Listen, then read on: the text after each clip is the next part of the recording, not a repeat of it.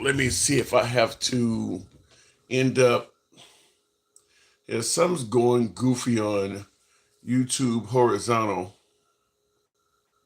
All right, we'll start the live on the. What I may have to do is reset the live on the horizontal. I don't know what the hell's wrong. What up, folks? Once again, it is indeed your boy Tim, the handsome liberal. Um, Trying to get my devices working here. So I'm in that stream there and see what I can do. Okay, we're talking about the notion that President Trump today was at the, as you can see on the monitor behind me. Let me see if I can fix this. As you can see, there should be there. Okay, Trump, Vance, Daniel Penny at the Army Navy game. So there was a national football game today, the Army Navy game, annual game. Trump showed up with Daniel Penny. Now, I'm assuming many of you folks know by now who Daniel Penny is. He's the guy that played the role of Good Samaritan, the African American that was acting unruly on the subway in New York, and he put him in a chokehold, and the guy ended up dying. I think we all are aware of that. Daniel Penny ended up being charged with manslaughter and negligent homicide. He did beat both charges, but that is what Daniel Penny's claim to fame is that he choked out a black man. That is really all that he's known for, is that he choked out a black man. And Trump has him at the Army Navy football game. So Trump reached out to Daniel Penny after he beat the charges, and now he's out in public hanging out with him. Wow. So I want to ask, first of all, do you favor Trump even taking sides in this? I mean, listen, at the end of the day, and I see in the comments, Jimmy Loomis said he should never have been charged. And Jimmy, there's a lot of people who agree with you that Daniel Penny should never have been charged for the death of Jordan Neely. Should have never been charged for. We can certainly debate that. I'm sure that might come up in a debate.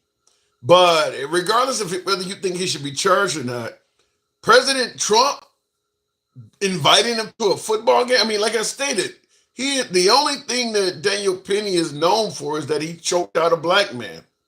There's a million people that play Good Samaritan every year. Millions of folks stop people from stealing ladies' purses, breaking in cars. There is a million people every year that do what Daniel Penny did. The only difference is the bad guy, the alleged bad guy, does not lose his life in the process. Why is Daniel Penny getting a presidential invite? Like I stated, the only thing he's known for is choking out a black man. So, I mean, right off the bat, how does it look with Trump getting involved in this and taking sides? I mean, because we know it's a controversial case. Even though, like one of my viewers, Jimmy, said, Daniel Penny should never have been charged with a crime. I get it. Fair enough. But there's a lot of Americans that think he should have been charged with a crime. So why would Trump get in the middle of this? I mean, you know this is something that is a divisive subject. Why would he get in the middle of this and invite this guy to the Army-Navy football game? Unless he's trying to, for lack of a better term, unless he's trying to piss off a large amount of people. All of the folks that do not like Daniel Penny is probably not going to like Trump, or probably already don't like Trump. I'm just going to say it that way. Obviously Trump is taking a stand in this that is not going to make him any friends for doing this. I mean, and then again, if you already believe that Penny should not be charged, which I'm kind of in that camp, I would not have put Penny behind bars for what happened either. I believe that the guy, I'm going to say it was an accident. I'm just going to say, his background, many would suggest you should have known, that choking somebody could take their life or whatever the case may be. But I don't believe jail time is the answer. That's just my humble opinion. And I've been really ridiculed and criticized for having that opinion. But nevertheless, I believe in free speech, and I believe we're all entitled to our opinion. But I don't. What I do disagree with is President Trump getting involved in parading Daniel Penny around at a football game. I just don't think that is. I don't think that if Trump wants to run on unity, this is not the direction. This is not what you should do as a president if you're talking about uniting the nation. It's taking sides in a controversial topic. So that I disagree with. Anyhow, I do want to let me make sure I get my connection is a bit unstable here. I want to make sure I get it on Wi-Fi for TikTok. Like I said, I know a lot of you folks are going to disagree with that. I mean, I don't see what is the point of President Trump dragging Daniel Penny around the football games other than, basically say, I'm with him. I side with the decision he made. Screw those who disagreed, which, as I stated, that is a divisive thing to do. And I'm sure Trump will be criticized come Monday on all of the left-wing programs. Probably already is being criticized on MSNBC, The View on Monday. He will be criticized for that. I don't know why he did it other than to be divisive as usual. Looking in the comments, though, it's the right thing. Good people need to be appreciated.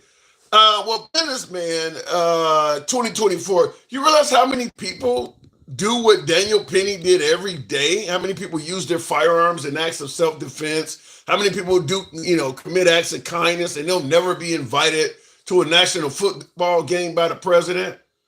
And I would submit to you, people go much further beyond what Daniel Penny did. Because many would suggest that Daniel Penny actually never put his hands on anybody. He made threats and he's dead. There are people that Good Samaritans have to take the life of because they were really trying to hurt somebody. And not only making threats, but they were in the process of actually hurting someone.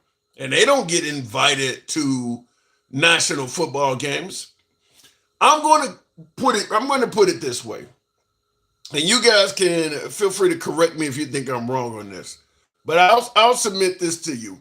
If Daniel Penny's case was not as controversial, and if, let's say, Daniel Penny held Jordan Neely in a chokehold, police came and arrested him. He was still alive, he was still well. Maybe he was argumentative, but he was alive and well when the cops got there. And they simply arrested him and took him. Do you think Trump would have invited him to a national football game? If he just simply did what he allegedly intended to do, which was hold a guy until the police came. And let's say he did exactly that. He actually detained Jordan Neely and held him till the cops came. Cops came and arrested him. You think Trump would be involved in this at all? I think not. I think the only reason Trump is involved in this is because it's a controversial, divisive issue. I mean, I hate to say it, but I believe Trump is actually looking for division on this. Real quick before I continue, I'm gonna have to reset my TikTok live. YouTube, nothing's going to change. So I will read your comments on you shortly, but nothing's going to change for you. But I'm having issues with TikTok as usual. How many times they let that fool run wild on that train? Well, if the conversation turns to the city of New York or the state of New York not being tough enough on a criminal, we can debate that. But I'm simply saying, even with his 10, 20, however many amounts of prior charges he had, because that's what you're getting at, is that he was a habitual criminal or something of that nature, and they kept letting him out. Okay, and that happens. I'm not going to argue with you. That does happen, but I'm simply asking if Daniel Penny had detained this guy and he was still alive when the police got there, the police simply made an arrest and put him in jail, do you think Trump would be involved in this? I really don't think so. I really believe that Trump is only involved in this because the case is divisive. I really believe that, which in itself at least in my opinion, says a lot about Trump. That it's almost as if he's looking for something to, what do we say about liberal tears? You know, it looks like he's basically looking for something to piss off folks on the left. I don't think he would be involved in it if Daniel Penny had have detained a live guy and handed over a live guy to police. I don't think Trump would have invited him to the Army-Navy football game. Real quick, it's because he was unjustly charged. Okay, now that's an interesting point. Jameson on YouTube said that Trump invited him to the Army-Navy game because he was unjustly charged. Do you realize how many people in America are unjustly charged? Hell, you ever see the show, The First 48 on A&E? That's the first thing it says at the beginning of the program, is that charges are often dismissed, reduced, or dropped. It says it if you watch The First 48, and they're only dealing with murders. They're not dealing with unruly people on the subway. They're dealing with murders. And that's the first thing that they say on that show, is that charges are often reduced, dismissed, or dropped. So Daniel Penny is not the first person to be wrongfully charged. It's got to be more to it than that. But I get your point. The notion that Daniel Penny was only trying to be a good Samaritan and he got charged. I seriously do believe that had Daniel Penny did what he intended to do, Trump would not have invited him to the Army-Navy football game. Or I'll even tell you this way. If Daniel Penny, as you say, one of my viewers said, if Daniel Penny was wrongfully charged, but the public did not have a major outcry about it, I still don't believe he would have been at the Army-Navy game. I truly believe the only reason Trump invited him to the Army-Navy game is because it is a divisive topic, and Trump likes to take sides. Think Kyle Rittenhouse met Trump. Anytime it's a racially divisive topic, Trump for some reason gets involved. I don't know why. Same thing with Colin Kaepernick taking a knee. None of these incidents involve Trump. Many folks would say that, listen, the media makes people hate Trump. All the guy is doing is defending himself. He don't name call or he don't get involved in anything unless somebody attacks him first, and the man has a right to defend himself. I'm going to submit to you, no, he doesn't. I think it goes beyond that. Anytime there is a racially charged case where his name is not present at all, he seems to keep getting involved. Like I said, he got involved in the Kyle Rittenhouse case where Kyle Rittenhouse got a chance to meet him. I mean, Kyle Rittenhouse, once again, you're only known because you shot a few Black Lives Matter people. This guy, the only reason Daniel Penny has any notoriety is because he choked out he choked a black guy. That's all he's known for. Daniel Penny is not known for being a hero in the Marines or, winning a Medal of Honor or nothing. He's known because he choked a black guy out. That's the only thing that Daniel Penny is known for. And here he is at the Army-Navy game with President Trump. It does seem to me like Trump deliberately is getting involved in this just because it's divisive. But let me hear from you folks. I see somebody in the comments says black. Sir P, no relation to Master P. Good evening, sir. Oh, fine, sir. How are you? I'm doing good. So did you hear about this where Daniel Penny was brought out to the Army-Navy game? Yeah, it's one of them things that irritates me about Trump, why he just picks fights there's no reason for. You know what I'm saying? At the end of the day, I think he's got a method behind it. I don't agree with it. I think this gets into. It's one of the things Obama was so much better at. That I wish if Trump could pick this up, it would make him so much better of a president. Yeah. Is Obama didn't get in the weeds every time somebody accused him of something and go down there. You know what I'm saying? Yeah. And then not only is he getting the weeds, he double downs on when he gets there. Yeah. And I mean, I gotta agree. And I will say, because folks often are suggesting. Now, before I go into my spiel, you voted for Trump, right? Well, absolutely. Okay, fair. So that's good because you can see clearly. Now, the reason why I'm saying this now, a lot of folks who wow, DJ Julio, appreciate that astronomy. Thank you. A lot of folks who are, would suggest that Trump is racist and all this other crazy stuff. I do have to say, anytime it is a controversial issue where race is involved, namely between white and the minority, he seems to be on the side where most white people are. I mean, yeah, I don't know. I don't know. Even when you describe the only thing that makes Penny famous is that or a hero is that he choked a black man out, and I don't see it that way. I see the only thing that made him famous is he choked a man out, and I don't know why we got to put a skin color on the front of it, because he'd have done the same thing. I think if that had been another color man. well, but you could be right. I'm not going to disagree with that, but I do believe if Daniel Penny had if the assailant was white as well, I don't think this case would have made national news. Oh no, I don't think. I think race was why it made national news. Right. We didn't get arrested at the scene. I mean, we have Al Sharpton, all the reasons, and it's just time. I think the country is getting past it. We have to get past this point. But like I said, I don't think it would have mattered what race, gender, creed that person was.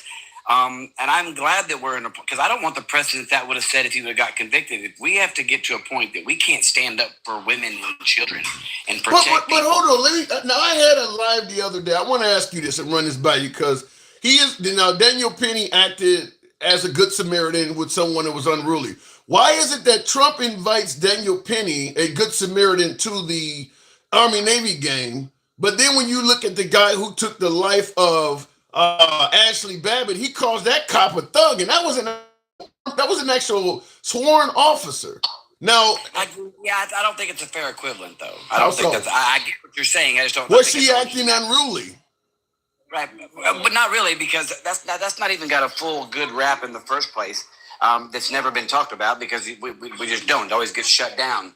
Okay. But at the end of the day, because if you really look at all of the footage on that, if you look at all of the footage, she's not trying to get to that officer. She's not trying to go through that window to get to the other side. That's not why she's trying to go through that window. If you look at the why are you going through a broken window at all? I'm going to explain. Because prior to that, she was handing water out to Capitol Police that are standing there talking to them. There was a man, the man, wait, hold on, let me finish, Tim. I'm listening. It's funny, but I'm going to let you finish. Handing water? Keep going. The man that was busting the window out that she was climbing through, she was assaulting that man and hitting that man for doing so and telling him to stop. It was his buddies behind her that was coming to attack through them that she was getting from. There's footage of it. You can see it. She's not going to get that off. She's trying to get away from the guys that had the mask on that she was beating, that had the backpack. There's clear footage. She was punching him in the face. The guy that was breaking the window, she was punching his face. So should the guy who's breaking the window have been shot? Yeah, I mean, you're trying to break through a window, and there's an officer standing there, I guess, but she wasn't a threat to him. And still, he wasn't in no danger from her. And again, how does he know? That's what I keep asking folks. Everyone keeps suggesting, and I see in the comments on YouTube, someone even said that Ashley Babbitt was unarmed. Well, so was the guy in New York on the subway. But the thing is, when folks say Ashley Babbitt was of no threat to the officer, how does he know? All you know is you have a firearm aimed at somebody and they're climbing through a window. Here's how. Because she'd been standing there for a long time talking with them, Captain. She brought water to them. She handed them water.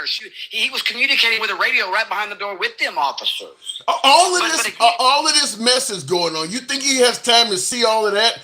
Somebody is breaking the window. He was probably focusing on the guy that was breaking the window. Then all of a sudden, once the window's broken, here comes Ashley Babbitt. By that time, she's no longer handing water out. He may not even have never seen any of the stuff you're talking about. And again, he never seen a weapon. She wasn't in his space. I mean, at the end of the day, but even then, trying to compare that to a man that says, I'm ready to be unalive today. I'm ready to go to jail. I am taking somebody's life today. Those are physical threats. That's a physical threat. But you don't see. So if somebody breaks out a window and they climbs in, as long as they don't say a word, it's not a physical threat? No, I get where you're at, but again, it was a woman that didn't brandish no weapon, that didn't say no threat, didn't even literally. So then I'll ask you again. If a woman breaks out a window, or if a woman is climbing through a broken window, she doesn't say anything and she doesn't brandish a weapon, you just assume she's no threat?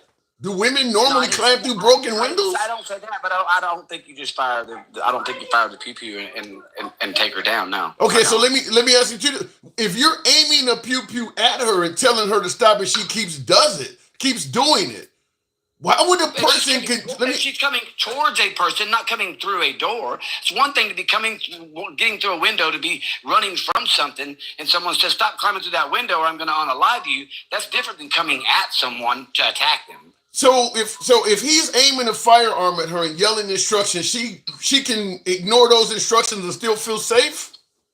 Well, I don't know. When you got people on both sides of the door, one side saying stop and you're the law, and the other side's not the law coming after you, which one do you want to go towards? The law? I'm just trying to figure out, when is it okay to climb through a broken window? I don't see why that alone is not a threat. It's okay to climb through a broken window if you're being chased by an assailant. Okay, you think that Ashley Babbitt was being chased by someone? I don't think there's video footage to prove it. They just don't show it to you in the mainstream media. I'll gladly send it to your message. Yeah, I like it. Who was chasing her? The group, there was 4 or 5 groups that was wearing black masks that had backpacks on. That one of them guy was beating out the window. She went to that window. He was on the other side of the cops. The group was between her and the Capitol Police. She starts punching him in the face. That group behind her, didn't you see the Capitol Police leave her going towards them? No. Because they're coming towards her. I've seen Ashley Babbitt's mom on Fox. I haven't even heard her mom suggest that people were trying to hurt her. I've never heard this before. I know the video. They squashed the video for a long time. I had the video. I downloaded it and saved it where it couldn't. I screen recorded where you couldn't take it. Literally, she was there with a reporter. They had a camera. I have never heard of any of this. So yes, yeah, that's why it's always been so absurd. Literally, she was there with a reporter. She was talking to the Capitol Police. She was giving the Capitol Police water. They were standing there laughing and joking with her right before this went down. They were laughing. Well, they're laughing and joking while people are breaking windows. She is on video camera with her laughing and joking with them. They're joking back with her. She's being cordial with them. It's when that guy goes around them and starts beating that window, she's like, hey, you can't do that. She starts punching the guy that's breaking the window. I've watched the video of this several times. I have never seen anybody in that crowd, as you say, laughing and joking like that. I'll send you the video. Yeah, I'm real curious to see what you have.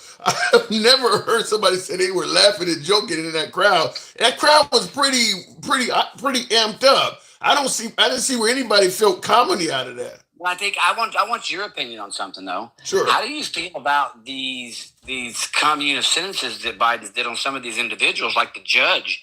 The judge. I'm not a fan of that at all. But I mean, the judge who was basically putting kids behind bars and getting some kind of kickback. Yeah, paid. They was paid lockups. Yeah, I've actually done lives and videos on that back in the days around when that was happening. No, I'm not a fan of that. That's a terrible sounding part. I think has happened to this. I think Joe Biden gets a bad rap on this. This is what I think's happened. If you're talking about over 1,500 of these, okay, are you really sitting down reading all 1,500, or they just hand him a bunch of papers and say, "Look, these are the people that got out. We vetted." That's what's happening. That is I don't think he's walked through and signed and didn't realize what he was signing. He's doing exactly what Trump claimed he was doing, is that he made appointments to his administration and he took other people's advice and they turned out to be rhinos and all. That's what Trump claims. I do believe that Biden is pardoning people that other people are advising him to pardon. To me, that's a bad pardon. I do agree that's a bad pardon.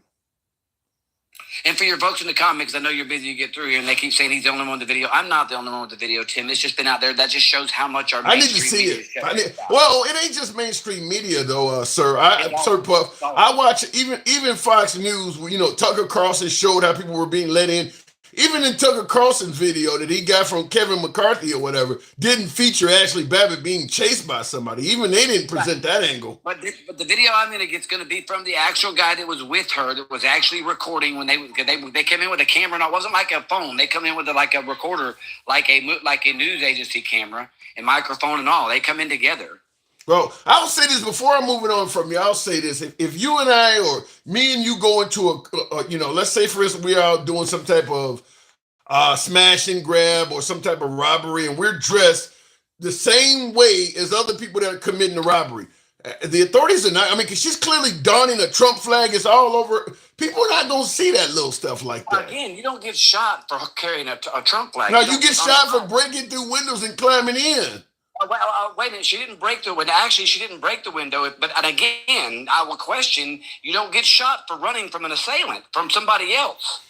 I hear what you're saying, but she's the only person I've heard so far that said that members in that crowd were threatening and trying to harm other members in that crowd. I've not heard anybody else that participated. I'm going to send it to you. There's clear video footage of it happening. I hear what you're saying, but I'm saying that out of all of the hundreds of people there that day, that Ashley Babbitt will be the only person that's ever suggested that some of the protesters were trying to harm some of the other protesters. She's really not the only person. There was multiple people. That when this first came out, these videos were lingering, and they went down where you couldn't find them. They was pulled from YouTube. They was pulled from everywhere. When this first happened, what were they trying to hurt her for?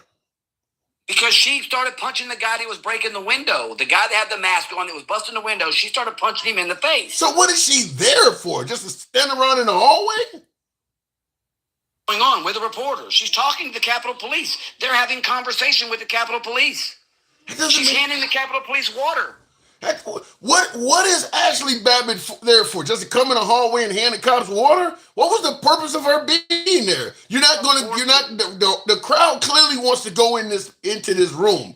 You just want to stand here and hand out water? No, she was reporting.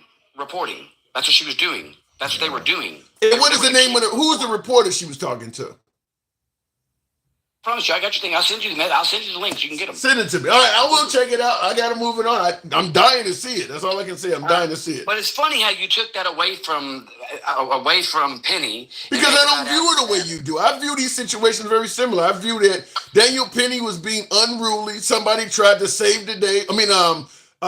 Jordan Neely was being unruly, threatening people. And Daniel Penny tried to save the day. Jordan Neely, I'm getting all these names. Jordan Neely was unarmed. Even though he was making threats, he had no firearm.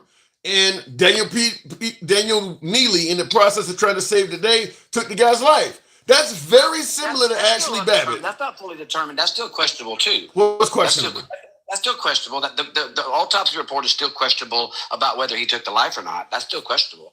Okay. He died while being, how about this then? He died while being unruly. That's just like somebody jump up and say that that would be like saying the gunshot didn't kill Ashley Babbitt. She died of asthma or something like that after getting shot. It's a different thing for someone climbing through a window and you're 15 feet away and you unalive them versus a guy that's in women's and children's face telling them what he's fixing to do. She wasn't telling anybody that. And see, that's where you and I disagree. In my opinion, if I'm somewhere, especially if I'm barricaded in and I got furniture against the door because I'm so scared, and you smash a window and you come in.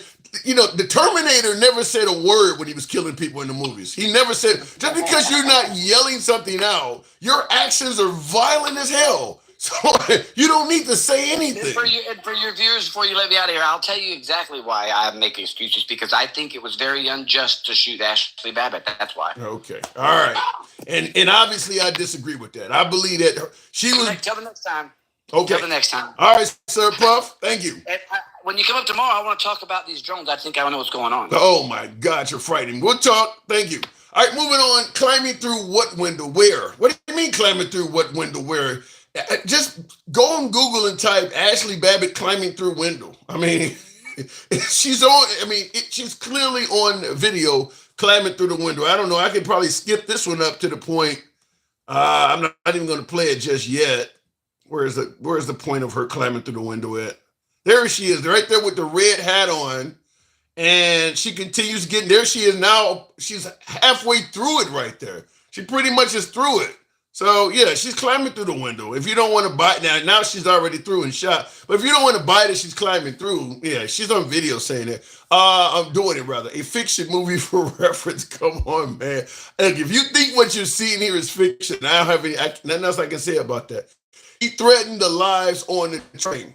And I before I go to the next caller, a bunch of you folks in there, and by the way, tap the screen. I will take on the next caller. You know how the program is ran. I don't block, ban, or censor anyone. So this could get to be interesting as usual. You can be critical of anybody on the comment section. You can be critical of the host. We all have thick skin here, not a snowflake in sight. So feel free to state your case. But I think the difference here is the defenders of Ashley Babbitt seem to think that as long as she didn't verbally make threats, her actions are irrelevant. I'm on the other side of that. Like I said, like I keep using the example of the Terminator, where whether it's Schwarzenegger, remember the Terminator 2 with that cop guy who could just morph back. He didn't have one line in the movie. That cop where you would shoot him and his body would turn to aluminum and he'd come back to normal. He didn't have any lines and he was dangerous as hell. So the idea that you could, because you're not making threats, means, well, you're not a threat to anybody. So somebody could just bash their way into your house and things like that, and as long as they don't say anything, huh? So deaf people, or better yet, mute people, people who cannot speak. If you're mute, that means you're incapable of being dangerous. Yeah, he can't talk. He can't be a threat to anybody. He has no voice. That doesn't make any sense to me. Let me go back to the box, though. Real quick, going to the box. Continuing on, DJ Julio, as always, good evening. Welcome to the program. Trump bringing Daniel Penny to the Army-Navy game. Why would he do that? Julio. Well, first of all, let's get the facts straight. Trump didn't invite him. JD Vance did. Okay, same question. Why would he do that? JD Vance wanted him to know that he had his back. He understands being a Marine, being in those situations, those tough situations. You know, the guy. I wouldn't say the guy's an absolute, like, give him the key to the city. I know I said it the last time. But that's damn near it. Your vice president brings you to a national football game. He saved a bunch of people. Well, yeah, I mean, you know, JD's a veteran as well. I will let me just say this, because people are, you say, and for those of you saying not true, get off of here real quick. You can still listen, but go to your Google and just Google in. It's the first freaking article that comes up. JD Vance called to invite Perry to the game. Well, that's facts. I'm 100% certain Trump knew he was going to bring him. So, hey, Trump's down with it as well. But you're right, JD Vance. I did hear that JD Vance is the one that made the invite as well. But when you say he saved a bunch of people, this is where I don't understand why. Because I mentioned with my last call, I keep comparing this to Ashley Babbitt. Ashley Babbitt is nonverbal, so we give her the assumption that she is not going to harm anybody. This guy is threatening to kill people, and we give him the assumption that he's going to carry it out. Is it possible he was making empty threats? We make him move forward after making empty threats. You find out real quick that the can of whoop ass is full. What if you make a move forward without making a threat at all? But it's an aggressive move. I tell you, I promise you, anybody listening in that situation has someone in their face saying they're going to kill him, and they make a move towards them. The people being threatened are going to do everything they can not to be dead. I don't disagree with that, but it usually would mean getting the hell away from the person, not necessarily grabbing them and putting them in a chokehold. You're on a moving train. You have nowhere to go. Yeah, you do. You can go in between cars. You can go in between cars. You can get out of there. Okay, so then he follows you, and then you leave everybody else that he threatened all by themselves. That sounds like a chicken shit. Right, but let's take what you just said. If you go in between cars, he gonna follow you and do. Then why can we assume that he's gonna do all of that? But then we gotta assume Ashley Babbitt was gonna turn into My Little Pony. I mean, why can't we assume that she too was gonna climb in and go ape shit? Listen, Ashley Babbitt didn't get choked out and didn't. No, she died of asthma. No, she died of asthma while being restrained. No, she died of asthma. She got popped, bro. Yeah, she ran out of breath. You're exactly right. She did. Yeah. So I don't. But that's what's baffling me is that why is the cop? There's no comparison. Why is the cop in that case not considered a hero? When is anybody that shoots or unalives somebody with a pew pew, that doesn't have a pew pew, when are they ever considered a hero? Do you have to have a pew pew? I mean, at the end of you used unlike methods to defend yourself against somebody that came through a window. You used unlike methods to defend yourself. That is the cop should be in prison. Be honest with you. You do understand that Ashley Babbitt was not solo. Now, it's not like some innocent little tiny woman came in there by herself. You do realize she's like 1,000 strong. She didn't go through with a weapon. That's the only thing that matters. So she went through barehanded and got popped. So the cop. Unjust. So what? The cop should just stand down and let her do whatever she wants? No, they're trained how to detain people. By the thousands? It was one. It was her. Oh, so she was going to come through and nobody was going to follow. We didn't know what was going to happen, and we never will. Come on now. They put a hot one in there. So they breaking out the window so she can go through by herself. Well, Well, I don't know. It sounds like your last guest thinks she was running away. But you do think that it's possible that they broke the window out and she was going to be the only person coming through? I'm not saying what the possibilities are. I'm not saying any of let's that. speculate. What I'm saying is, let's get it factual. What I'm saying is she got popped, he got choked, and was resisting restraint after threatening an entire train. There is no comparison. You don't see anything about. Can you hear me? Yeah, you're big. Okay, so you don't see anything threatening about Ashley Babbitt's actions at all. No, there was a bunch of cops with guns, and she went through unarmed. Climbing through a broken window. Nothing threatening about that at all. That's just the only thing that matters to me. The only thing that matters to me in that is that she was unarmed. Okay, what about her climbing through the window? Is that even a crime? Well, I mean, I suppose breaking into the Capitol building is, yeah. So you're not for sure. You suppose. That was me being facetious, or maybe smug. Okay, so can we at least suggest it might be breaking and entering? Yeah, but you don't shoot and unalive somebody. The hell you don't. That clearly has no weapons. The hell you don't. Has no weapon on him. You got so you're telling me if the Senate and Congress is behind you and somebody is breaking and entering, and you know the Senate and Congress is down the hall, they can just break in and you can't shoot them? That's what you're telling me? I mean, they're unarmed. That's how do you know that? Point I'm making. How do you know that? Because you haven't see her hands. She had her hands on the door frame, Tim. I mean, as much as you're going to try to, and some of your left followers will get that direction. You making it easy for them. You making it easy. Okay, you said you could see her arm. She had her hands on the door frame. You ever heard of an ankle holster or having it in the appendix or in your bag? Is it possible the weapon could be anywhere else other than just in her hands? Yeah, well, you could see it was just her hands, Tim. That's the point I'm trying to make. But you can't see her body. She's completely draped with a Trump flag. You're telling me there's no way possible a weapon could be on her body anywhere? She wasn't draped in a flag. You could see in your video she wasn't. She had a hoodie on and a black hat. Okay. You called her and said that she had a red hat, but that was false. It's a black hat. So you're telling me just from visualization, based on what you can see coming through that window, you can be 100% sure she has no weapon on her? Yeah. How? I can't grab a door frame on both sides. Really? And without a gun, with a gun in my hand. I didn't say in your hand. I said on your person.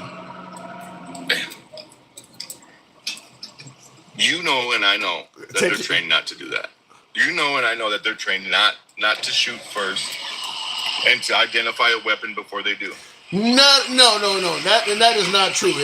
Let's say, for instance, you're trying to get into the police station and the place is closed and you're breaking in and an officer is aiming a weapon and telling you to stop. You're telling me you can still do that, and because he doesn't see a weapon, he's going to let you just break in? Out of the cranberry one tonight. Hold on. Let me answer that in just a second. All right, just come back through, man. Come back through.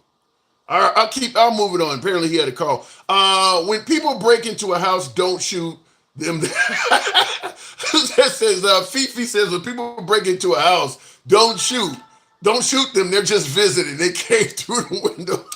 You kind of reminds me. I'll go back to the box. It kind of reminds me. I don't know how many of you seen the movie, but there used to be an old movie by Keenan Ivory Williams called I'm Gonna Get You Sucker, and they would use the phrase, do you want to go down the stairs or out the window? That's I'm just visiting. I'm smashing my way through the window, and I'm just visiting. What I'm shocked by, and I didn't really expect to go into another night of Ashley Babbitt, but the reason why I'm bringing it up is because I do believe these two cases have a lot of similarities. I just think that the folks who condemn Jordan Neely exonerate Ashley Babbitt, but I believe that Ashley Babbitt was definitely acting unruly. I don't believe there's a way for you to climb through a broken window and say, well, I didn't mean to hurt anybody. I mean, nobody knows. Now, my last caller was saying that she's unarmed. I'll give you a quick clip. Because just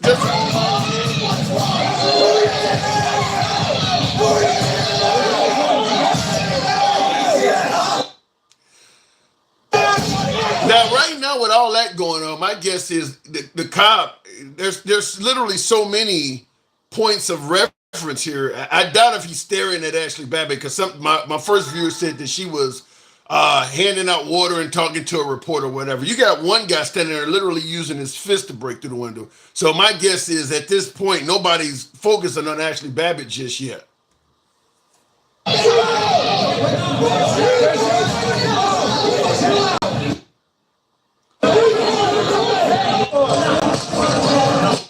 Now that guy there using a stick to break through the window, he would probably get a lot more attention from whoever's on the other side than Ashley Babbitt is. So once again, I don't know what Ashley Babbitt is doing at this point, but once again, ain't nobody looking at her. We're looking at the people who are definitely being incredibly violent right now.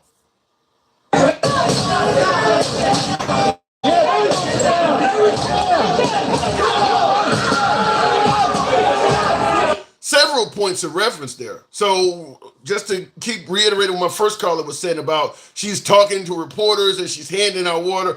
You're not going to notice any of that with these guys doing this. These two or three guys in the front are the ones that's going to get all your attention. So whatever peaceful, calm things that she allegedly is doing right now, you're not going to notice it. You're going to be looking at these dudes here that are acting as aggressive as you possibly can imagine. You're not going to be looking at somebody standing around having a conversation or, as he said, laughing. He's got a gun!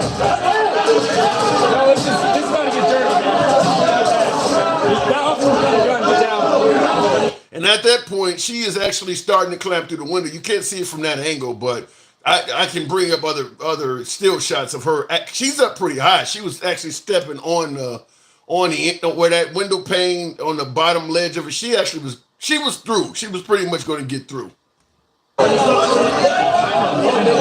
Now you can see a couple seconds, but she stepped up, which is probably why she got hit. At first, when I first heard this and saw the video, I thought the cop just randomly fired into the crowd. No, he popped the first person trying to come through.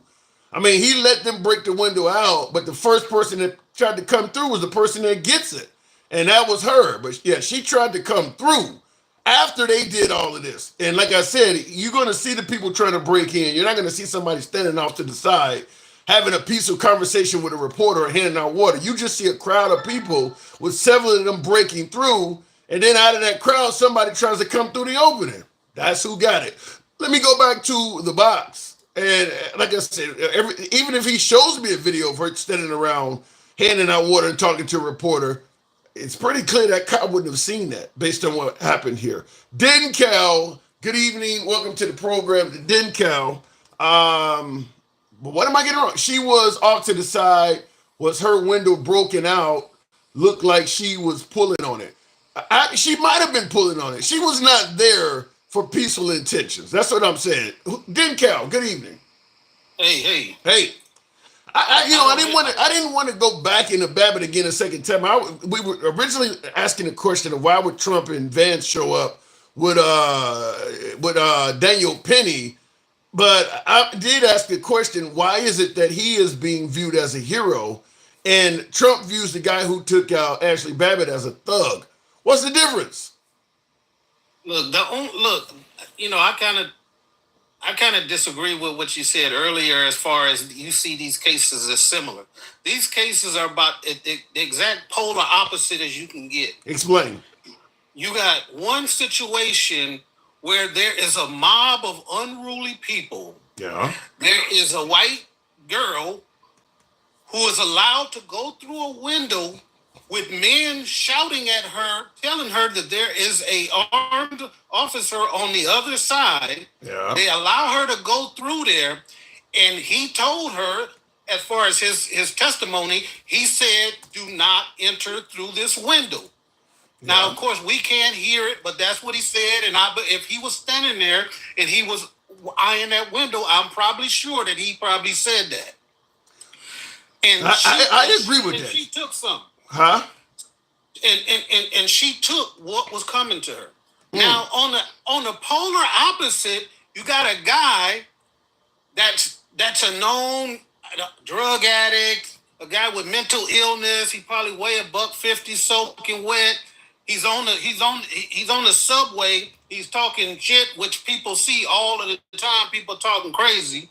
I don't know if he may have not been aware or accustomed to that, and he chose, without seeing any physical aggression, without seeing any weapons, he choked somebody, to unalive them. But and somehow we're comparing those. There's no comparison. Those are opposites. The only comparison is and that's not even really a comparison, is that the races of the two people are flipped. And you've got the people on one side saying, we don't care about a mob of people. We don't care about her breaking into a government building. We don't care about an officer defending the building like he's supposed to. He was wrong. Yeah. Then we go on the other side. It's a black person that's being killed. We don't care if he didn't have a weapon. He didn't do anything threatening. He got what was coming to her. Mm. Well, and that is kind of the way it's brought up, as if Jordan Neely got what was coming to him, stupid games with stupid prizes. And they do seem to have a very sympathetic approach towards her. So would you agree with the way I feel, that race is probably the biggest factor in how people are judging this? Oh, definitely. You got people who got no problem with these raging, never actually happened, and tried to take hostage our Congress people in our government while they were just doing their jobs, which was basically it wasn't like they were having a vote or anything. It was a ceremonial thing where they count the certified election. So they broke in with the intent to stop a government function. Yeah. And they saying they don't care about none of that. They don't care about police getting beat.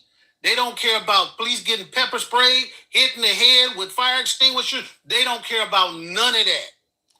Oh, I gotta agree. But let a man be talking trash on the subway. We got to take him out. And by the way, for folks who hang on. And by the way, for folks who are wondering, this is the actual still shot on my left there. That is Ashley Babbitt. They're climbing up over the window, and on the right, that is when you see the circle around it. That is the officer's gun. I mean, that's literally the officer. You can see he has two hands on the weapon, so he has control of the firearm. So that's an aimed. That is a deliberate shot. He didn't fire into the crowd. He's aiming. He has both hands on the firearm there. Yeah, and that's what he said at the hearings. He said, I said the first person that comes through that window is getting it. Yeah. And that's what happened. He literally did his job, but they cannot accept that from a black man for some reason. Yeah. The thing I don't see is that, what about the notion that, listen, she was unarmed and she's a little woman and all of that? How do you respond to that?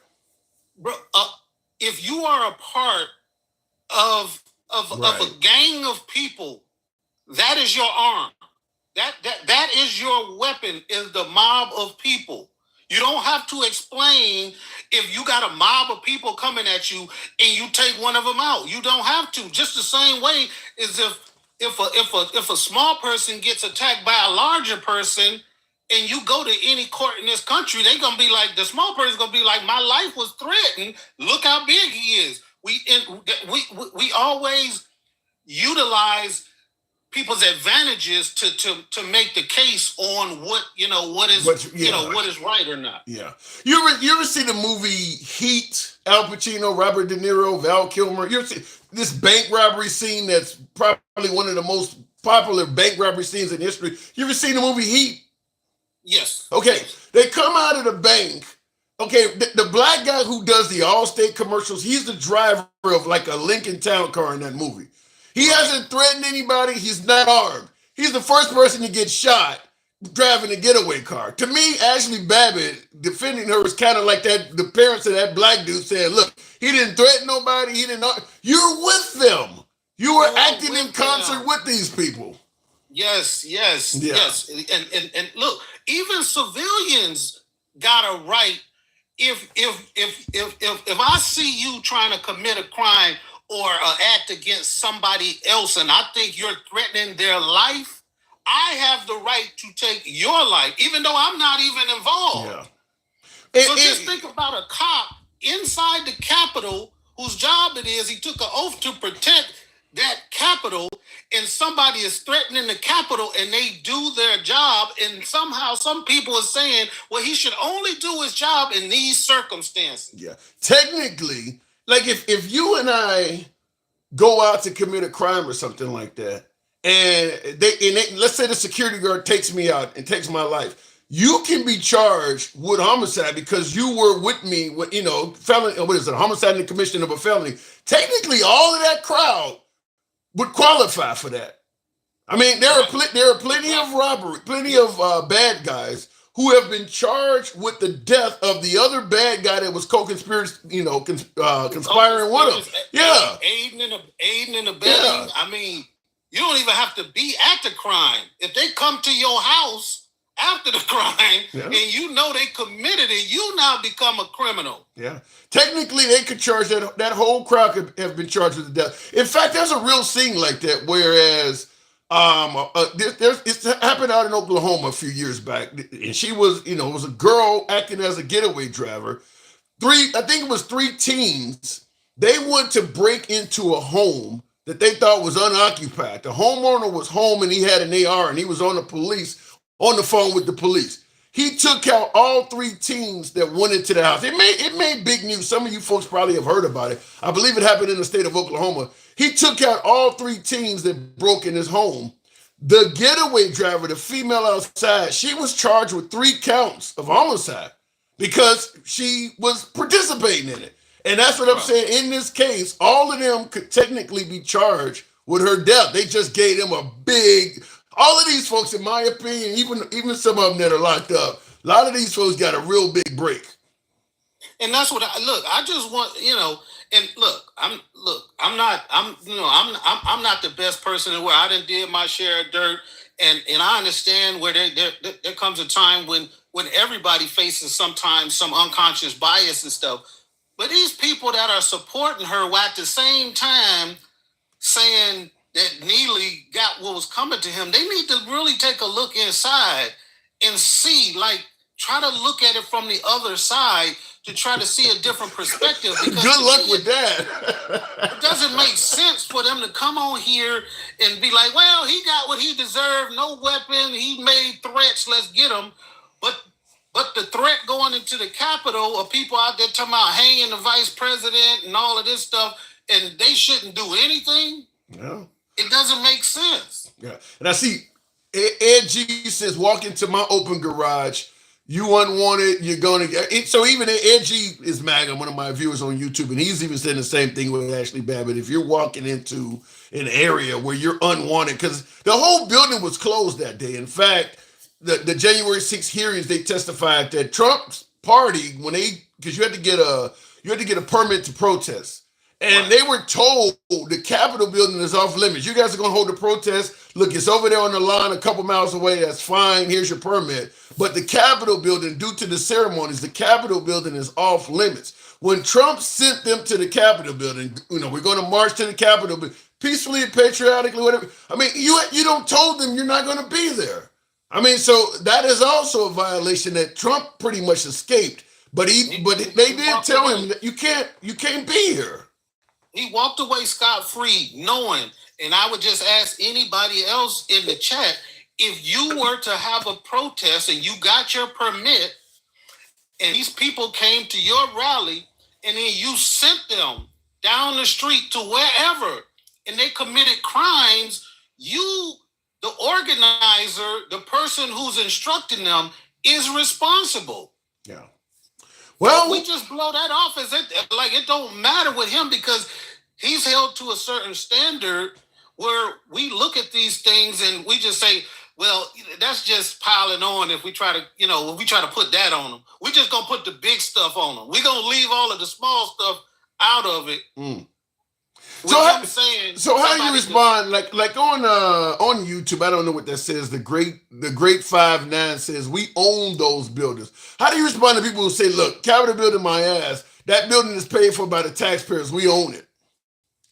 Those buildings have office hours where they're manned, and they have hours where they're conducting certain meetings and certain things. Just walk into a hangar where there's classified. Well, we own this. Right. You get killed doing that. Take me for a ride. Yeah, you can't just. We own this. Yeah, it's a classified nuclear sub, but we own this. And you just start opening up the hatches. We own the military base down the street, but I guarantee you, I gotta show my ID every time I go own it because they're conducting things that not everybody should have access to. Yeah, that's crazy to say. It's taxpayer funded, so we just should be able to. And I see in the comment, the guy saying you can. No, you can't. You really think you can just walk onto a military base and say I'm a taxpayer, I own it? Tell them to try it. Yeah, exactly. Go ahead and give it a shot tonight. Go down to wherever he live at, to the city hall, and demand that they open the doors because it belongs to us. I won't hear from. He can take his tax return down there with him to show just how much taxes he paid. And make sure and just so we know you did it, when they're arresting you, make sure you yell out, "Handsome liberal, I did it!" So I'll know and I'll put it on the show tomorrow. I gotta go, Dick. All right, man. Good talk. And that is crazy that how many people I've heard say that in regards to the Capitol building. It's taxpayer, it's taxpayer funded. We own it. You can't just, you just can't go walking around into any government facility anytime you want because it's taxpayer funded. That's you wouldn't be able to keep anything classified at all doing that. You can't just 2:00 in the morning, I'm about to go walk into the evidence room at the police station. Hey, we own it. Look into the comments. This is MAGA logic, says Jake. It's a very poor defense. It's a very poor defense. There were multiple attempts on Trump's life. Imagine if the taxpayer said, the beast, the car he's riding in, the Air Force One, those we own it. I'm getting on here too. Where you going? Hey, I got family there. I'm going to. We own it, right? That's insane. Looking in the comments, you also can't disrupt the business of the officer you're visiting. And that's another good point. That's another one. You just can't taxpayer. You can't just, because it's taxpayer funded, just go and grab any damn thing. Continuing on with the program, though. I pay Trump's salary, so I own him, says Colin. Yeah, well, you own the president. Tap the screen, folks. I haven't asked you guys to do that yet. Tap the screen. Get us up to about 20,000. Smash that like button on YouTube. Certainly YouTube vertical, YouTube horizontal, smash the like button. We don't block, ban, or censor. We're in full swing tonight. I always have more than one topic. So we got into President Trump and Vance bringing Daniel Penny to the Army Navy game. But I also wanted to ask, because many are telling me this, and I'm having a hard time swallowing it, probably because of my political leanings. But I want to ask you folks, people are saying that, considering how Trump won even a popular vote last month, that the Democratic Party's finished. Do you believe that? Do you believe that the Democratic Party is actually done for? Or is this just another election where the other side won? I'm hearing people say the Democrat Party is finished. I want to get your take on that because I like to hear how that's explained. The Democratic Party is done. And I see in the comments, 562 says, nope, Trump is finished. Well, shit, if Trump is finished, I want to live that version of finished. That guy's about to ride off into the sunset, at least a billionaire. What is his name? Elon Musk alone, I think they said he gave, about 400 and some odd $million total? About 400 plus million came from Elon Musk alone to the Trump campaign. Now, we talk about George Soros all the time, and I'll go to the box after this, but we talk about George Soros and how many liberal issues he fund. You got to assume Elon wants something for that money. There's no damn way you're going to give somebody $400 million without it, some kind of expectation on the back end. I mean, at the end of the day, he's the number one wealthiest person on earth. So he don't give a fuck about making America great again. He's already living great. There is something else out there that man wants. I think if anyone donated that kind of money to the Liberal Party, if you're on the right side of the aisle, you would agree with me. There's got to be something that person wants to donate that kind of money. So Elon Musk is absolutely expecting to get something out of the Trump administration. In addition to that damn, Department of Government Efficiency, that ain't what he's seeking. He's seeking something way bigger than that. Let me go back to the box. We'll continue on with one of my subscribers, Alan. Good evening, Al. Welcome to the program. Now, Alan, I saw you in the comments. Now, what am I getting wrong? Tim, you don't have anything wrong. Julio's an idiot. Julio's an idiot. And now the only thing you're getting wrong is not bringing me up so I can just go at his throat, because he is an idiot. Really? You want to go at his throat? You want to go at his throat? I want all the smoke with him. All right, and I'm sure Julio would be honored to speak to you. So maybe we can. No, he don't. Now, because here's the first thing. I need to know from Julio 2 + 2 = 4, because we got to first establish how we living in the same damn reality. Well, I will say this. Julio, if you're listening, feel free to go ahead and put the request in. I'll put you on with this guy just to hear the conversation, but that's because Julio keeps it simple. You don't think he's going to want to talk? Julio keeps it stupid. Julio keeps it stupid. Why do you say that? I mean, look, the man has his own opinion. Tim. An opinion has to be rooted in some reality and truth. So Julio is saying, hey, you know what, Quinn? Walk through my window. Just come through my window. Yeah. I won't shoot you. Yeah, I do believe that the argument that you could go through a broken window and that be viewed as non-threatening. Yeah, that one falls short on me. So Tim, that ruins everything else he says. That fact alone. Fruit of the poisonous tree. Exactly. Tim, okay. What else is there to talk about? All right. I guess you're making your point. I would like to bring him on, but apparently he's not in the box right now. Oh, he don't want to smoke. Now, you came at me the other day. Okay, what did I come at you with? I told you. Oh my God! Did I hear hands rubbing together? All right, now go ahead. Let me hear what you got. It's a good thing. You made me go do some homework. Okay, all right. I wanted to pull up facts. All right. I told you Obama had 75 consecutive months of economic growth, and you were like, "What?" I was like, "Yes, 75 months." How many years is that? That's 75 months. So what are we talking about? 72 is 7 That's gotta years. Be six plus years. 6 years. 6 years, 3 months. Wow. Obama had 11. He went up in jobs, 11.5 million. Unemployment rate, 4.7. Okay. You know what Trump did? Trump lost 2.7 million jobs. You know, his unemployment rate was 6.4. You know how many coal mining jobs? Wait a minute. I can tell you for a fact, during Trump's term, his unemployment rate dropped down to like 3.5%. I'm telling you, right? Go fact check it. So you're telling me Trump's unemployment rate never hit? I'm just pulling what the fact checkers pull. Yeah, that ain't true. Here's the other thing. The median household income under Obama went up 5.3%.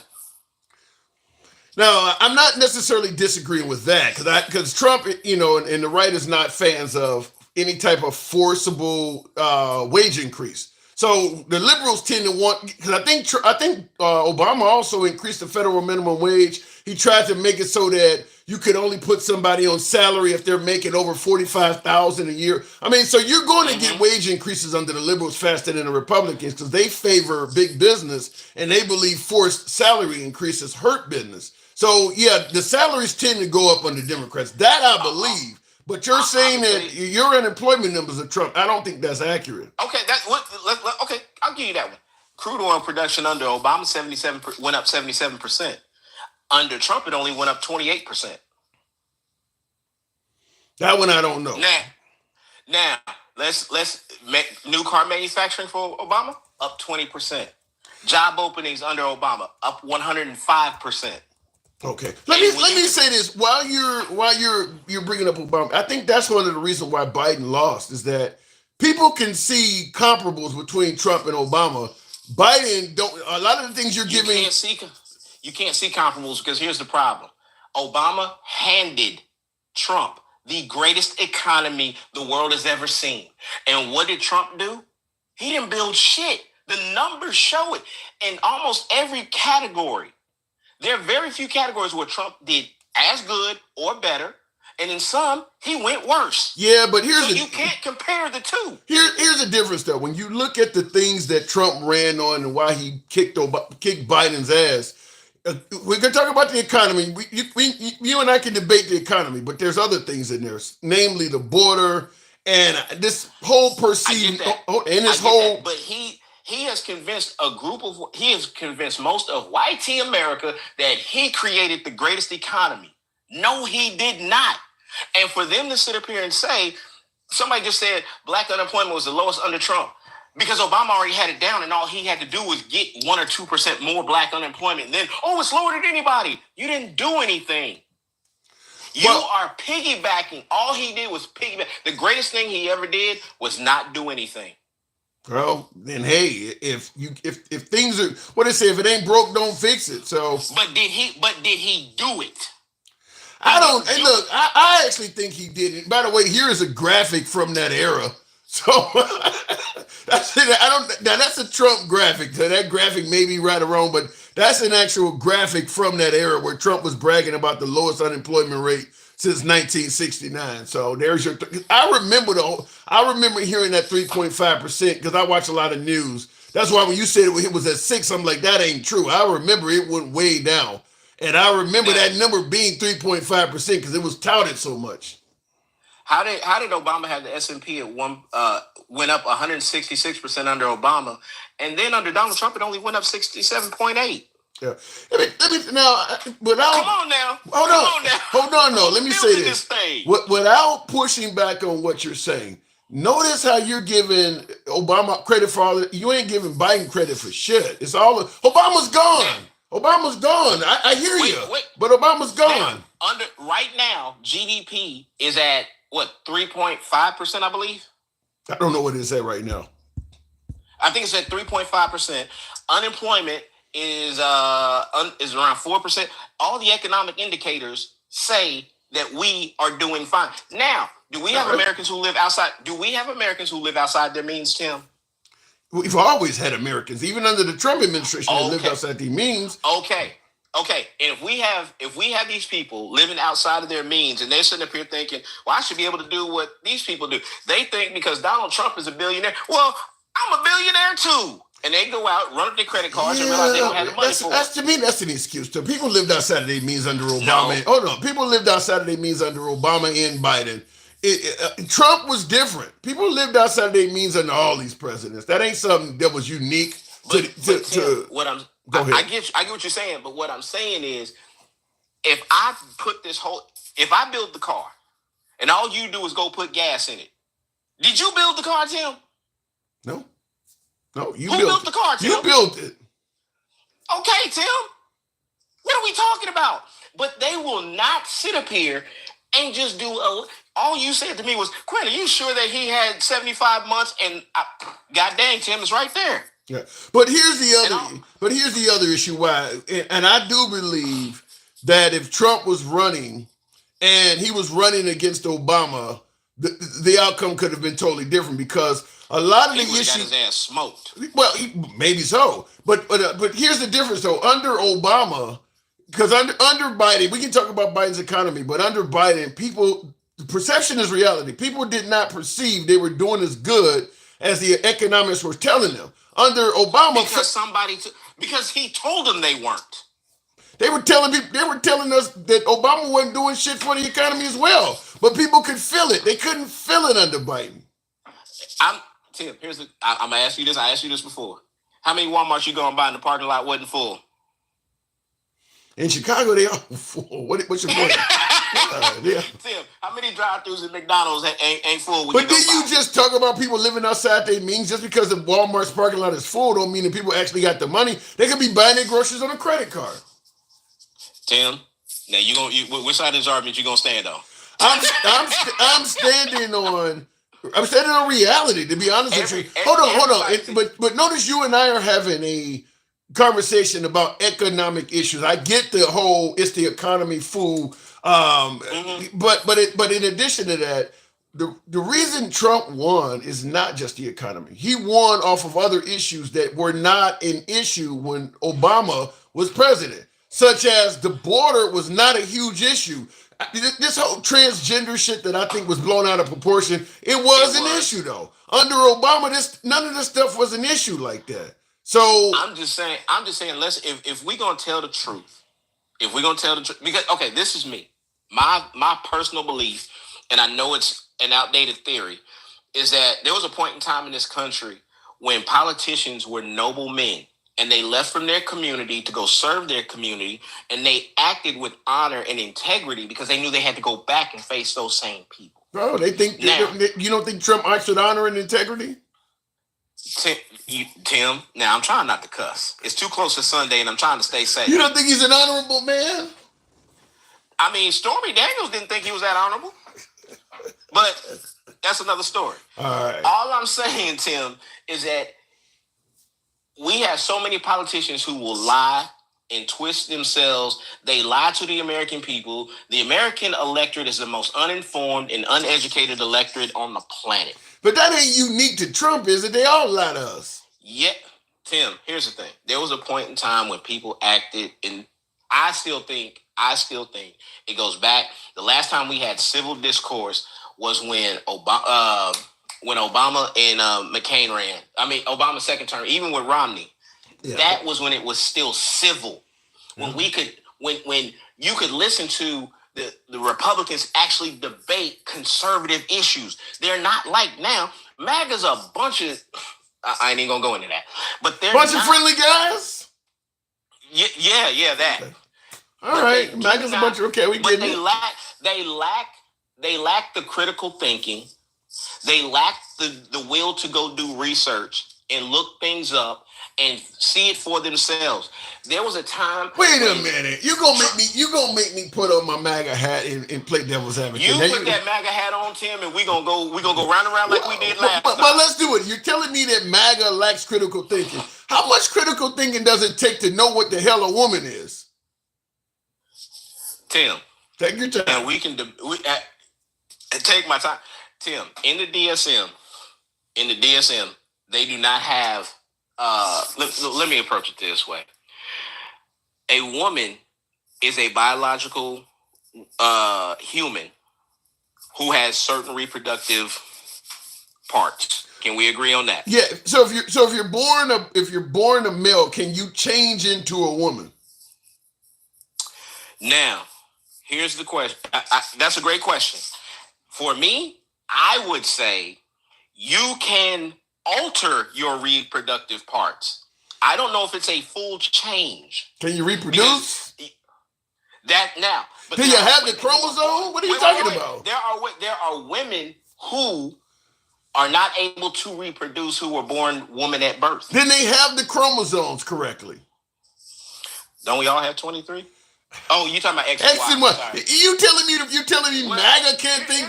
Hold on, you're questioning MAGA's thinking ability. You coming with all this, man? Tim, here's what I'm saying. For me, I think a woman is biological. A human who has biological traits, has the biological reproductive things of a woman. If that person wants to be identified as a woman, that's their choice. That is their choice. So when it's time for me to trade in my car, can I identify it as a Maserati? What the hell is identify? You either are or you are not. You're telling me MAGA don't have critical thinking, and you're able to do this with a human being. Muhammad Ali said his name was Cassius Clay. That's a name.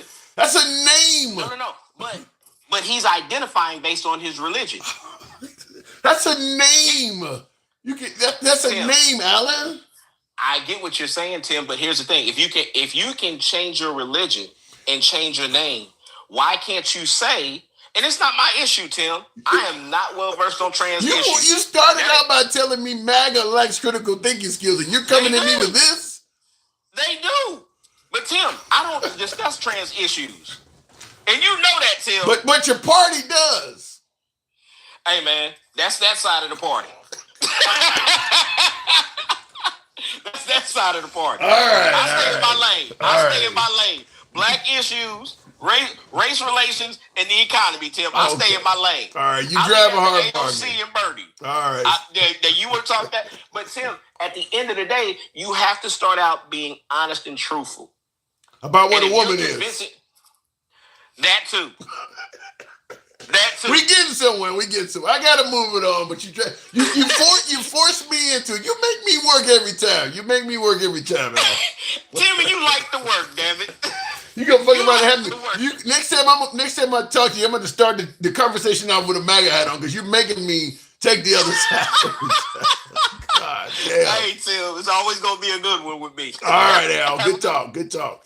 All right, moving on to the program. That is Al, and folks, definitely a pleasure talking to him. Dennis Calhoun talks about the fact that Elon increased his net wealth by $150 billion, and Trump ain't even in office yet. That is true, Elon. But I will say this: it is easy to jump on the Trump train when you ever heard of everybody likes a winner. People who invested in Bitcoin and the stock market. There's a lot of the MAGA side is getting rich. If you just follow Trump, and I know it's mostly rich MAGA that is getting rich, but us average people could have also made a killing off of it if we had just kind of followed through with something. I mean, man, like I said, it's getting easier to jump on the Trump train because he's winning so much. It's making people. Everybody likes a winner. That's the only way I'm going to say it. People like a winner, and regardless of how you may feel about Trump, maybe you feel like he got off, maybe you feel like he's a bad guy and he's just untouched. Whatever the case, some of that stuff may be legit, but he is winning. I mean, 90 some odd indictments reduced down to 80 some indictments. He got 34 felonies. The rest of that shit you'll never hear from again. He's not going to be punished for the felonies. Maybe Letitia James and E. Jean Carroll might get their money. Even if they do, it'll probably come from donors. He's going to ride off into the sunset of a free man, a multi-billionaire, and that's how he's going to live until he dies. That's how it's going to end. So, when you're winning that much, it makes people say, look, I want to be like him. Imagine if Bitcoin, all of this shit shooting up in value once he became president, once he won. It's making folks favor him because he is, in fact, everywhere he's showing up now, he's showing up like a rock star. Shows up at UFC fights, shows up at the Army-Navy game today. I believe I heard an article, I heard what do you want to call it? A news segment on CNN, which is no fan of Trump. They even stated that his favorable numbers going into his 2025 presidency are higher than it was when he got elected the first time. So people like him more now after all of that shit than they did when he was first coming in. People like a winner. Any sports team, when they start winning games, their fan base goes up. People like a winner. Looking in the comments, Ed G says, I thought all that bad about Trump's economy was Obama taking effect. So was the economy good or bad under Trump? And is it good or is it Trump or Obama's fault? The economy was good under Trump. And that's why I disagree with his 6% unemployment rate. Maybe during the pandemic when everybody got, got fired and had to come home, it might have been a 6-point-something or whatever unemployment rate. But Trump took office in January 2017.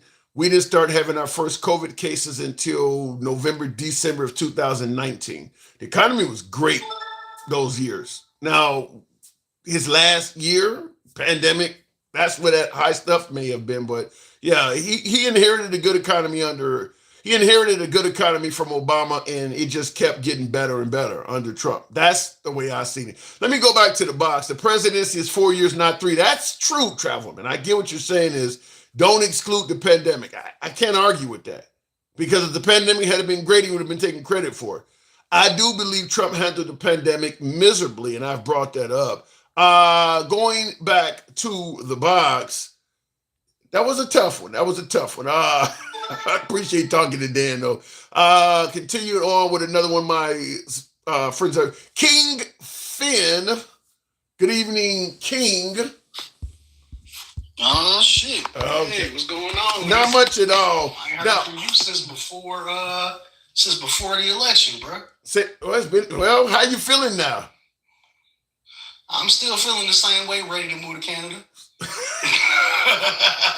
But what about the notion that Trump may get in there and actually make America great again? Man, you know what? I see, and I love when you ask those types of questions, because for me, it kind of just bakes me into that same conversation. What I'm just telling you is, it don't matter what he do, because the Republicans are starting to fuck around, starting to F around and find out. How so? Point blank. Explain. All of the cases, all of this stuff with JD Vance and inviting dude, we both know if it had been switched around, that boy would have been a mentally ill patient, and that dude would not have died in that subway. And dude, you wouldn't know nothing about the story. You saying that if Daniel Penny had been a black guy and Jordan Neely was white? Yeah. No, if Jordan Neely was white, none of this wouldn't even be a story. The only story it would be is a black guy choked out a white guy in the subway. Okay. So you saying if the races were reversed, Jordan Neely would have been. He would have been convicted. If Jordan Neely would have been a YT guy, he would have been. It would have been a mental. He was mentally ill, and nobody would have felt so endangered in that subway car, and nothing like this would have even happened. Because the first thing that would have happened is the subway police would have been on there. They would have strained him, put him in some handcuffs, and everybody would go home with a scare or a story to tell. This would not end up being JD Vance, the vice president, and President Cheeto. If y'all want to believe that he didn't know about it, he probably pushed it. I agree with that. I don't know, King.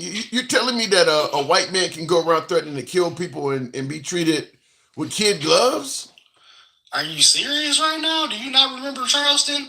When that little boy got taken to Burger King before he got to the jail cell? Wait, who you talking about? The little boy that ran up in that church in North Carolina. Oh, well, yeah. Shot them 9 people. He got taken to a Burger King with a bulletproof vest on. Yeah, but it's a difference. You serious? Yeah, it's a big difference if you commit a heinous act and you actually surrender. Just like the Buffalo shooter, he surrendered. A lot of them folks have done that. Come on, man. Derek Chauvin.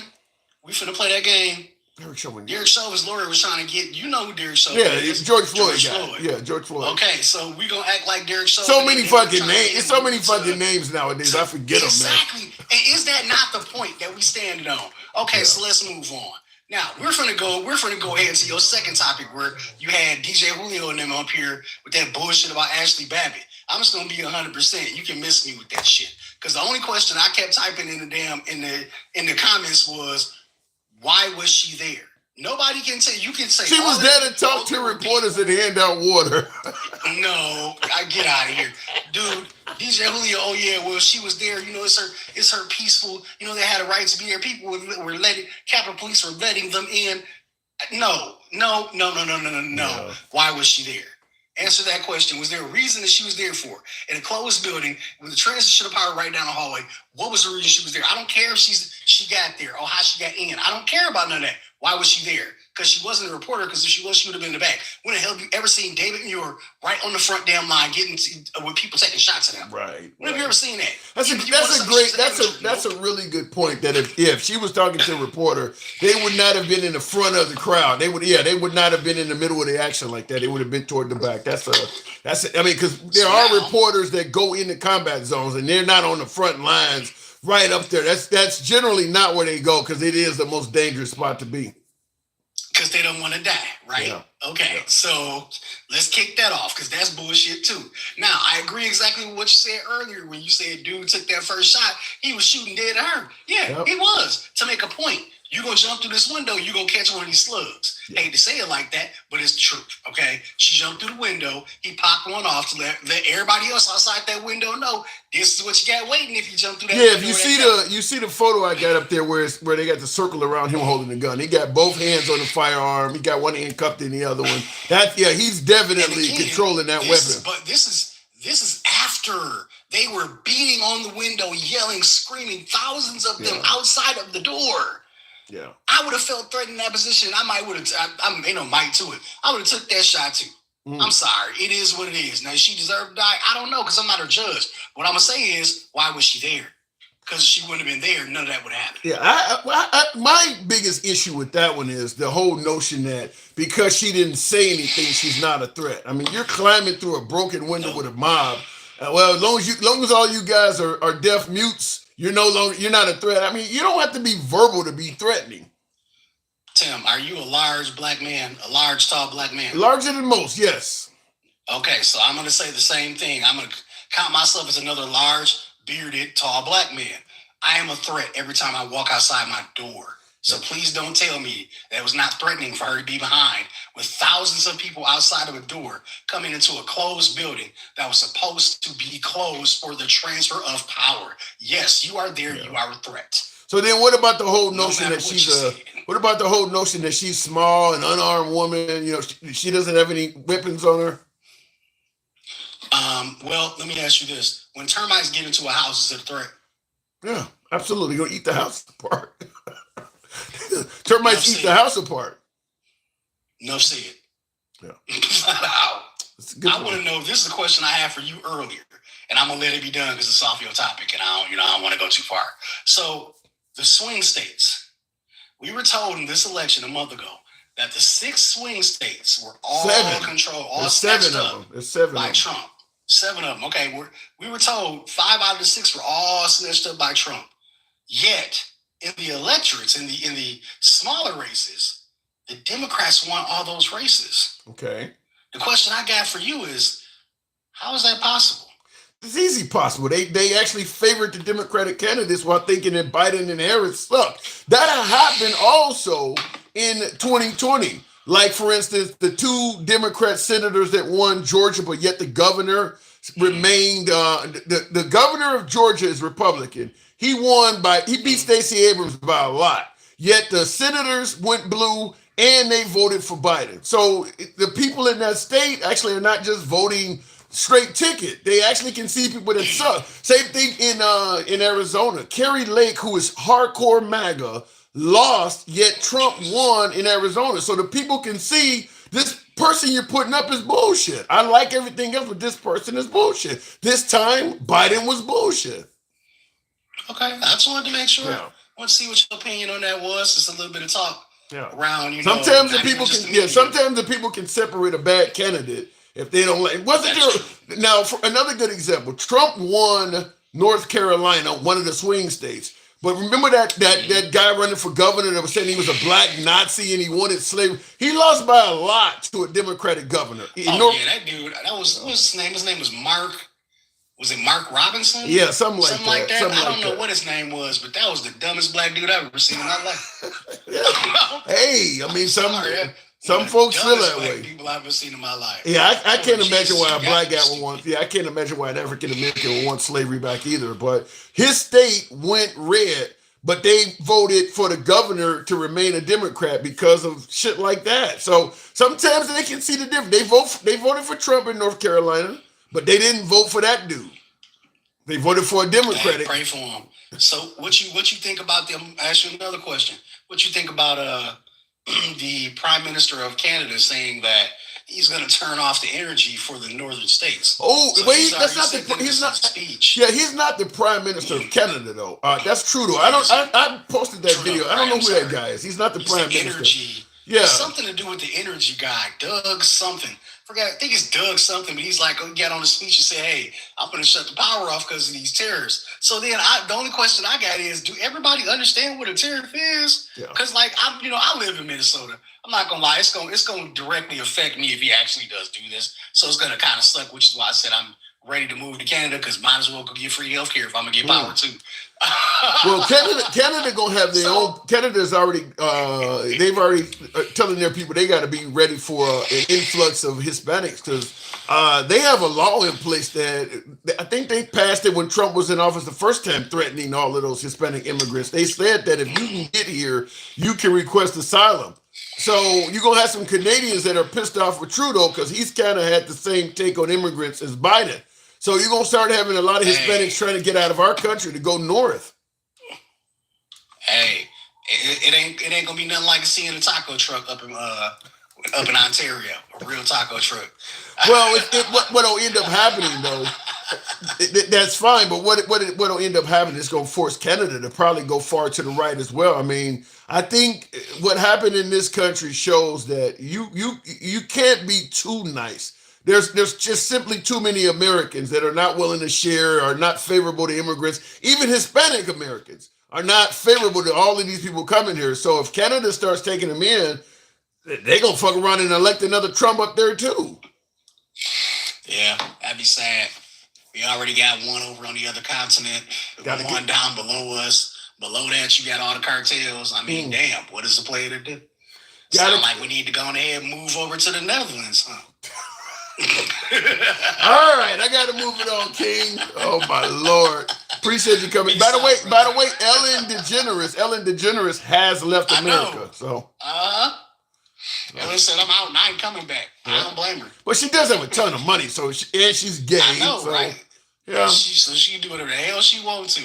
I ain't mad at her. Do what she do. All right, Tim. Peace. Appreciate it. My sentiments exactly. By the way, I will say that having lived overseas myself, if I had significant wealth like that, and that ain't just because of Trump, but it's just because I've lived other places, and I do believe there are other countries that certain aspects of life are better in other countries. I do believe that, if we're the best country on earth. I don't buy that.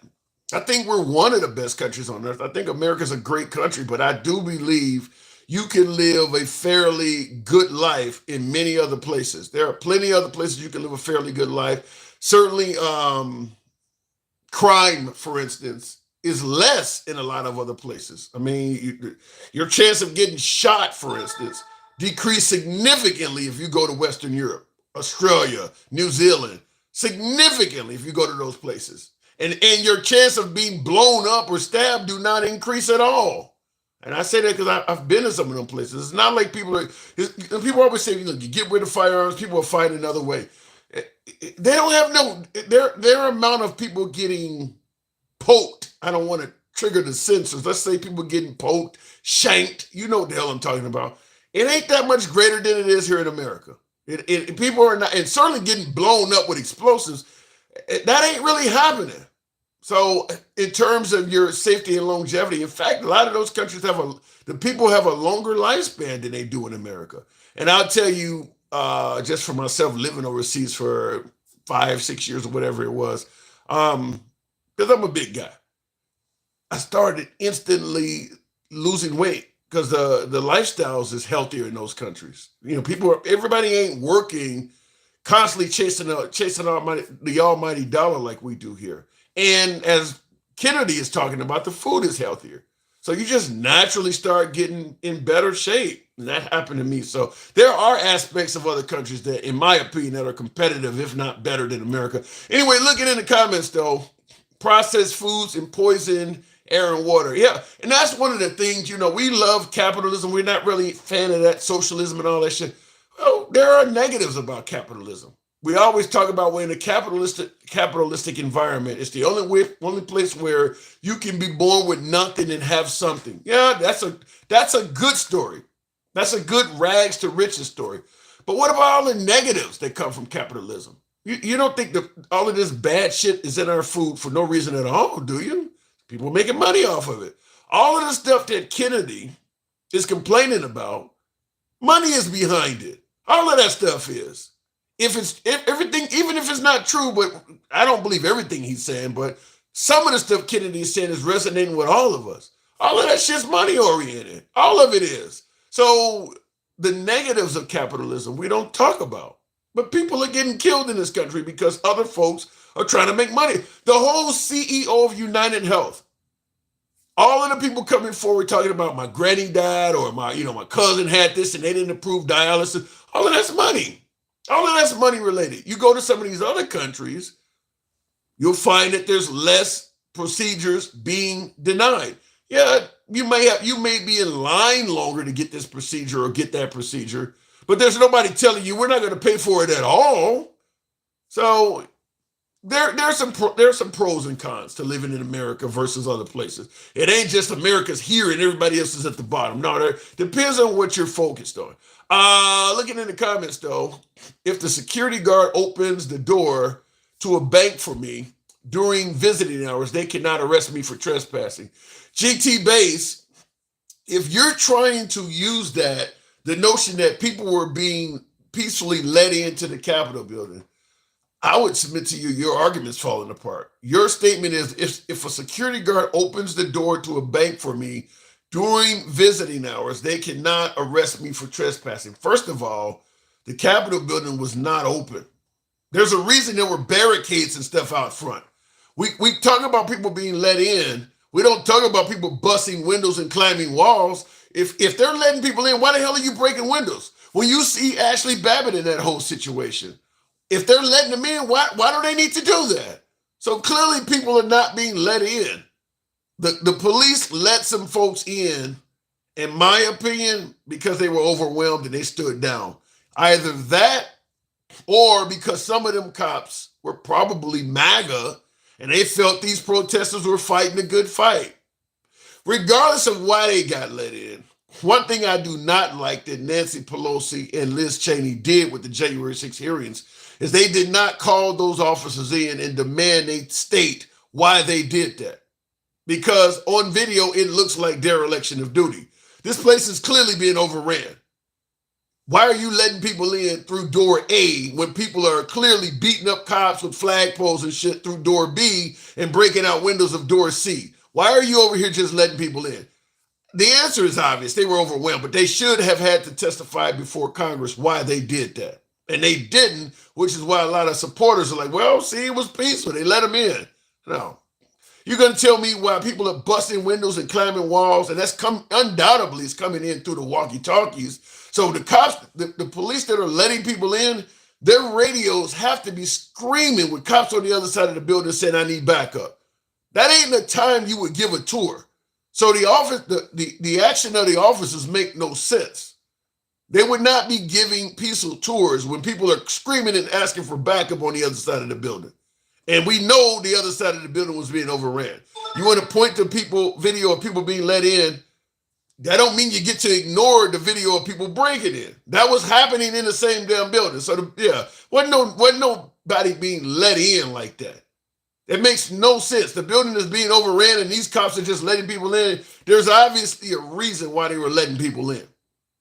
Going back to the box, we'll keep it moving with MAGA Reacts. Good evening, MAGA.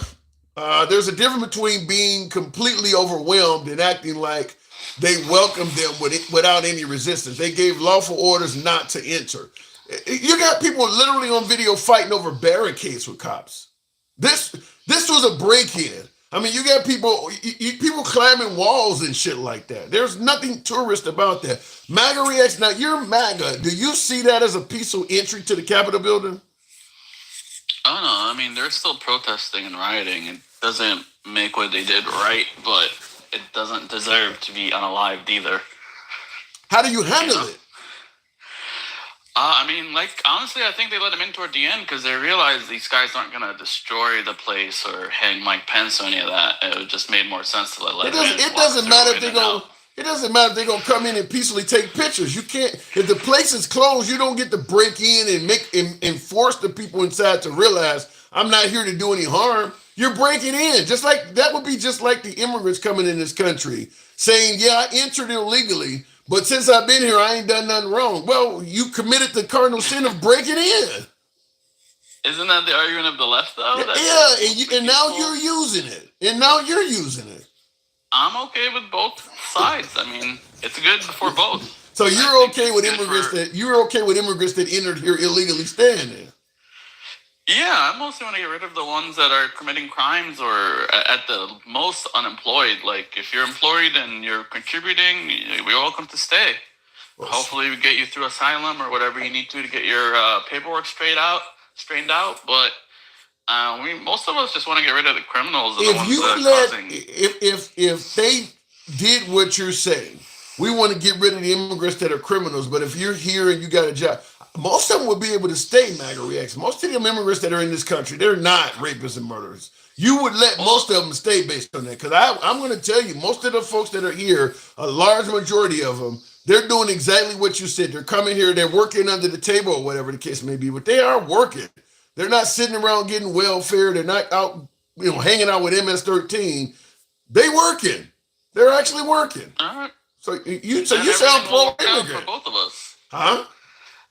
Then things should work out then if they're all working. And because the problem is these sanctuary cities are bragging about basically protecting criminals because, we're not going to report them to ICE if we arrest them and all the stuff they're doing.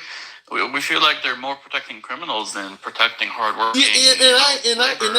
There is some legitimacy to that because some of the people they are letting out actually have committed some violent crimes or whatever the case may be. But I think that they're doing that because if they help the Trump administration get rid of violent criminals, the next step is to get rid of non-violent criminals and then just to label anybody that came in the country illegally as a criminal and get rid of them. And that's not speculation. Trump has pretty much said that if you've come in this country illegally, it really don't matter if you committed a crime or not at all. I'm going to get rid of you just because you entered illegally. The only thing is I'm going to go after violent criminals first. But the person who entered illegally and has now been working for the last 10 years, I do want them too. They just aren't a priority. So as a result, the liberal cities are like, well, we're not going to help you there.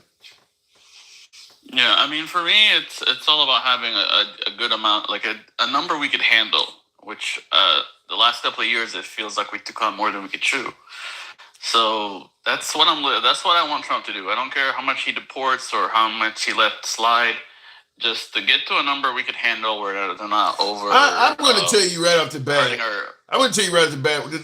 Even though I don't want violent people here who don't belong here, the number of people we have in this country right now, we can handle them. Most Americans are not dealing with a bunch of illegal immigrants. I mean, if you live in Wyoming or you live in, Montana, you're not, huh?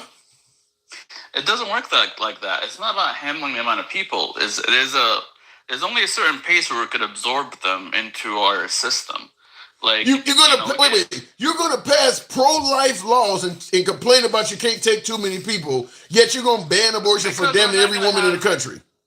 We're not gonna have an extra 11 million people being born in 1 year. Bullshit! You got a million of them that get terminated every year in America. About 1 million abortions take place. You're gonna ban that and then talk about I can't take too many people in. Well, no, you just said it. If we had you said $1 billion or $1 million? Sorry. Million. Abortion. Million. Yeah, so if we ban abortion, it only increased our population by 1 million a year. Biden raised it by 11 million in 4 years, which is a lot more than 1 million.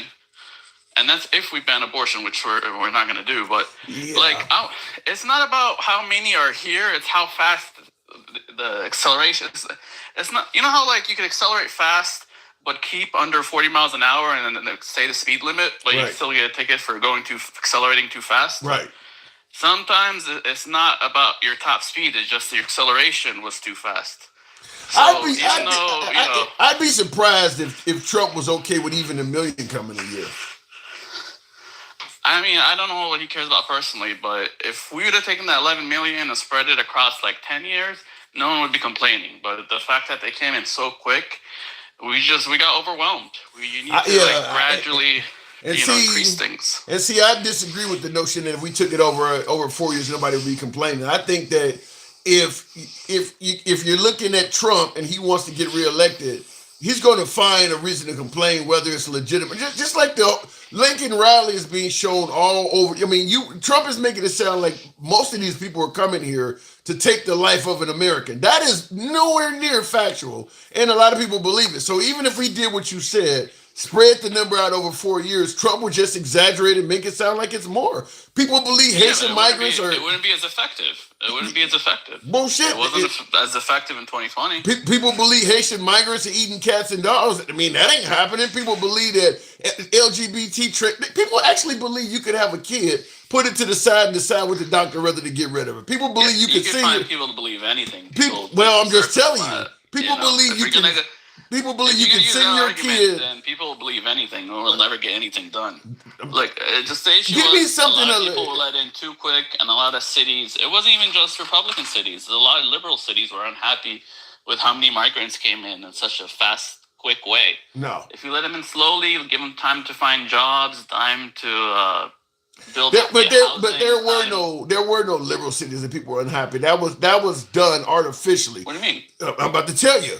950 buses of immigrants were sent to Chicago. So people in Chicago are unhappy, but that ain't something that happened naturally. I could make you unhappy with something if I deliberately flood your city to make a point. I mean, there's a bunch of sanctuary cities all over America.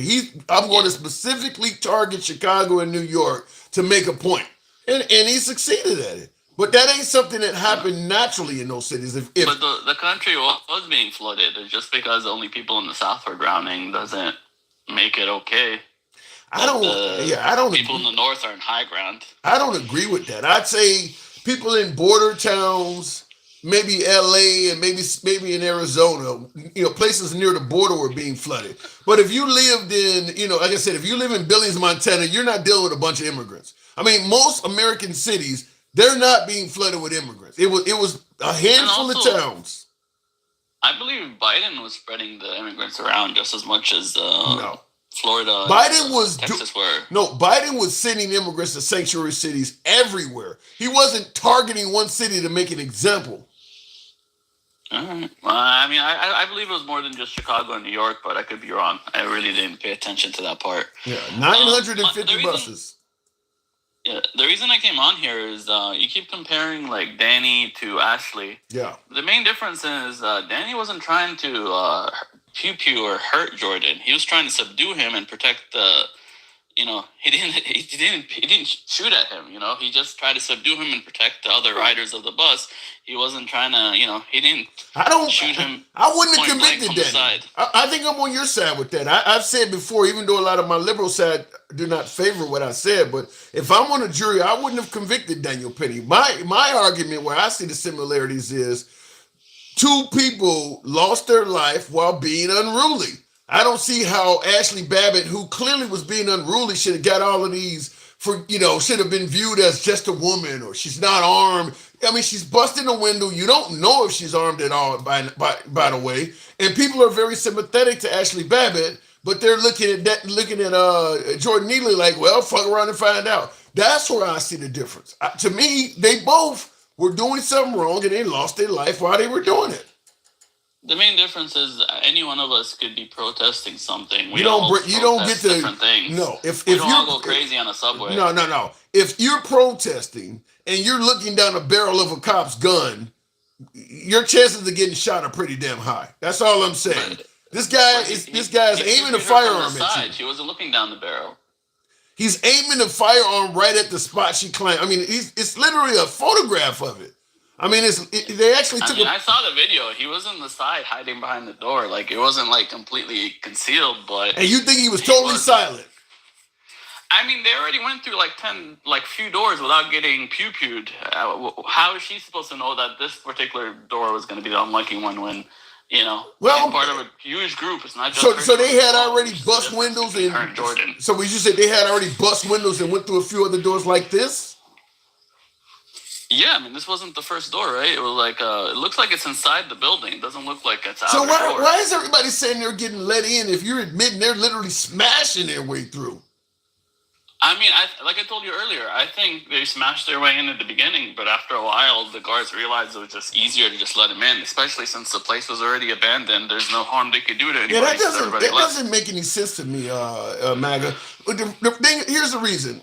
You know that the heads of state is in this building. The Senate, all of Congress, the VP. I believe when they let him in, they already left. All the heads of states already left. That's really. I think they're letting him in after they left. And that obviously is not true, though. I mean, because you see these people running all over the damn place. When they came in this building, they caught those people totally off guard. People were running and being scattered. The Secret Service had to grab Mike Pence. When nobody the people didn't give them a chance to peacefully leave. They were coming in this building yelling Nancy Pelosi. They weren't expecting them to be gone. They were expecting to encounter them. Okay, this was a 2-hour thing, right? 4. What I'm trying to say is hour 1, they were fighting them off, trying to stop them from coming in. By hour 2, when the place was already, they got all the people out, all the important people out, they just let them in because at this point there was no one inside that they could hurt, and they saw that they weren't damaging the building that much. So you think that the whole building was vacant and they just gave it up to these people? Like an hour into it, yeah, they realized they were already inside, so why not just let them in? You sure don't make this sound like a timeline not well, so let me not say something that I don't know 100%. Well, just based on what you're saying, you sure don't make this sound like a peaceful protest at all. You're admitting they were literally smashing their way through. No, I'm with. I never said it was like a peaceful protest. I said it was a protest. I said it was a riot. I never said it was a peaceful protest, and I never said it was insurrection. Oh. It was somewhere in between. And they want to be heard because they thought the election was stolen. But if the building is empty, who's going to hear you? Well, you're also making it the news. There's cameras everywhere. If nobody, wait. So reporters are in the building by themselves? Somebody. If for you to be heard, somebody has to be in the building. I mean, there were cameras everywhere recording this, so the internet, the whole world was hearing what happened. We still hear about it. And another point that came up earlier, why people vote for Trump and they don't vote for other Republicans. After January 6th, we kind of saw a divide. We realized a lot of these Republicans weren't really on our side. Before January 6th and before all that, before the election, when I consider back when the party was unified. I don't want to say unified. It wasn't unified, but we thought we were all on the same team. But you were. January.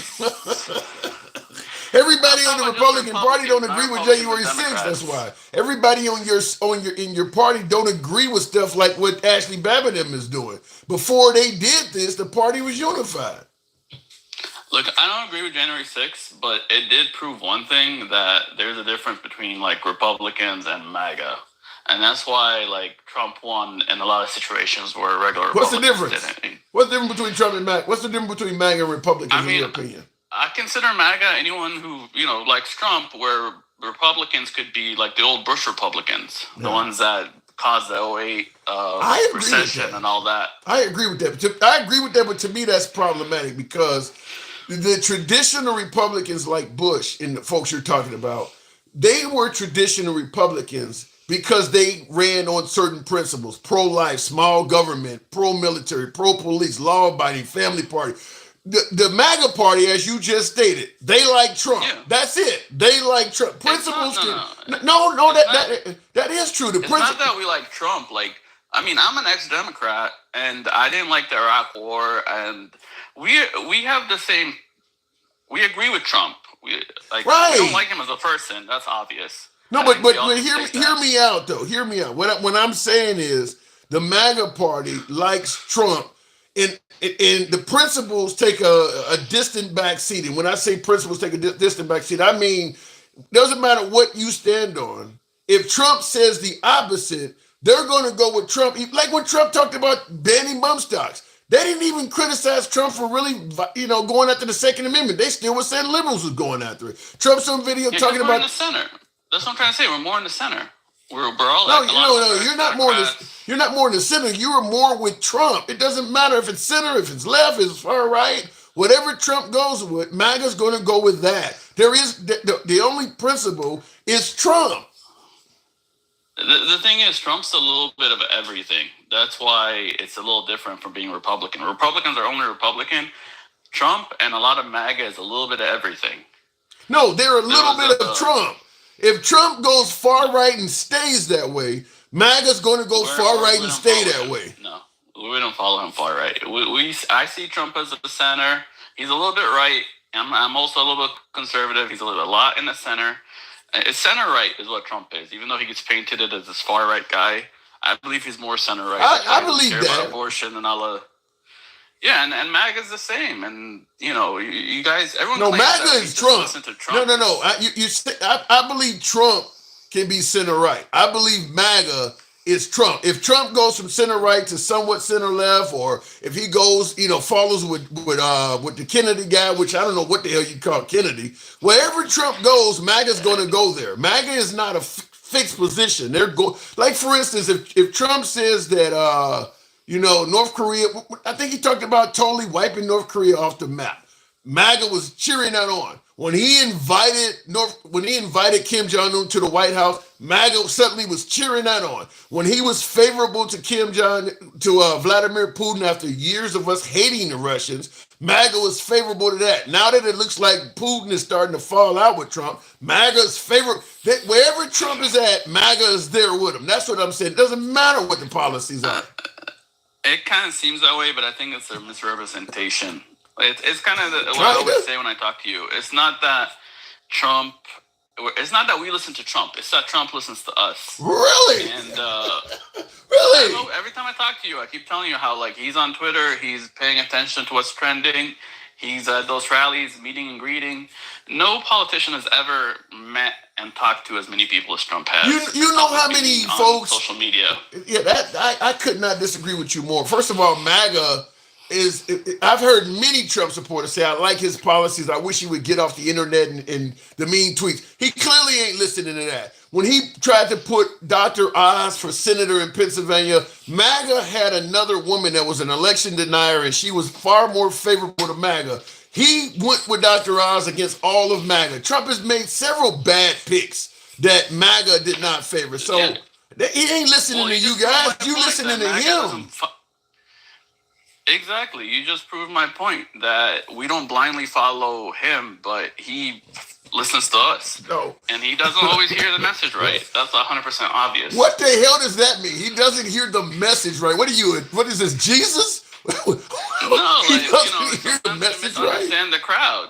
Sometimes you just misunderstand the crowd. You think the crowd is anti immigrants when they just want to be secure. They don't want to be, have random people murdered. And, I'm pro-immigration. I'm an immigrant. My whole family's immigrants. A lot of us are pro-immigration. We just want security at the border. Yeah. Well, I get the feeling to a southern border over airplanes. Yeah, I get the feeling that right now Trump is hardcore getting the folks out of this country that, the illegals, the asylum seekers. I mean, even the anchor babies, and MAGA's okay with that. I truly believe that if Trump gets talked to by the right business people, and they say a certain amount of these folks need to stay, and Trump gets up there and says, listen, MAGA, a certain amount of these folks need to stay, you guys are going to suddenly start saying a certain amount of these folks need to stay. I'm just simply saying your opinion changes what he is. The primary concern is security. If it seems that crime is down and the border is secure, if he makes us feel that way, then you can... Exactly. That's exactly what I said. If he makes us feel that way. That's it. You couldn't have said it any better. But still, the primary concern is security. He has to show that the country is secure, and then he can do whatever he wants. Yeah, and if he doesn't give us the security he promised, then he is going to have a problem. But as I just stated to you, most Trump supporters live in areas where they're not having a major issue with immigrants. So the only way they know the country is not secure is because Trump is telling them it's not secure. So when Trump says it is secure, they don't have any way to actually look into it. So when like you said, he'll make you feel it's secure now. If once he gets in office and says the economy is the best it's ever been, the country is the most secure it's ever been, you don't have a way to fact check that. Because you don't trust. We are more connected than ever, and we're getting more information than ever. You're not. Name me one source that is critical of Trump that you would trust. It's not one source. You have to listen to aggregation of different sources. If Trump is telling us, I would have to listen to what CNN's saying compared to what Fox is saying compared to my friend in New York. If my friend in New York is telling me it's secure, CNN saying crime is down, and Fox is saying crime is down, I could trust that all three of them are telling the truth. Over Trump. You're gonna trust CNN and Fox News over Trump as a Trump supporter. On top of other sources, like somebody who actually lives in New York or Chicago or stuff like that. Somebody I mean, somebody it who depends on lives the in a aggregate. somebody who lives in a liberal city like New York, you gonna trust them over Trump? Oh yeah, because I have a lot of Puerto Rican friends. They don't care who Puerto you trust, Ricans? they'll tell you the truth. You gonna trust Puerto Ricans over Trump? All right, okay.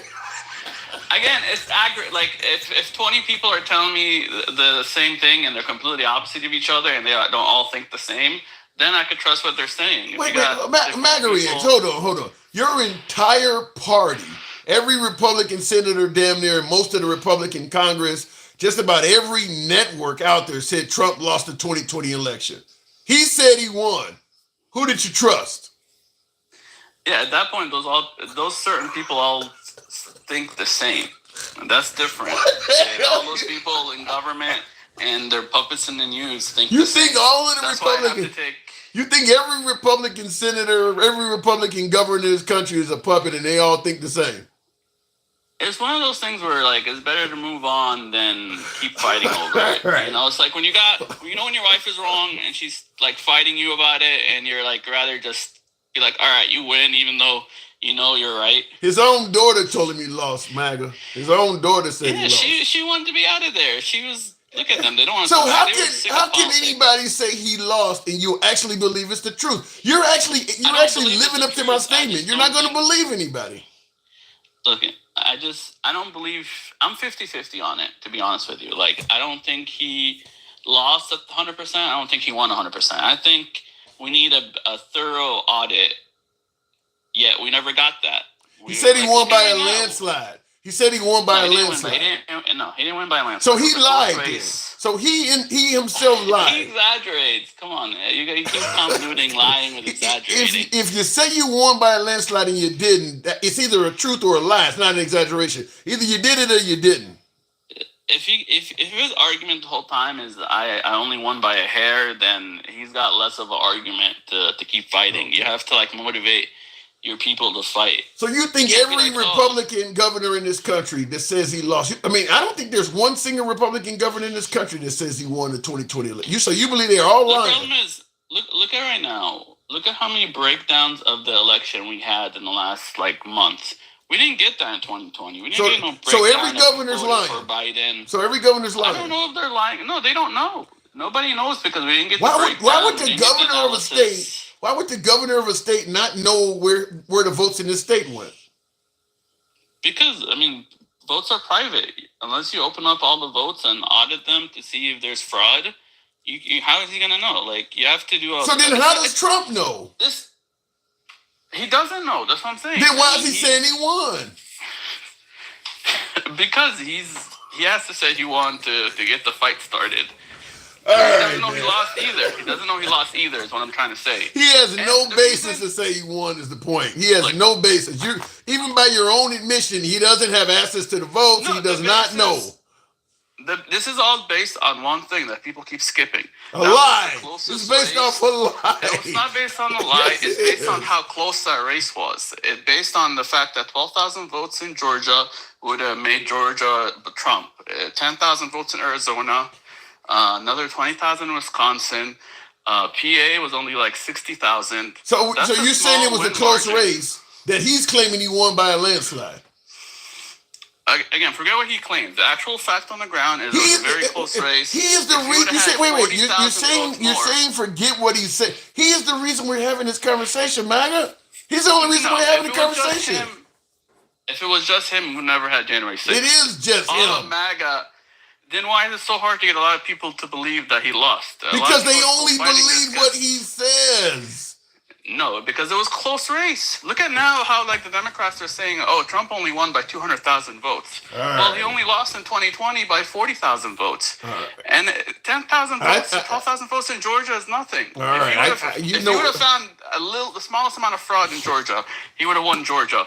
Same thing with Arizona. 10,000 votes is nothing.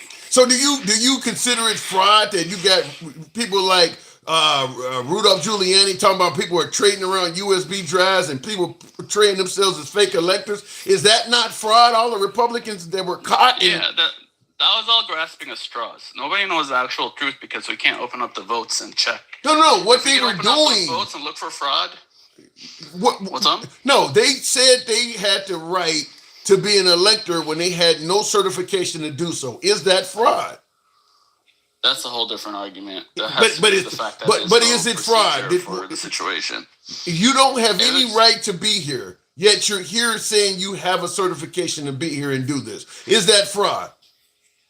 Again, that's a whole different argument because that has to do with the No, but fact you that can there was answer no yes or no if procedure it's for that fraud. situation. You can answer yes or It no if it's was- fraud. There was no law to make it fraud or like legal or illegal. It's not legal or illegal. It's a gray area because they have no rules for that situation. They had no rules of what to do when you're still contesting an election, but the certification is All right, MAGA. You know what I got to do. Always good talking to you, Yeah. man. We don't agree, of Oh, course. there was one but last thing. Like, you gotta be careful when Democrats give you stats like, oh, it was 5 months in a row or 5 quarters in a row of the economy going up. Yeah, it's because you had a record low or a record high, and the crime is coming down from a record high. So of course, there's no place to go but down. So of course, you know, if you I can't crime believe is you at would a- actually at- tell me I got to be careful when Democrats give me stats after the conversation we just had about the Well, election. they're more trusted with stats. That's why I you gotta can't be believe you careful when just they say said it. that. All right, MAGA, I got to It's go. When crime goes from 5 to a 10 and it goes down to 9, 8, and 7, they'll tell you, oh, it went down from a 10 to a 7. Yeah, but we started out at 5. It's still way higher than 5, so it doesn't matter how All right. much down it's gone. You're telling me about bad Democrat stats while admitting it was a close election and the president said he won by a landslide. Maybe Yeah, the it was a Democrats. close election, but Maybe he the didn't lose. Democrats And are they just. did win Hold on. Maybe the Democrats are just exaggerating and you're taking them out of context. Well, in that situation, we don't know it because we can't open up the votes and verify that they were all legit. I gotta go. Thank you. Take care, man. Always. MAGA don't make it easy. I always appreciate MAGA Reacts. Definitely a friend of the program. Looking in the comments, this guy spends too much time on Twitter. Says, you talking about me or the caller? Me or the caller? Real quick, going back to the box. Ed G says, people believe men can be women. There are people that believe that. I don't know. You know, there are people that believe in Santa Claus. There are people that believe in multiple deities, multiple gods. Shit. I mean, okay, you believe a man can become a woman. I mean, I get your point, Ed, but believing that a man can become a woman ain't the only crazy thing people believe in, is it? People believe a lot of other shit. Ed G says, I'm MAGA in my Hulk Hogan voice. That officer is my hero. Now he's talking about the African American that shot Ashley Babbitt. Now he said, Edgy says, I am MAGA, and he said in my Hulk Hogan voice, that officer is my hero. He let the bullets of the law run wild on her. And what you gonna do with my Hulkamaniacs run wild on you? Wow. And I do think that there are some Trump supporters that do not criticize that officer for that. And I feel confident. I don't normally say 100% sure, but I'm pretty damn close to 100% on this one, where I feel confident that if Ashley lost her life doing anything else other than operating on behalf of MAGA under those same circumstances, MAGA would say she fucked around and found out. Let's say she was protesting on behalf of Black Lives Matter and she broke into City Hall. Same way, exactly the same way. She's surrounded by Black Lives Matter protesters. They're breaking into City Hall and some cop, local police officer, working on behalf of the mayor, protecting City Hall, while the mayor and half of the town's aldermen are in that building. And let's say LaQuisha, as opposed to Ashley Babbitt. LaQuisha is trying to climb through the window and she gets shot in the pride. I feel almost 100% certain MAGA would have a different opinion on that. I think Ashley Babbitt's saving grace is she was operating on behalf of MAGA. That's the only thing I believe that's helping her out. But if she was protesting any other cause and she lost her life under those same circumstances to a sworn officer while smashing her way through a building, MAGA would fuck around and find out. Play stupid games, win stupid prizes. But because she is under the umbrella of MAGA, she's getting some type of special provision. That's the way I view it. It's a free speech program. You can criticize me and I'll tackle it. I don't block, ban, or censor. I'll tackle it. But I do believe that MAGA is her saving grace. Looking in the comments, as if 2020 wasn't the single most hyped election year in all of our lives because of COVID and Trump being impeached multiple times for acting an ass. Sure, it was just an anomaly. Damn, Marissa. Tell us how you really feel. I agree with a lot of that. Right, 15 million more. Nothing to see, though. Well, here's I don't want to. We'll keep on with the program. And I'll go back to the box. But in regards to the 2020 election, just like what I was talking to my last caller, who is MAGA. I mean, his name is MAGA Reacts. I enjoy talking to MAGA, and he certainly supports Trump. Even he admitted that at the very least, now he's defending Trump, and even he admitted at the very least, Trump exaggerated the election results. He believes Trump may have won. But even he is saying, at the very most, it was a close election. So even he is admitting that Trump lied to the American people, at least in form of exaggerating, by saying he won by a landslide. And by the way, Trump did that on election night in 2020. I'm watching the election results come in. Chris Christie is on there with George Stephanopoulos, by the way, who just had to pay $15 million to Trump. That was ruled this week. But anyway, that's what Chris Christie said when Trump was on television saying that I won by a landslide in 2020. And you see the ticker below him letting you know Pennsylvania's only counted 20% of their votes. And he's already on TV talking about he won by a landslide. Chris Christie stated then, like, he has no right to be on TV saying this right now. The vote counts are still coming in. I mean, he was on TV like 10 o'clock at night already saying he had won by a landslide. It was planned, as Steve Bannon admitted. It was planned. Whether he's winning or not, he's going to say he won. And I do strongly believe, now I won't say 100% on this one, but considerably more than 50%. If Kamala Harris had won, Trump was going to say he won this election too. He was not just going to take that on the chin. Kamala Harris called Trump within 24 hours of his victory and conceded. That was not going to happen in reverse. That was not going to happen in reverse. If Kamala Harris had won, she was not going to get a call from Trump. She was going to get more election critique. Something happened. It was not going to happen. He was not going to concede this election either. Going back to the box, we'll continue on with not to quote Bill and Ted's, but dude. Good evening. Welcome to the program. I'm a big fan of Bill and Ted's Excellent Adventure. Dude, good evening. What's up, man? You always say that Bill and Ted every time I come up. I'm a big fan of that. I wouldn't have seen that the movie back in the 80s when it came out. So what am I getting wrong? Sure. Well, hey, man, I just came into the live. What is your main focus? Well, our main focus. What are you talking about? Our main focus tonight is we're talking about Trump and Pence taking Daniel Penny to the Army-Navy game today. Now, Daniel Penny is the Marine that tried to detain the African-American on the subway in New York.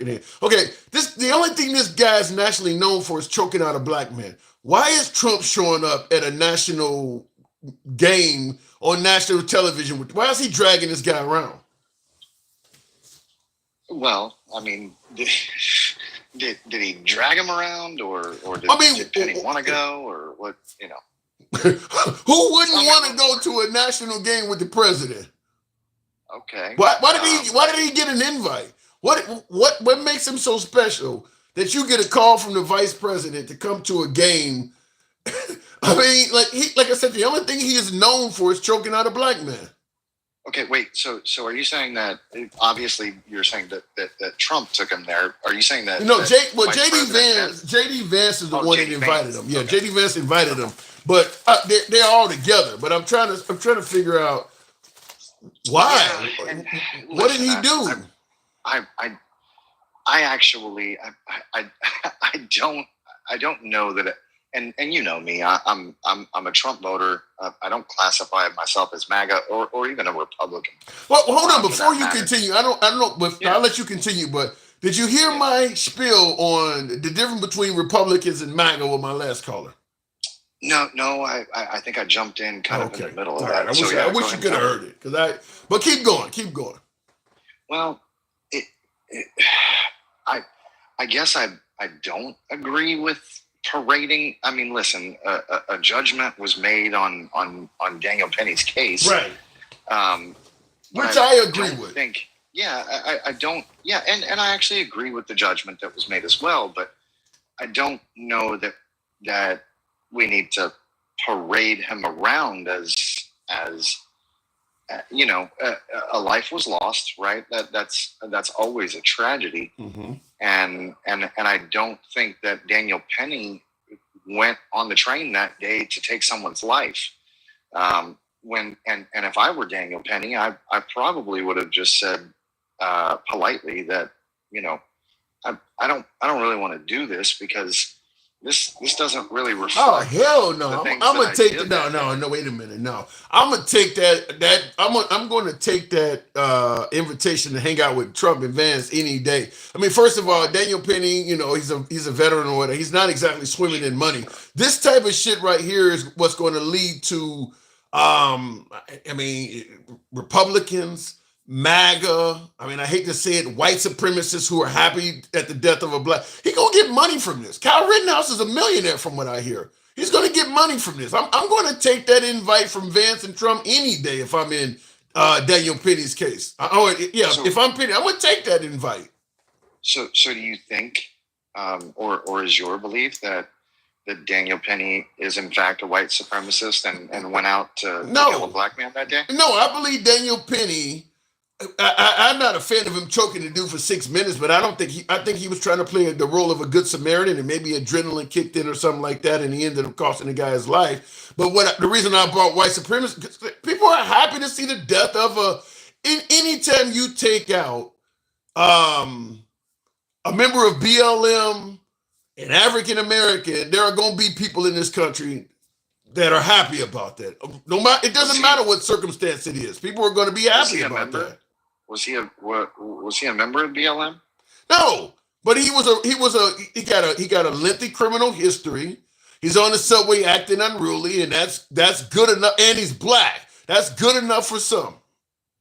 Okay. So do you think that Daniel Penny, as a white man, and as a former Marine, do you think that, let's say I was on that subway that day and I was drunk and I was a homeless man and I've lived, you and I have this in common. I've lived in Chicago. I lived in Chicago for 10 years. Okay. And I lived in Uptown. I lived in Rogers Park. Okay. I lived in Edgewater. I lived all up and down the city of Chicago. So what I'm saying is, we both rode the L, right? We rode the red line, we rode the blue line, we rode the orange and the green line. I got 30 years there, so yeah, definitely. Exactly. We've been all up and down these trains, and we know what happens, right? We've seen what I've literally seen men pull their pants down and shake and expose themselves in front of men, women, and children on these trains. So you're telling me if me as a white man, if I was on that train and Daniel Penny saw me doing that same thing as a Marine, Daniel Penny, that he wouldn't have choked me out and done the same damn thing to me? I can't. I mean, I'm going to assume he would have. If I'm going to put him in a position of being unbiased, I would assume he would have done it to a white guy as well. But what I will say is, I believe if Daniel Penny had done that to a white guy, he wouldn't be at this football game.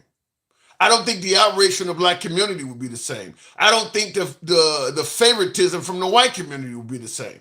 I mean, I do believe the fact that he choked out a black man is pissing off black people, and it has satisfied a hell of a lot of white people. Well, no, I agree with you that the fact that the man that was choked out was black, that certainly is pissing off a lot of people who is giving others a reason to celebrate, and it's pissing off some African Americans, and it's giving some on the other side a reason to celebrate. Some people are happy to see the death of an African American that has a criminal record. Can you tell me who?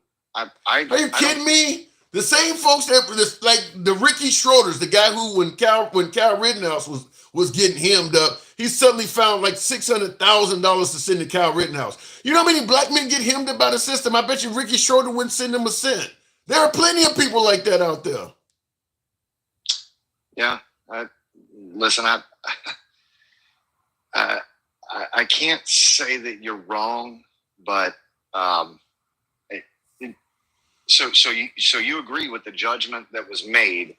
I'm not going to send that guy to jail for 15 years for trying. I do believe that guy was trying to be a good Samaritan and overdid it. I mean, I don't think jail is the answer to every mistake that happens. And I believe it's more of a mistake than a cold-blooded execution of the guy. I believe, look, 6 minutes is ridiculous.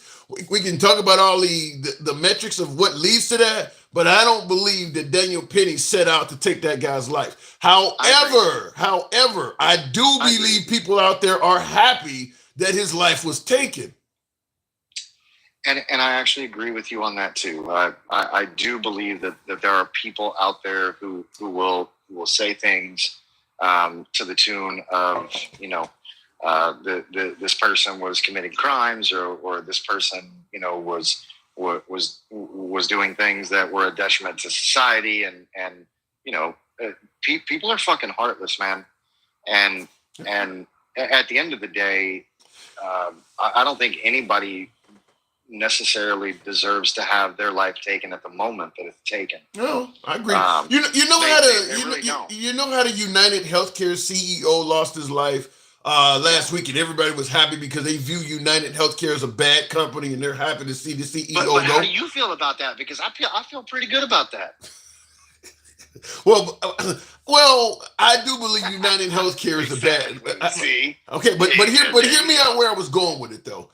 Just like people are somewhat happy that a guy who I'm pretty fucking happy. Yeah, well, there's a lot of people that view black people the same way you might view United Healthcare. Is that they are on TV always hurting people and doing stuff, and they would view another African American getting taken out the same way people view the United Healthcare CEO. That's what I said. Right. There are people that are happy about it. Well, I guess my argument is if you're viewing a person as because they're black, they deserve to be unalived or whatever, then you're fucking wrong, first of all. Okay. But if you're viewing a person in the sense that, hey, you've really fucked other people over, and you've taken and stolen and killed and done, he had a lengthy criminal record. You could say he had a lengthy criminal record, so people are going to say that about him. Okay, well, so did the United Healthcare CEO. He had taken lives and he got away with it for so long under the guise of being a fucking CEO, and he probably killed more people than any of these other street criminals, right? So fuck that.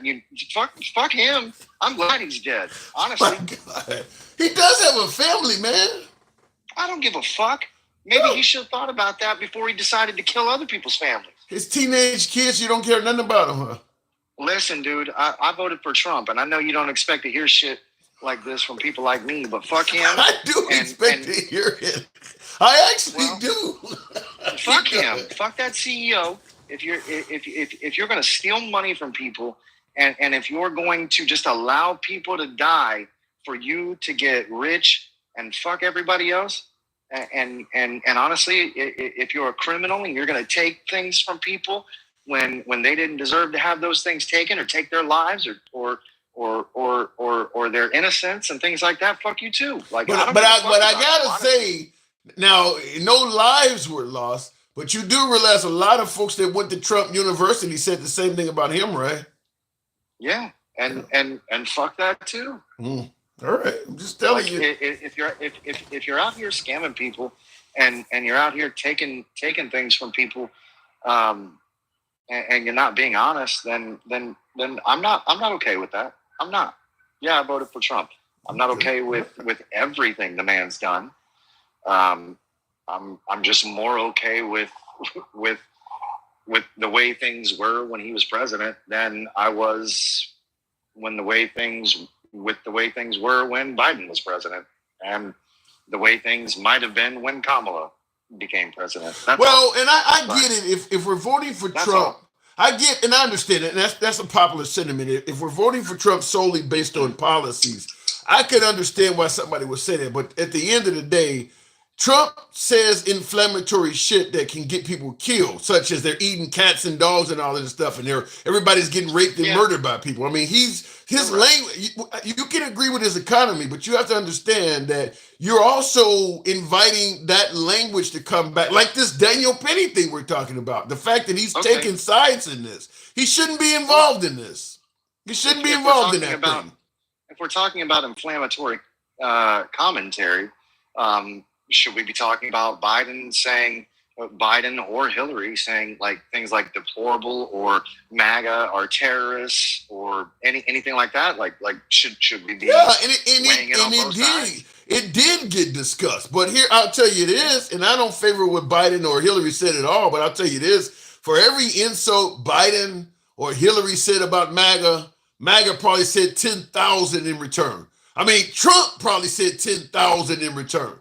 So I'm not a fan of what Biden or Hillary said about Trump, but I can tell you one thing: Trump has said a hell of a lot more things about Biden than Biden could ever drink. Because Trump holds more rallies. Trump talks to the people more, and every time he talks to the people, he says something awful about Biden, Hillary, or Obama. Every single time he does that. I couldn't care less what Biden says about Trump or what Hillary says about Trump or what Trump says about Biden or Hillary. What I care about is when these political heads talk about the voting base, right? And I've never heard Trump talk about the Democratic voting base. I have heard him talk about, hold on. I have heard him talk about the Democrat heads. I've heard him completely demolish and talk out of his ass about the Democrat heads and the politicians, right? But nothing he said nothing about the Democratic voting base. Well, hold on. I haven't. I'm not saying he hasn't. Oh, but he has. But what I'm asking you is when I've heard Hillary and Biden talk about what we call MAGA, right? We call them deplorables. We call them domestic terrorists. Like we're talking about American citizens here. Not only, it's not just a small faction of American citizens. It's obviously, I think you're hearing, hold on, hang on. I think you can hear insults aimed at you, but you cannot hear insults that Trump aimed at. You never heard Chicago and Baltimore. I was wrong. Hold on, Baltimore. I was wrong. What you're saying is that you can clearly hear when Democrats say things about a large amount of Republican voters or about MAGA. What do you think a libtard is? What do you think he's talking about? That's the voting. That's different. Who do you think calling them socialists or saying Democrats want free shit? Who do you think he's talking about? When he says Chicago is a shithole, who do you think he's talking about? He's saying it constantly. You just don't hear it. He's constantly insulting the Democratic Party. The Democratic Party, yeah. The voters. but didn't he just win this election? That ain't got nothing to do with what you just said. That ain't got nothing to do with what you just said. Without the voters that shifted in this election, he would never have won. So he obviously spoke to some of those voters, and some of those voters said, you know what? He's probably speaking more to the party than he is to me. I'm just simply saying your argument that the Democrats talk about Republican voters you haven't. I'm just simply saying that argument is flat out false. Now, some Democrats voted for Trump. I agree with that. A lot of them thought that Biden and Kamala Harris sucked. But the idea that he didn't insult Democratic voters is crazy. He was doing it all the time. All right. Like I said, I'll concede to that. Okay. You're not incorrect. All right. Fair enough. All right. Look, and I can live with that. Dude, I got to move on. You know you're always welcome back, man. Yes, Thank you. Appreciate it. All right, moving on with the program. By the way, I haven't asked you folks to tap the screen. We should have been up to about 50, F-I-D-D-Y, 50,000. So tap the screen, get the likes up to about 50,000. We can make that happen. Smash the like button on YouTube, horizontal and vertical. Continuing on with the program, that's a perfect example, Kareem, because he said that he hears about Democrat politicians insulting the Republican voters, but Trump only really insults the Republican politicians and not the voters. You are correct, Kareem. That message he sent out on Thanksgiving when Trump said Happy Thanksgiving, and he's talking about liberal lunatics. I mean, he just did it on Trump, there's a million. Trump has insulted Democrat voters a million times. But that, like I was telling my last caller, a lot of times when Democrats insult Republicans, they can feel and hear that insult. But when Republicans insult Democrats, because they believe the insult is true, they don't put it in the same category. But yeah, Trump has said all kinds of insults about the Democratic Party. I mean, when you hear the phrase, I could go for some $2 gas and mean tweets, what do you think they're talking about? That's all insults. All of that's insults. Mean tweets. I mean, you got people saying, I like mean tweets. Fuck your feelings. That's aimed at the Democratic voters. All of that stuff is. Real quick, looking in the comments. Yeah, tap the screen. Thank you. Appreciate that. Eagle. I'd like to speaking possible. I don't get what you're saying there. They don't want to hear about Trump's taking side. Yeah, well, in regards to this whole Daniel Penny thing, I can't see it as anything else. I mean, Trump is clearly. I mean, we got to say Mike Pence is the one that invited Daniel Penny to the Army Navy game, but it's not like Trump didn't know he was going to be there. And if Mike Pence, JD Vance, Mike Pence is obviously old news. If JD Vance had invited a Black Lives Matter member or something like that, I guarantee Trump would have said something. Trump knew that Daniel Penny was coming. And I mentioned this a few days ago. Monday. It was Monday when Daniel Penny was found not guilty. Last Friday, he beat the manslaughter charge, and then he had to beat the negligent homicide charge on Monday of this week. And on Monday evening, on the 5, I watch a lot of Fox. Monday evening on the 5, what is her name? Judge Jeanine Pirro, because I brought it up on my live stream that evening.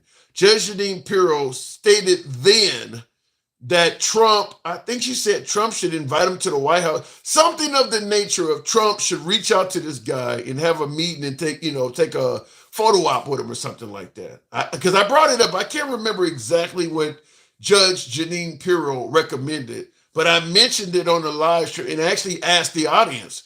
And most of the audience, even the MAGA side, said Trump should not get involved in this. And here we are, less than a week later, the guy's out with him so apparently, Trump watches a lot of Fox. My guess is Trump probably heard that. He watches a lot of Fox News, used to call in during the shows and talk to Hannity and Laura Ingraham and Jesse Waters and all of them. So my guess is he probably heard it. Hey, look, this will be good for our people. And boom, maybe told JD Vance, why don't you invite him? But Trump knew he was coming. I feel confident in that. Going back to the box, Travelman, one of my subscribers, I always give them first digs. Good evening, Travelman. You there? Travelman, are you there? He's there, but he's having a Mitch McConnell moment there. So we'll keep going. Did anybody see Mitch McConnell? The video floating around, he froze again. This is episode number 3. Mitch McConnell froze again. Notice how outraged people were because Joe Biden fell a couple times, stuttered, talked about shit that was off topic. Mitch McConnell looks like he could literally pass away on camera. And the right, for the most part, the outrage is fairly minimal. Even in Kentucky, where he's from, there's not a huge amount of outrage. If you believe that Biden, dementia, cognitive abilities, and you ain't saying shit about Mitch McConnell, then you just biased. If you don't have the same outrage towards Mitch McConnell that you had, in fact, Mitch McConnell is worse than Biden. Mitch McConnell, you're talking about a guy on camera for 30 seconds, a minute, that don't know he's on camera, that doesn't even know somebody's talking to him. And the outrage is I see the comments. Joe says Trump is next. And I see the comments. Make Me King says all they care about is Trump. Yeah, if you got outrage towards Biden, and his cognitive abilities, and you ain't saying shit about Mitch McConnell, then yeah, you're completely biased on that. Let me go back to the box. Continued on what I think that says collaborator. Good evening, collaborator. Mitch retired and doesn't have fingers on nukes. He's in the Senate though. He can vote on serious matters for this country. Mitch McConnell's in a serious position of power. There's only 2 senators for Kentucky. He's one of them. Does he have to be in control of nuclear weapons before it matters? Collaborator, good evening. Thank you for having me. He shouldn't be. I mean, you mentioned he's having some cognitive abilities, and it's just those are like minor strokes, Yeah, he's like a house in the hood. The house is still standing, but don't nobody live there. I mean, exactly. I mean, like, so you do you see what I'm saying? Where the right is not saying much about him, and that indicates bias. Exactly. Yeah, it does, and only because the president has full control of the Senate, the House, but I'm kind of I hope his cabinets get vetted like they should. But we're gonna see about that, because if they don't, if he just like puts them through and they don't get vetted with this special thing where they leave. You talking about Trump's? You talking about Trump's appointments? Yes. Shit, he don't even want to use the FBI to do it. He's talking about hiring a third party to do that. That's exactly what I'm saying. So the FBI director, who was supposed to be there until 20? He resigned. He resigned. So Cash Patel. So come next year, what are you gonna do? You know what I'm saying? Are you gonna? Is the United States of America? Are we gonna be vulnerable because you're not gonna fact check anything else? But you're gonna worry about Nancy Pelosi and all these other people that you want to put in jail. Yeah. What about that though? You mentioned Nancy Pelosi and all these other people. What about the notion that Biden could pardon Trump's entire enemies list? Do you think Biden should consider that? Hell no. He pardoned his son, which he should have, because his son. No. I don't think you heard what I said. Trump. I'm sorry. Many folks believe that Trump is likely to go after everybody from Nancy Pelosi, as you mentioned, to General Milley and all these folks. I'm asking, do you believe that Biden should consider pardoning the enemies list that Trump may try to go after when he becomes president? Biden could pardon all of them now so that there's no one in the way for Trump to go after. Yes, I think he should. Okay. Yeah. I think he should, because, I mean, these are core Americans that's upholding the law. There's no vendetta against anybody. Well, General Milley, he did, in my opinion, and from what I can hear, many suggest that he acted outside of his scope of power when he reached out to the Chinese and ensured that he would not follow any dangerous order from President Trump. So many say that he did go outside of his chain of command. So General Milley, if there's anybody I think Trump may have a legitimate case towards, I think it would be General Milley. I don't want him to go down because General Milley. Hold on, I'll let you continue, but I'll say this: General Milley is very similar to Daniel Penny. He was trying to be a good Samaritan and may have done things he shouldn't have done. Daniel Penny, General Milley is Daniel Penny. Exactly. So, I mean, that's 50-50, but was he doing it in the interest of the United States? Which, I mean, I have to give him the benefit of the doubt, because he's a straight shooter guy. Yeah. And so, what are we dealing with going forward? Are we dealing with people with convictions? Well, he said a lot of awful things about Trump once Trump was out of office. So General Milley has said a lot of bad things about Trump. So there is no love lost there. Exactly. So of course he's going to want him out the way. Yeah. Just as everybody else. But what I'm concerned with, handsome liberal, is the senators. When Trump says, "Okay, I want to do this," do they have a backbone to say, "You know what? I can't go with that," because once you say that, you're on the chopping blocks. Yeah. You see what I'm saying? You are. If you are a Republican senator and you care about your longevity, yeah, going against Trump is not good for your longevity. It's not good. So your constituents now we have to look at you like, wow, you're deviating from your policy. But let's be clear. If you are a Republican senator and you're like, let's say you're Ted Cruz. Ted Cruz would be a perfect example. Or Lindsey Graham. I think Lindsey Graham and Ted Cruz are perfect examples. Wow, who the hell did that? Just for appreciate. I've never seen that thing before. Thank you. But I will say Lindsey Graham and Ted Cruz are perfect examples of senators where we have seen them suggest that Trump was literally an awful politician, and now they're on his side because they want to keep their longevity. So I don't think the folks who vote for Ted Cruz or the folks who might vote for Lindsey Graham are going to change their vote because Lindsey Graham or Ted Cruz decided to go behind Trump, because most of the people that would vote for Cruz or Graham are MAGA anyway. So if they cower and follow behind Trump, they're probably going to get more support. Right. And you said it right there. They're falling behind Trump because they're scared. Yeah. They know that Trump has that persona to just he has a good mouthpiece.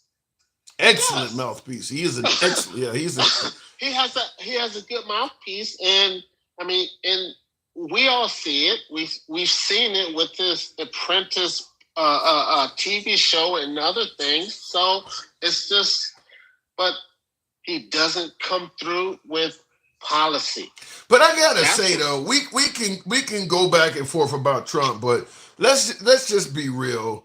One of the main reasons Trump is reelected is because folks are not happy with the last 4 years under the Democratic Party. I disagree. You really think that America's happy with Biden and Harris? No, they're not. The fact that Biden, well, first of all, Biden's cognitive. Are you having a Biden moment yourself? Yes, exactly. That's what I'm talking about. Decline, and then no one wanted to vote for a black woman.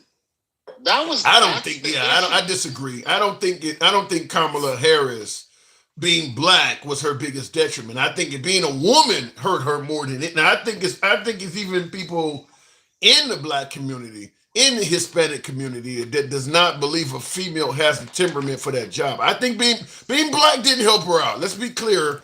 If you're African American running for that office, there are going to be people who don't like that. But I think there's more people who don't believe a woman should have that job. So, do you think that he should have dropped out at the national conference?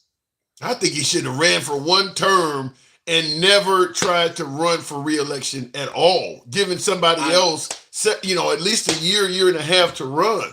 And it would have given the Democrats the opportunity to have a primary to pick the best option for president. I agree with you. Yeah. I totally agree with that. And I kind of feel that the reason why she lost is because she didn't have enough time to reach out to the people. 100% agree. Because everybody was like, oh, well, this is your boss's campaign. But she never came out and said, well, no, this is my campaign. You know what I'm saying? I didn't hear that from her. So what about this? Timothy Lee in the comments says, Trump is about to show you why he should not have won. Do you believe Trump becoming president might be bad for this country? She's going to change. She's going to change for a lot of people. For the better or for the worse? For the better or for the worse? For me and you being, black in America, we've been through, hard times. It's for those that hasn't been through hard times, which is the Hispanics and the lower class white people, middle class white people. They're going to feel the pinch that we've always felt over the years. But Trump has suggested that he's done more for blacks than anybody since Abraham Lincoln. Are you saying that under Trump, blacks are not going to prosper?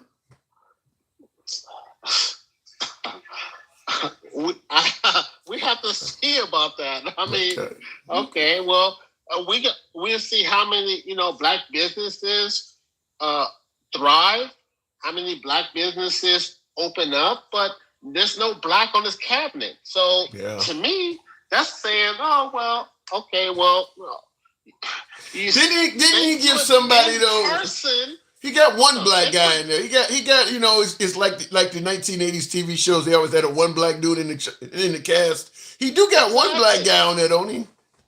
But handsome liberal. Yeah. Ben Carson, a neurosurgeon. You put him in charge of HUD? Really? I don't have an answer for that. Exactly. So you putting this other guy, he's a former football player. You're not doing nothing for me. That doesn't excite me. You see what I'm saying? Yeah. You have to do more than that. But we'll see. You knew. I mean, did you really expect if Trump won for him to have a diverse cabinet? Was that ever something you even thought was going to happen? No. Yeah. I would have liked to have seen that because that's what he ran on. He's for the people. And I hated to see the black people behind them when they showed the camera and everybody putting their signs up and Rick Scott and that idiot from North Carolina. See, where are you? You weren't even considered. Yeah. You weren't even considered. Someone Tim Scott, supporting this guy here, so now you look like a fool. Well, you did say Trump ran and was going to he ran to be a president for the people. I did have somebody tell me no, he meant he's going to be a president for them peoples. I don't know what that means, but I'm going to plead ignorance on that. But I had somebody tell me that he ran for them peoples. I'm like, all right. Okay. Hey, I love your show. I'm going to get off, man. Keep doing what you're doing, dude. I love you. Have a great night. Absolutely. Appreciate it, man. Sentiments the same. Thank you. Moving on with the program. Is there enough space here for all his lies? I'm assuming you're referring to Trump. I can't find my spectacles. Some of the writing on here is small. What's diversity? It should be independently thinking people. Susan, come on now. Seriously, you're telling me that if Obama got up there as president and his cabinet looked like the Black Panther Party, you would be talking about independent thinking people? Well, come on now, Susan. I hear your point, but you can't find nobody. Every qualified person you found is white. All right.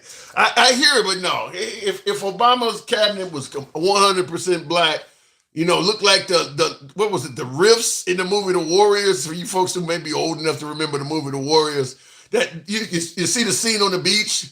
You're telling me you wouldn't say nothing at all? Come on now. I see it in the comments. Q News says, stop playing the victim. Victim of what? Victim of what? You can see. We can see. I'm going to tell you flat out. I'm 100% certain if Obama had an all-black cabinet, white people would be saying something. Right? We can play games with it, but it would be brought up. Like you just deliberately hired black people. I mean, you're being racist towards white. It would come up. I guarantee it would come up. Somebody that he appointed, somebody would say there was another white guy out there that was more qualified, and this black dude was a DEI. It would come up. I mean, Biden just appointed a few black people, and people were criticizing it. Like, this is the best you could find? This is DEI. She only got the job because she saw dick? Come on now. Really? This guy appoints an all-white cabinet, and them the best ones. Come on now, let's be able to see both sides of an argument. Be able to see both sides. Looking in the comments, hell yeah, brother, says Damien. We all remember that film. Yeah, you remember the Warriors at the end, riffs. The whole fucking gang was black. Look into the comments. So what's the excuse for the higher prices right now, Chris? if it's not the terrorists. Well, and Trump has made a comment like he can't guarantee he's going to be able to bring down grocery prices. You know, when you're, because this is what I'll go to the box. And by the way, tap the screen. I asked for 50,000. That ain't going to happen. A lot of lazy thumbs in here. We should be around 60, 70 by now. But I asked for 50 and I can't even get that. Wow, you guys are just, man, you're not making it easy on your boy tonight. Tap the screen, get the likes up. Helps out the algorithm, brings in more MAGA. My page is set for MAGA, so it does bring in more MAGA to the forum, but liberals are welcome on the program too. You know what I always say, we're MAGA friendly, always will be. Been that way since day one. So tap the screen, get the likes up. But yeah, moving on with the program. His proposed cabinet has more money than 168 countries. They are not for us. Wow. I'm cautiously optimistic about that. I get folks who say that we want a country that's ran like a successful business, but at the end of the day, let's be clear: the haves don't generally give a damn about the have-nots. And when you're appointing billionaires to your business, they generally are going to do what's in the best interest of billionaires. I mean, it ain't a whole lot of Tyler Perry's out there. You know, somebody that's wealthy and they look at, or Mark Cuban is another one. It ain't a whole lot of them out there. Most people who are wealthy do what's in the best interest of the wealthy. So I'm going to say I'm cautiously optimistic about it. We'll see. But yeah, appointing all these billionaires, what the hell could go wrong for us regular folks? Continuing on, Elon and Vivek are looking at fraud, abuse, and waste. So relax. You can look at fraud, abuse, and you can look at fraud, abuse, and waste. You can do that in a biased way. I mean, you like, for instance, let's say the 2020 election. People believe the Democrats stole the election. They're looking at fraud like Dinesh D'Souza of 2000 News, which I've seen 6 times. He's looking at a fraud and abuse of the 2020 election. But he's going to totally overlook the fake elector scheme, find me 11,000 votes, Rudolph Giuliani. You can actually look at fraud, abuse, and waste in a biased way. So about Trump being, when you talk about Elon and Vivek being the head of the Department of Government Efficiency, that new department they made up, they're going to be looking at the fraud, abuse, and waste. So relax. They're here for, now you can do that in a biased way. You can look at fraud, abuse, and waste of companies you don't like, and then overlook it for companies you do. You can find all of the, let's say, for instance, you don't like liberal companies, or let's say you don't like Chicago. You can find hundreds of cases of fraud in Chicago. Chicago's a corrupt city, but most big cities have corruption in them. But you could target this and present to your people how much fraud, waste, and abuse you're finding. So it looks like you're very efficient. But if you look into it, it seems to only be liberals he's finding this for. So you can do it, but you can do it in a biased way. Going back to the box. Continuing on with, I don't know what I just looked at. I'll go back to Travelman. I tried to bring you up last time. I think you were dozing off. He is a subscriber, though, so I do want to get him in here. Travelman, good evening. Evening, how you doing, man? I caught you sleeping last time. I brought you up last. Go ahead.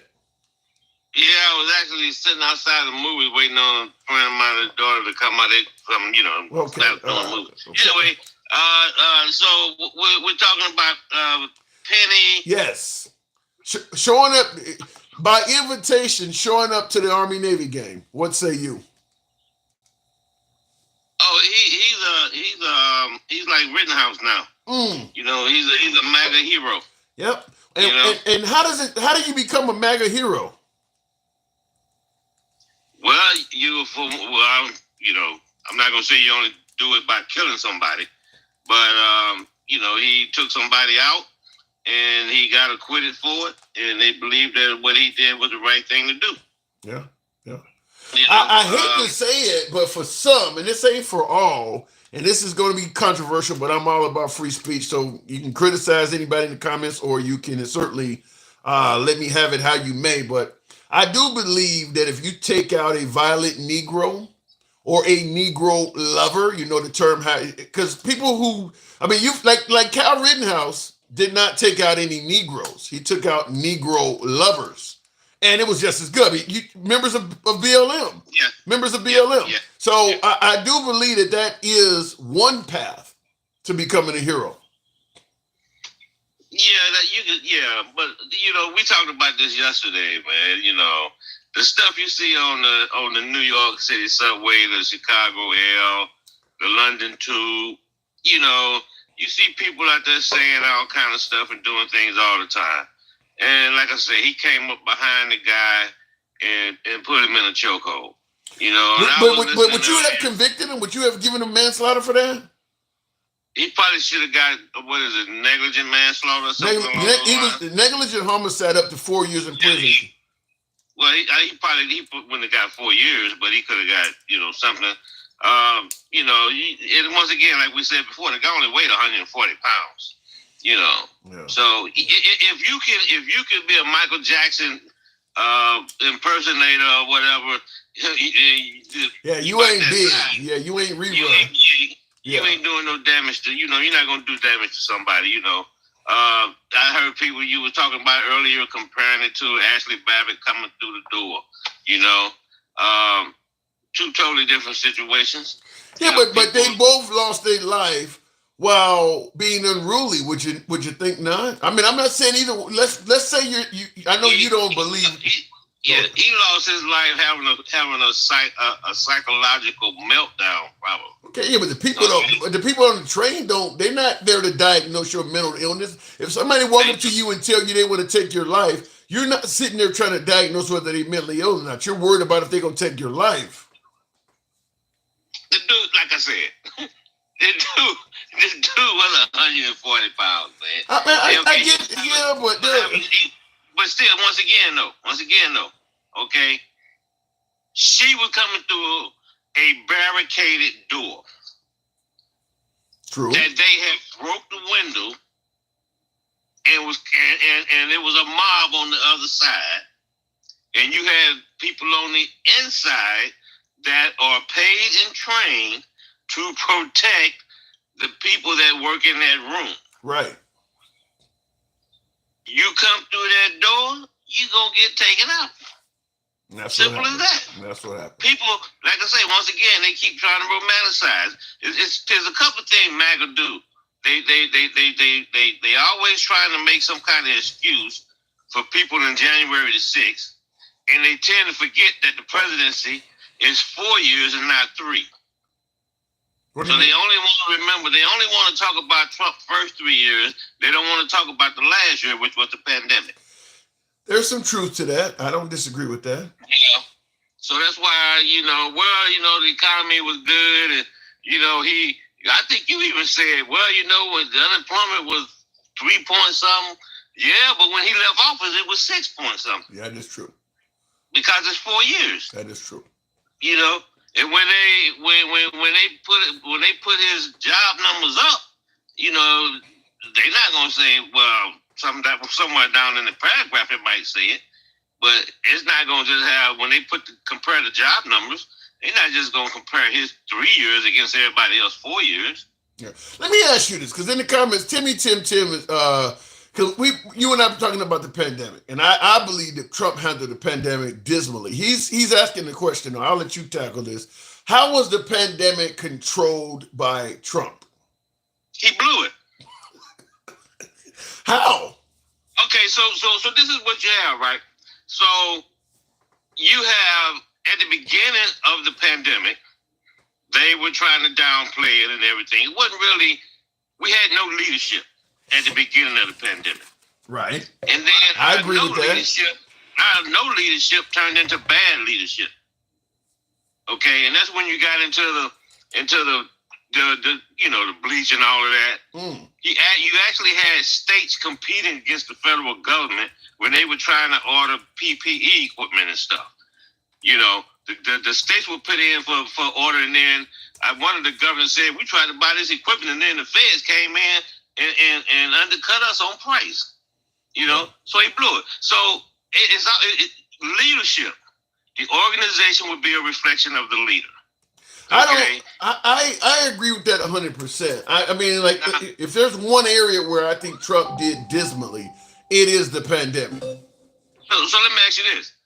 Because, okay, if Trump would have stood up and said, hey, look here, American people, we got a pandemic. This is what we need to do. As per the CDC, we need to wear a mask. We need to keep 6 feet. We need to use hand sanitizers. La-di-da. This is evolving. It's new. We don't know exactly what's going on. So as they learn more, we will make it. We go along. Yeah. Right. Yeah. American people would have stood up on that, and they would have took off, and we would have did what we do, and that is attack it and go from there. Yeah. He didn't do that. Yeah. No, okay? You get no argument. argument. He politicized it. Yeah, you get no argument from me. Which takes you back to what else? Okay, so what in 4 years? Trump had one crisis in 4 years. Really big crisis, though. Really big. That he didn't generate, which he didn't generate himself, right? True.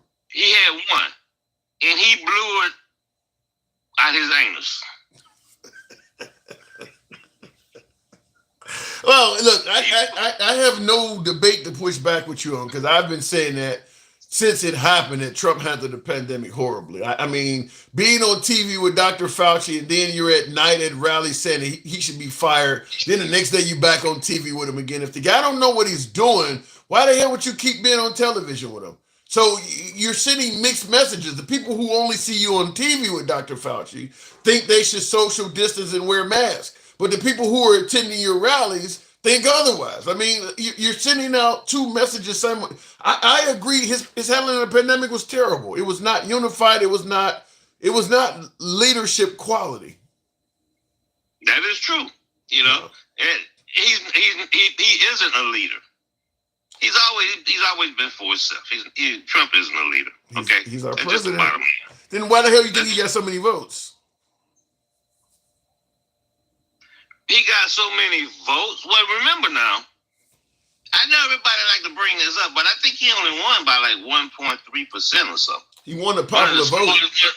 One of the smallest margins of victory in the modern era. Trouble, he won all 7. Okay. He won every swing state. He had a complete sweep of 7 swing states. Get a man credit. He won pretty well, right? Yeah, he won the swing states, right. But the Democrats also won the Senate and the houses in those swing states also. Okay, but he wasn't running for Senate or House. He was running for president. He was running for 2 years. He was running for 2 years, and he barely beat a woman that had been running for 100 days. He barely beat him. Okay. I don't know if he barely beat him. He won by 1 percentage. That's not a large percentage. What is the 1%? Is that the popular vote, the 1%? Yeah, that's the popular vote. Okay. That's the popular vote. Okay. Now, and he's been running for 2 years. The Democrats, they got a couple of issues they blew it on, right? Uncle Joe, they blew the border. Okay, they blew the border. I give them that. They could have done a better job on it. Shit. They did not get their messaging out as far as what they had done. It was poor messaging, and then they won the culture war part of it.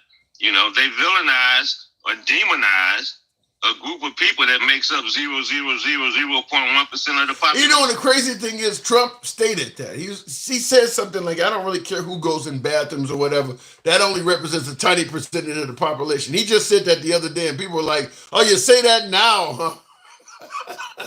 He's saying now that transgender only represents a tiny portion of the population. It really don't matter. Yeah, you're saying that now after bash the shit out of them going in. And the bottom line is, everybody hollering about, Trump did, Trump that. You know what? We elected a felon. We elected a convicted guy. Okay? Yeah, but some would say that those charges were kind of bullshit like. Okay, but you know what?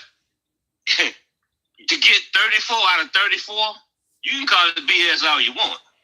But that's 34 out of 34. It's how hard is? How many times have you seen gangster cases where they got they got 15 charges on them, but they were only able to convict on 8. But that's the reason many believe this is bullshit, is because if Trump was a regular businessman not running for president and they really wanted him, they would probably combine all those cases together and get him for one felony or try to plea with him. Or I mean, the fact is, they didn't want this guy to be president. They didn't like him because of the way he acts, and they decided to throw the book at him. How about he broke the law? And that, I'm not saying that he's innocent. I'm saying that, okay, it's like if you're jaywalking. Generally, they don't enforce that. But if you piss off a cop, all of a sudden you get a jaywalking ticket. Yeah. That's what it is. Yeah. But once again, it was a jury. It wasn't a one single judge. It was a jury. I don't disagree with that. They got him on all 34 counts. I don't disagree. That's a jury. But let me finish this one too, though. Okay, take that out. Take that out. Okay, take that out. Okay, he lost twice to E. Jean Carroll. That's defamation. But he lost. Yeah, he lost. He lost. Chris James, the city of New York, got him for fraud. That got the Trump organization for fraud for $400 million. Yeah, that is true. Now, they're not criminal, but that's who we put in office. That is true. A guy he convicted of fraud on the civil side. But if he is that, bad, Travelman, that what does that say about Biden? That this guy who sounds like the devil incarnate that you're pointing to beat Biden or beat Kamala Harris. That makes it look like the Democrats were just that bad. Yeah. Number one, Uncle Joe shouldn't have ran the second time. True. His people should have told. Look at it. You say you're going to be a transition president. You need to sit your butt down, go on over there and be president emeritus or something like that, like Nancy Pelosi did, and get on out of here and let somebody else come in and run. He didn't do it. Yeah. So therefore, that opened the door for them. And then, like I said, then the execution. They didn't execute good. You know, everybody try to make like this, like Trump is this great guy, man. You know, dude is, you know, he's terrible, man. He's terrible. Last question before I move it on. Is this the end of the Democratic Party? No, they got a strong bench. Ooh. I'm not a Democrat. Let me Give me some names. Right now. Give me some names. Who's on that bench? Give me some names. Well, you got Shapiro in Pennsylvania. You got Whitmer in Michigan. You got Ansley up in Washington. These are just the governors. Pritzker's a billionaire. You know, I don't think he would win, but, you know, he's out there. You got Wes Moore in Maryland. He's definitely, if he does a good job in Maryland, who else, credential-wise or career-wise, even on the same level as this dude? He's a paratrooper. I notice I have not heard Gavin Newsom yet. To me, Gavin Newsom, he's out of California. He's a little bit too far out there. And you know, he's a bulldog though. He's a bulldog. No AOC. Who ran for AOC would probably do better in the House. You know, she needs to stay down with. You don't see people from the House of Representatives get elected president. Yeah, you just don't see it. You know, but they, like I say, I'm not Democrat, Republican. You know, but that's the bench that I see them having going forward. You know, they got a pretty. You know, they got, to me anyway, it seems like they got a pretty good bench. You know, JD Vance. You know, either one of the people that I just mentioned would definitely run a great campaign against him. You know, well, but keep in mind, you're not just running against JD Vance. If Trump is healthy, you're running against MAGA. Trump will be 87 years old. He already don't know where he's at most of the time. I don't know. People think he's a spring chicken though. Man, dude, listen to him. Listen to him. The whole campaign. Okay, Mr. Trump, what are you gonna do about daycare? That's what did he say? Nothing. Yeah. You know what I'm saying? They asked him about minimum wage. They asked him about minimum wage outside of McDonald's, and he had nothing to say either. His answer was terrible. You know? Yeah. But they ran such as they for one thing they beat up on Kamala Harris for the whole time. I didn't think she would do as good a job as she did. I have to admit, I was impressed with it. Well, it ain't hard because you got to keep in mind there's got to be at least 30 to 40% of the voting population that would not vote for Trump under any circumstance. So Kamala's going to get at least that. She's going to get at least that. But she improved as the campaign went along. Yeah. She improved. Trump helps out. Trump helps out by saying dumb shit and pissing people off. He pissed off. I mean, when you go at the General Miller, you're going to have some Republicans that are not going to like that. I mean, people served and put their lives on the line under this guy. And he's talking about the head of the feds. I mean, he's going after the head of some of these upper level organizations where these people got a lot of friends and shit. I mean, like the John McCain. I mean, that's why many folks believe that he lost Arizona in the midterms because the McCain family has so much power in Arizona. So Trump helped out too. Yeah, he did. But part of it too, man, is that you got a lot of people that are just the MAGA part of them. They're not going anywhere. No. Okay. Not they ain't gonna be there. The rest I've been trying to figure it out. I've been trying to wrap my head around it. Besides the fact they just didn't do a good. They ran a bad one, man. But you do believe they'll be back. You do believe they'll be back in 28. Yeah, they'll be back in 26. 26 midterms. All right. Because they're gonna overreach. They're gonna overreach. I believe that's highly possible. I believe that's highly possible. One thing about Republicans is number one, they're very arrogant, and number two, they believe they have a mandate. So whatever they want to do, the Republicans will shove it down your throat. They are not Democrats. If they got something they want to do, they're going to do it. And they're going to pay the price for it. All right, Travelman. I got to move on. Gotcha. Thank you. All right, man. Appreciate it. Absolutely. Appreciate it. You too. And I do want to play a clip real quick. Because I think this kind of alludes to what me and the last caller was talking about. This is a 31-second clip of President Trump. I don't even believe it. And hang on, let me pause it because I think the volume. Make sure I get this right because I want you guys to hear this. I don't fucking know. All right, we'll try it again and see what happens here. Here we go. Believe it. And by the way, the virus. They're working hard. Looks like by April, in theory, when it gets a little warmer, it miraculously goes away. I hope that's true. But we're doing great in our country. China, I spoke with President Xi, and they're working very, very hard. And I think it's going to all work out fine. Rough stuff, I tell you, rough stuff. But I think it's going to work out good. We only have 11 cases, and they're all getting better.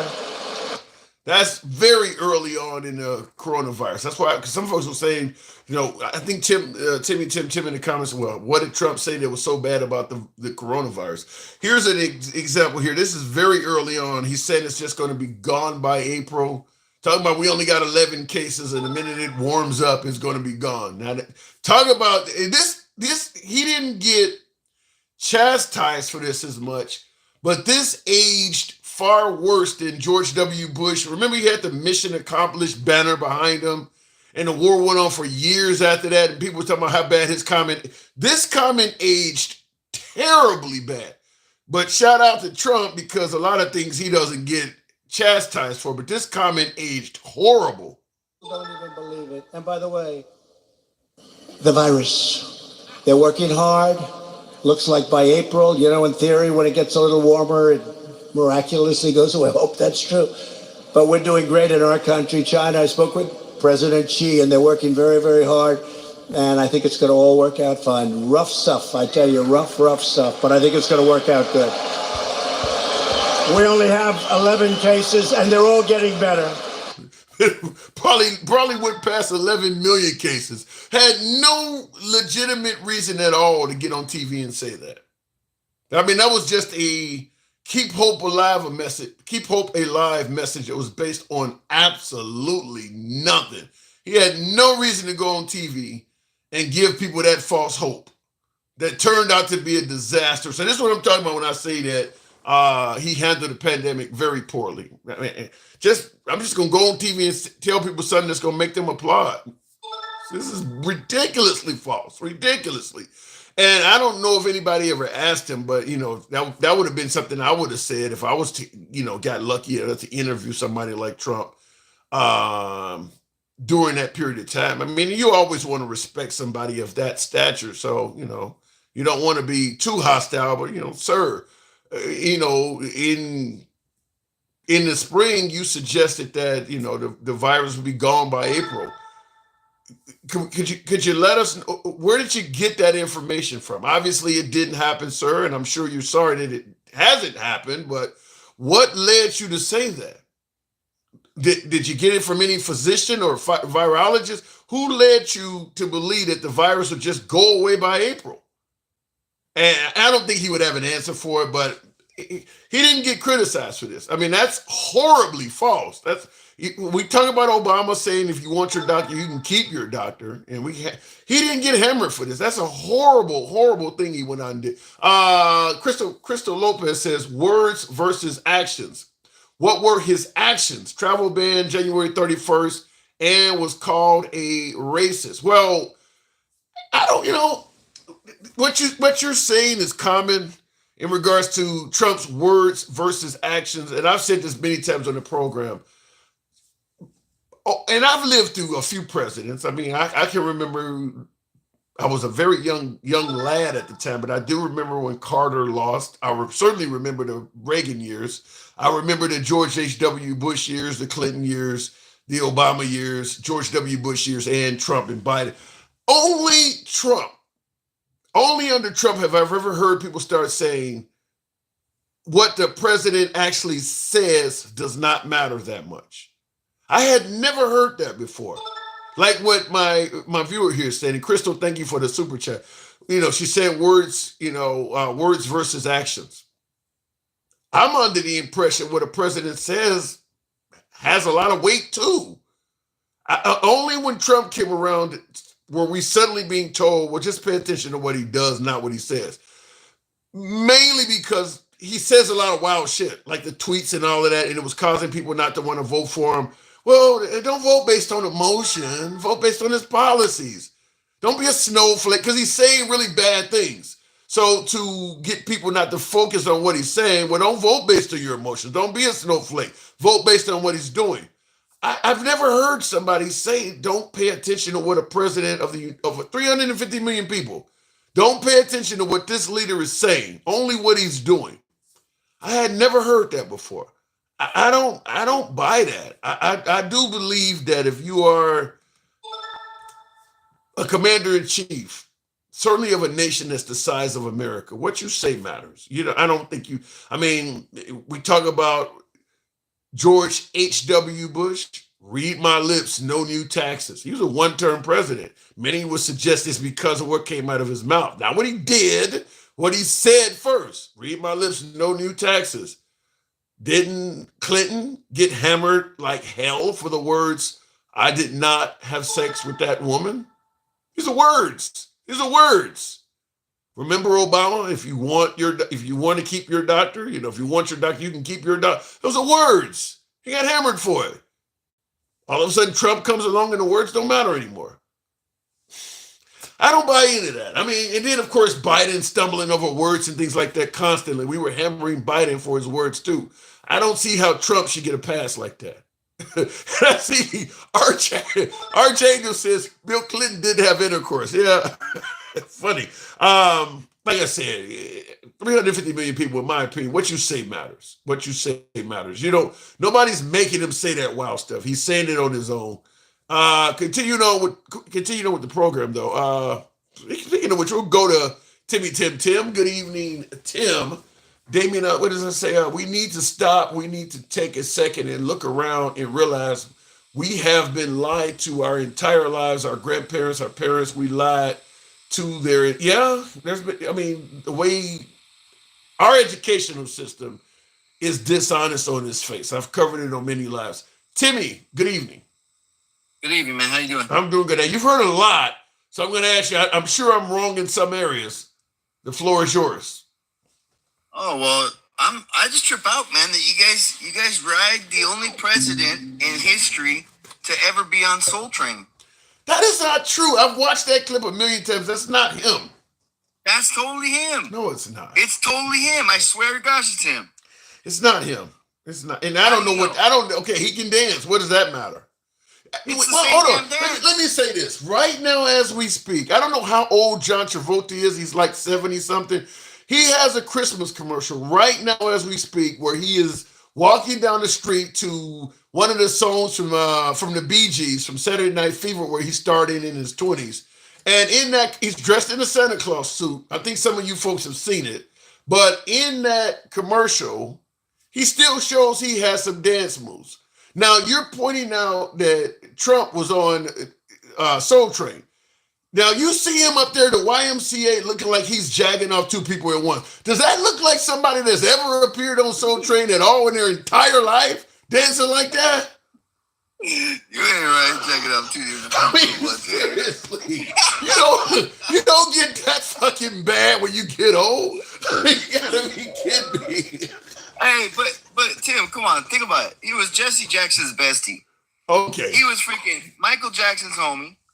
He was Oprah Winfrey's homie for a long time. I mean, he was a Democrat. And you guys, I'm not defending Trump up here. Don't get me wrong. You just tried it with that Soul Train bullshit, but keep going. Hold up. I just think it's hilarious because people aren't equally critical of both sides. And if they were, then maybe they would get up and start actually, getting rid of some of these guys who are actually doing us all wrong. And, it's on both sides. It's on both sides. I ain't gonna defend Trump. I kind of agree with you in a sense about how a lot of these MAGA people are just out here. No matter what he does, it doesn't matter. But at the same time, I think what it is it's a result of them being fed up. I think they're fed up. But if you're gonna follow Trump no matter what, some of the stuff you're fed up is likely to happen again. On. Even the liberal media, when you watch the news or whatever, they'll even call him a resurrectionist. Okay, so if that's the case, then that's what those people are banking on, man. And you have to understand that you got to be equally critical on both sides. You can't just be critical of one side and not the other. I hear you. This guy was talking earlier right now about all these things about Trump and how he handled the pandemic wrong. The pandemic was something that was, nobody knew anything about it, first of all. Yeah. Secondly, he was trying to take information from the World Health Organization. Wait, Timmy, ain't nobody told him that was going to be gone by April. The World Health Organization didn't tell him no shit like that. Tim, you never know, Tim. And you know what? Okay, so... Hey, hang on. I heard somebody answer that question. Yeah. I heard somebody ask him that question already that you just asked about what made him do that. I already heard him answer that. What was his answer? He said he was taking the best information he had from the people around him. There were a lot of outside sources from World Health Organization and so forth, and a lot of UN influence. And he said that was what made him. And I bet you one thing he didn't do is he didn't quote anybody's name because they would have been like, fuck no, I didn't tell him that. Yeah, I heard it from the UN and people around me. Yo, give me a name of somebody, sir. Give me a name because that person is probably still out there practicing medicine. Give me the name of the person that told you that. Hindsight is 2020. Hindsight is 2020. In that situation, now looking back, you can say with clear eyes, I can at least, I don't know about you, that hey, the whole thing was a farce. You know what I mean? The whole thing. What do you mean the whole thing? The whole thing. I can't even say that word because from the jab and everything else, there's a lot of people that got the jab. A lot of them are no longer with us. Yeah, I think that I think there's far more deaths among people that did not get the jab than there are among people that did. You would be surprised if you looked up that number. I would be very surprised because I don't believe that. I believe among the people that passed away, there are far more people that passed away that were not jabbed than there were that were. I had to see what you're showing me. If you're saying that that's not right, I'd love to see what you got. You call me a friend of the program, but you don't even follow me. I knew you had. Have you had more than one account? I've been. Thanks to your follower, your grouping here that likes to get people kicked off and give them strikes. I followed your other account. That's why. I mean, look, I have followed you before, but yeah, in regards to the information on the jab, like I said, you're talking about in this country alone. I'm not even talking about the rest of the world, but this country has 350 million people. Over half of the people in this country have been jabbed. So even if only 1% of them dropped off, I mean, you're talking about millions of bodies. And all I'm saying is the whole thing was just a big mess. That's what I'm saying. I'm not trying to talk about the jab. I'm not talking about none of that. Okay. I'm saying the whole thing was a big mess. And what I saw on the interview was him saying that he was using the information he got from the people around him, and that was the best decision he could make at the time. I think the reason why a lot of it was a big mess is because Trump came out talking on both sides of his neck, like going on TV with Dr. Fauci while Fauci is talking about social distancing and wearing a mask. And then at his rallies at night, they're all talking about firing a guy. And then he's back on TV with him again the next day. It was a big mess because millions of people around the world were dying. But you're not hearing what I'm saying, Timmy. I am. Why not? Hold on. Why not get rid of Dr. Fauci? If you don't believe he knows what he's talking about, why keep appearing on TV with him? He's gone, isn't he? Yeah. When did he leave? He was there the whole pandemic. Is he gone?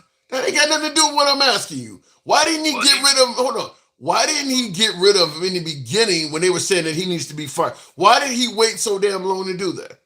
And he didn't get rid of him at all. Trump never got rid of Fauci. Maybe he was trying to be thorough in his investigation of the situation. How can you be thorough when you're on TV letting this guy advise the American people and you're standing beside him in unison, and then you're at rallies at night, here we go, and then you're at rallies at night saying the guy don't know what he's talking about? That ain't how you run an investigation. What did I just get flagged for? I didn't even say anything. I don't know. You know man, that's ridiculous, man. I didn't even say anything to anybody's. They don't like you, man. They don't like you. Started again, man. All right. I don't know. Anyway, man, if you want to change the subject, I'm happy to talk about something else, bro. They don't like you, man. Some reason. Did you look up any of that stuff? Huh? Did you look up anything I told you about? No, I ain't had time to look up shit. In fact, I looked up somebody else told me to look up something, and I did look it up, but I get a lot of stuff sent to me, man. I don't have the time to look everybody's stuff up. Yeah, but Tim, that's the truth that will set you free, brother. Well, what you're saying on Dr. Fauci is scaring me. Don't worry about that. Worry about the other stuff I told you about. Tim, believe me when I tell you, that will set you free. Well, I'm not exactly in captivity right now. You have no idea. I'm in captivity? We all are. Until you understand the truth about how it works. And you don't understand your Constitution. Help me understand. What are you talking about? So, we're under the rule of law, correct? Okay. So, how much law do you know? I'm not a lawyer. But the law is what rules you. So what's your point? Don't you think you should at least know the rules of life? You want me to learn every law in the damn book? Do you realize how much that is? No. So what are you saying? That's not the requirement. You have to know your rights within the law. That's it. That's a lot of. That covers a lot of material. Bro, it doesn't really though. It doesn't take a lifetime to understand these things. What are you trying to get me to understand? I'm not. You're losing me here. I don't get where you're going with this. So there's a lot about the Constitution that a lot of people don't understand. And the Constitution is the law, right? It's the supreme law of the land. Okay. And the law that's being enforced on the people is a form of what they call maritime admiralty law. And the Constitution is very different from that form of law. Within the Constitution, you have rights granted to you by God and by the Constitution. What rights do you have that are granted to you by God? You have the right to self-determination. What the hell is that? You can determine who you are and what you want to be. You have the right to do that. Okay. You have the right to go from point A to point B without anybody stopping you. That ain't true. Depending on where point B is, you can't cross an international border, for instance, without somebody stopping you. These are the things that I'm talking about. Understanding the law are the different things that you got to understand. Well, that part ain't correct though. You don't have the right to go. You don't have the right to go from point A to point B without people stopping you. I mean, there's African Americans complaining about being racially profiled all the damn time. They can't just tell the cops I have the right to keep going. You know as well as I do that you only have to have a passport to leave the country, and you can go to probably 180 countries without even having to get a visa. You understand that, right? But you're getting stopped. You're getting searched. You're still going, right? You said without nobody stop. You the one that used the word stopping you. Tim, are you still getting to your point A or point B or not? Yeah, but you said without somebody stopping you. That was your words. In other words, if you're on the street and you're walking down the street, and unless they're going to tell you that there's been a crime they suspect you of committing, they really have no reason to even talk to you. People get. But you don't know how to assert that. Yeah. People get stopped for DUI checkpoints and shit all the time, man. What are you saying? That's what I'm trying to tell you. What I'm telling you, Tim, and people could call me crazy. Go ahead. That's fine. I've used it in my life all the time. I use it regularly. Okay. I can show you I can show you receipts of shit that I've used it for, where I got public records showing that I won. Okay. And when you're dealing with the public and when you're dealing with the private, it's two different things. That's what I'm trying to teach you about the Constitution. That's what I'm trying to tell you to look into. Those 3 laws I shared with you last time, those 3 laws are all you need to be free, bro. So in the comments, Brent makes a point. Says we all go see Timmy on YouTube fighting with a judge in court claiming to be a sovereign citizen. I'm not a sovereign citizen. That's an oxymoron. It's for idiots. I'm not. What's the difference between you and a sovereign citizen? I'm a constitutionalist. Explain the difference. I believe firmly in the Constitution. I know the Constitution, and I use the Constitution for my daily life because it's the law of the land. Okay. So if Trump talks about bringing back stop and frisk, is that a violation of the Constitution? Yes, it is. It won't happen. Giving police immunity, is that a violation of the Constitution? Police already have immunity, but if they violate your rights and you win in court, then you have the ability to lien their public bond in remedy of the violation of your rights. So what is he, if you're saying they already have it, what is he promising to give them? Because he said he's going to give them immunity from prosecution. If you're saying they already have it, then what is he promising? We talked about this before. Let's talk about it again.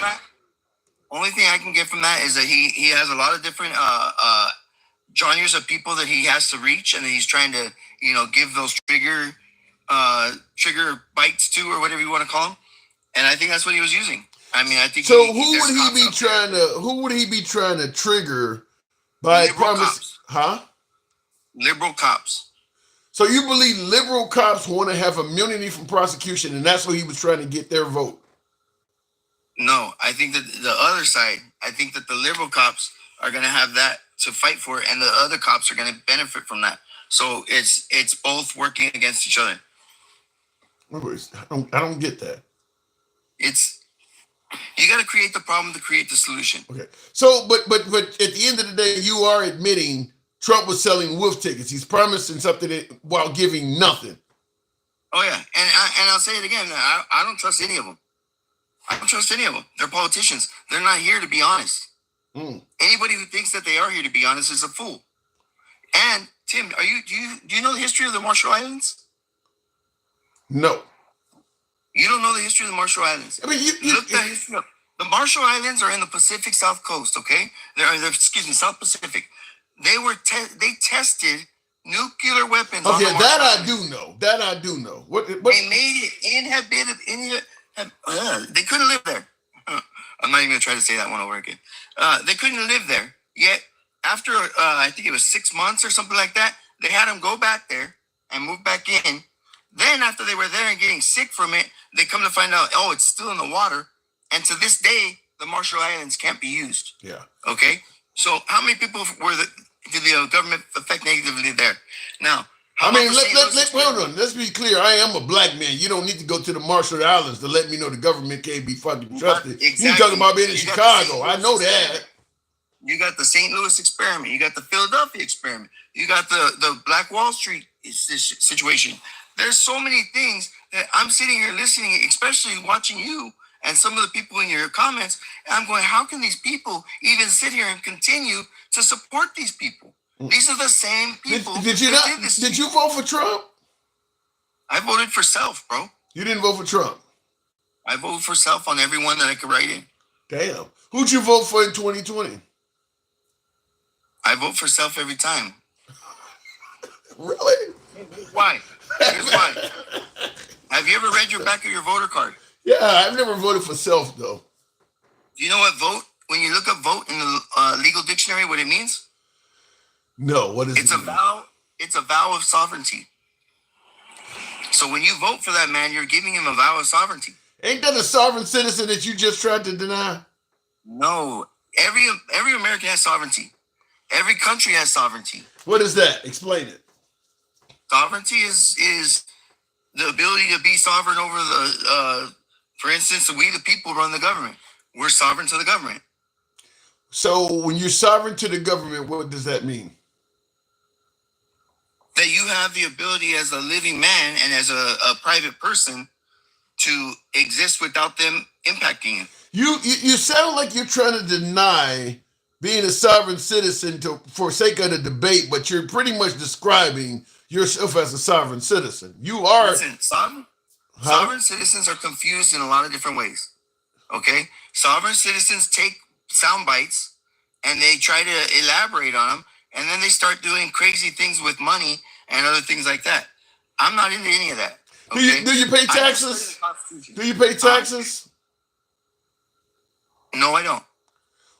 Everything about you screams sovereign citizen. Whether you saying they don't know what they are or whatever you're saying there, but everything about you sound like sovereign citizen. Everything about you screams that.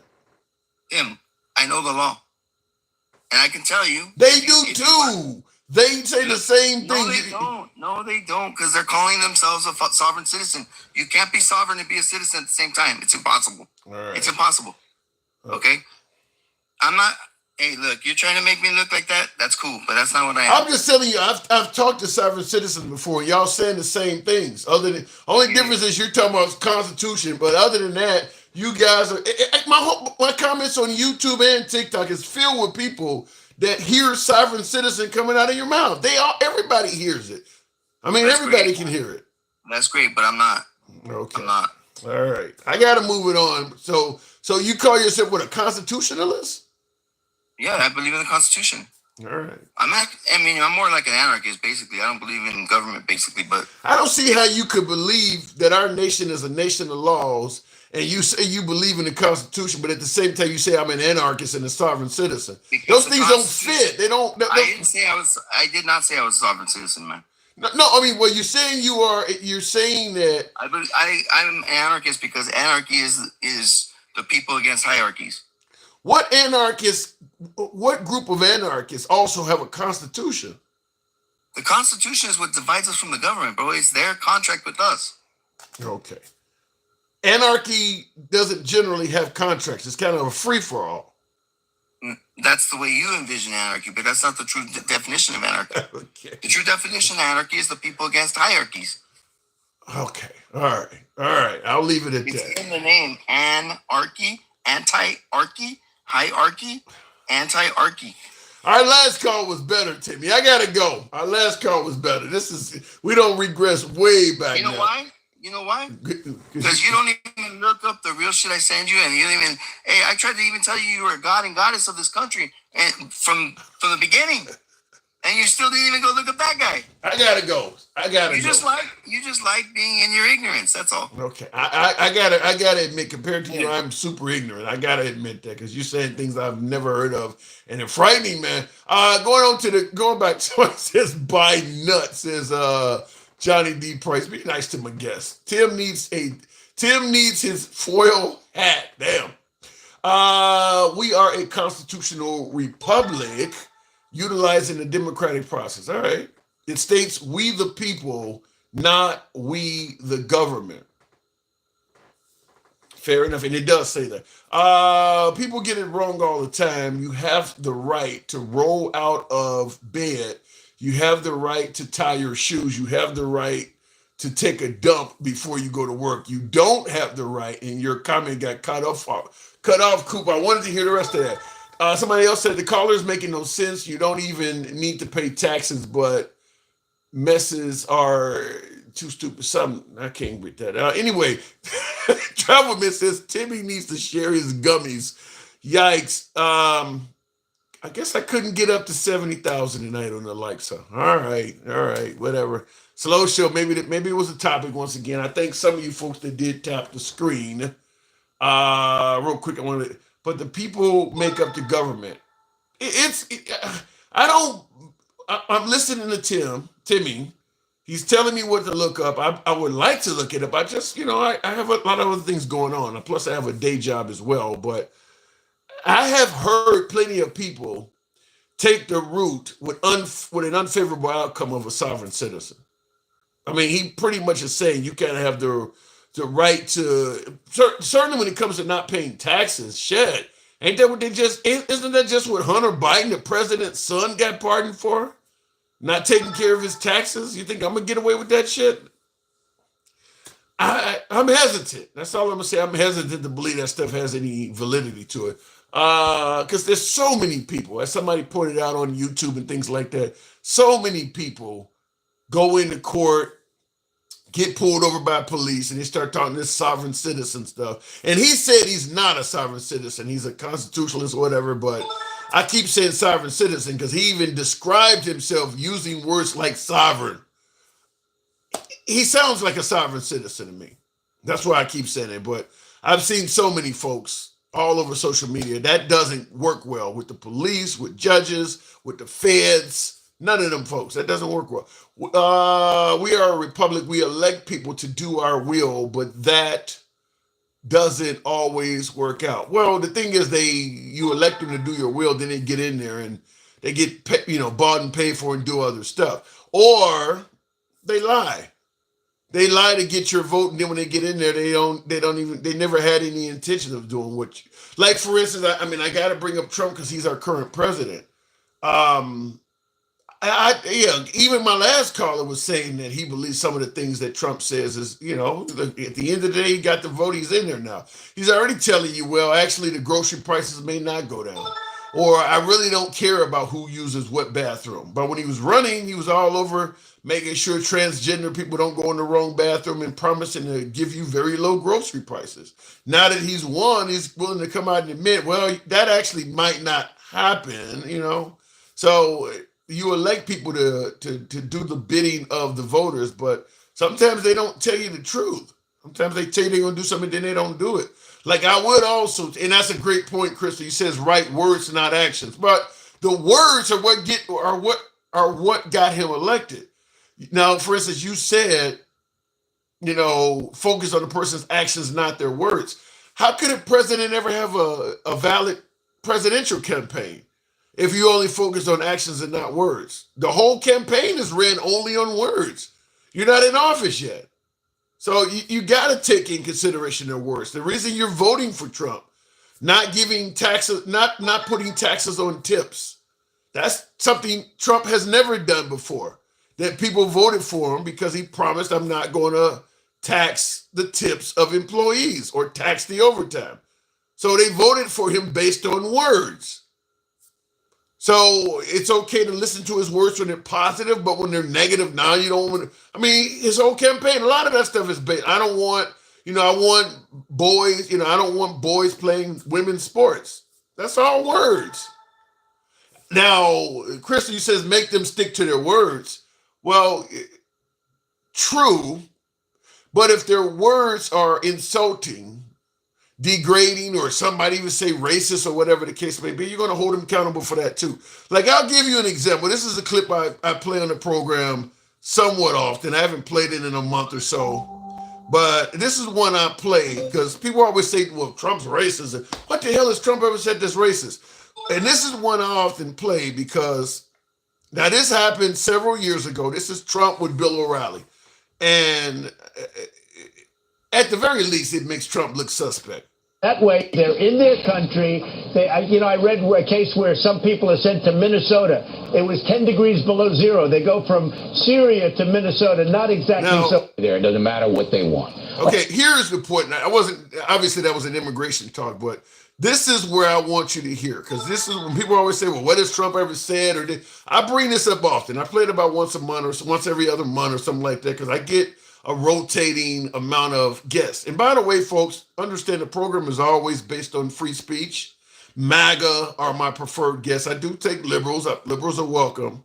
But if you do enjoy this type of dialogue, completely open, both sides of the aisle, all sides of the aisle, in fact, because my last guest was damn near a sovereign citizen. If you favor this open dialogue from all sides of the aisle without any block, banning, or censor, I'm going to ask you to follow the program, subscribe on YouTube, if you will. We're here Monday through Friday, generally, oftentimes on the weekend as well. So if you enjoy this type of dialogue, feel free to follow the program and or subscribe. This is what I want to talk to you folks about, because this came from Trump. And thank you. I think it says D. Says, I enjoy your program. It's refreshing and thought-provoking. Thank you. I appreciate that. Thank you. I appreciate you for being here as well. So I want you to hear this. This is President Trump talking to Bill O'Reilly. Obviously, it's a few years old because O'Reilly is no longer on the Fox News network. He's on his own podcast that I still watch every day. But listen to this coming from Trump. In their own country, they stay there. It doesn't matter what they want. Okay, are you It's aware? a much better idea, and certainly better for us. Are you aware that the liberal media and the Democratic Party in general trying to paint you as a racist? Are you aware of that?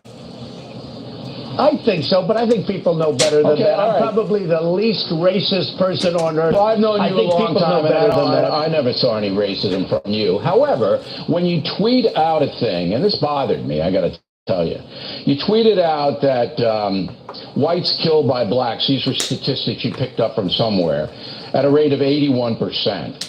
And that's totally wrong. Whites killed by blacks is 15%. Yet you tweeted it was 81%. Now, Bill, I didn't tweet. I retweeted somebody that was supposedly an expert. but you don't and it want was to be, also a radio why do you show. want to be in that Well, zone? hey, Bill, am I going to check every statistic? I get millions and millions of people. You got it. You're a presidential contender. You I got have to millions check of people. You know what? Fine. But this came out of radio shows and everything else. Oh, come on, All radio it was a shows? retweet. I didn't say, excuse me. All it was is a retweet. It wasn't from me, and it did. It came out of a radio show and other places because you see all the names. Look, you know I'm looking out for you, right? You know that? Yeah, I'm looking out for you. I look out for every honest politician. I don't care what party they're in. Don't do this.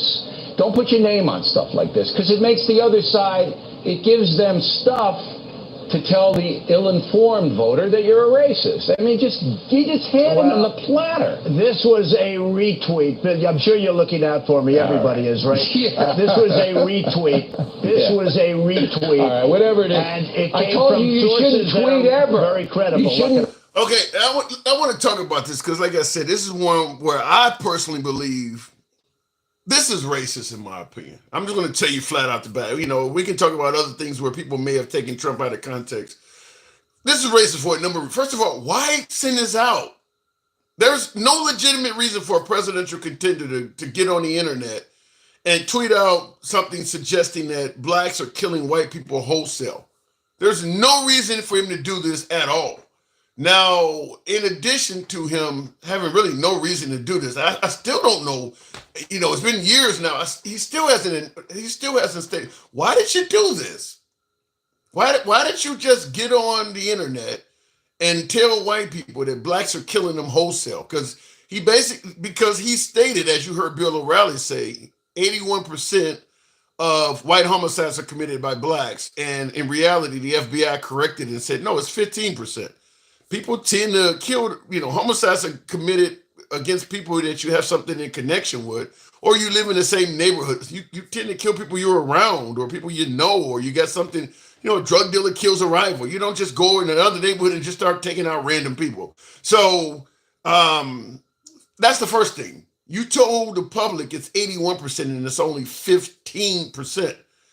Now, in addition to his numbers being incredibly wrong, You heard him also, Bill O'Reilly told him, where'd you get this from? And he goes, I got it from radio shows. And he's like, well, you got to check into this stuff. I ain't got time to check everything I sent out, he said. Now, he is literally like the grandfather of the term fake news.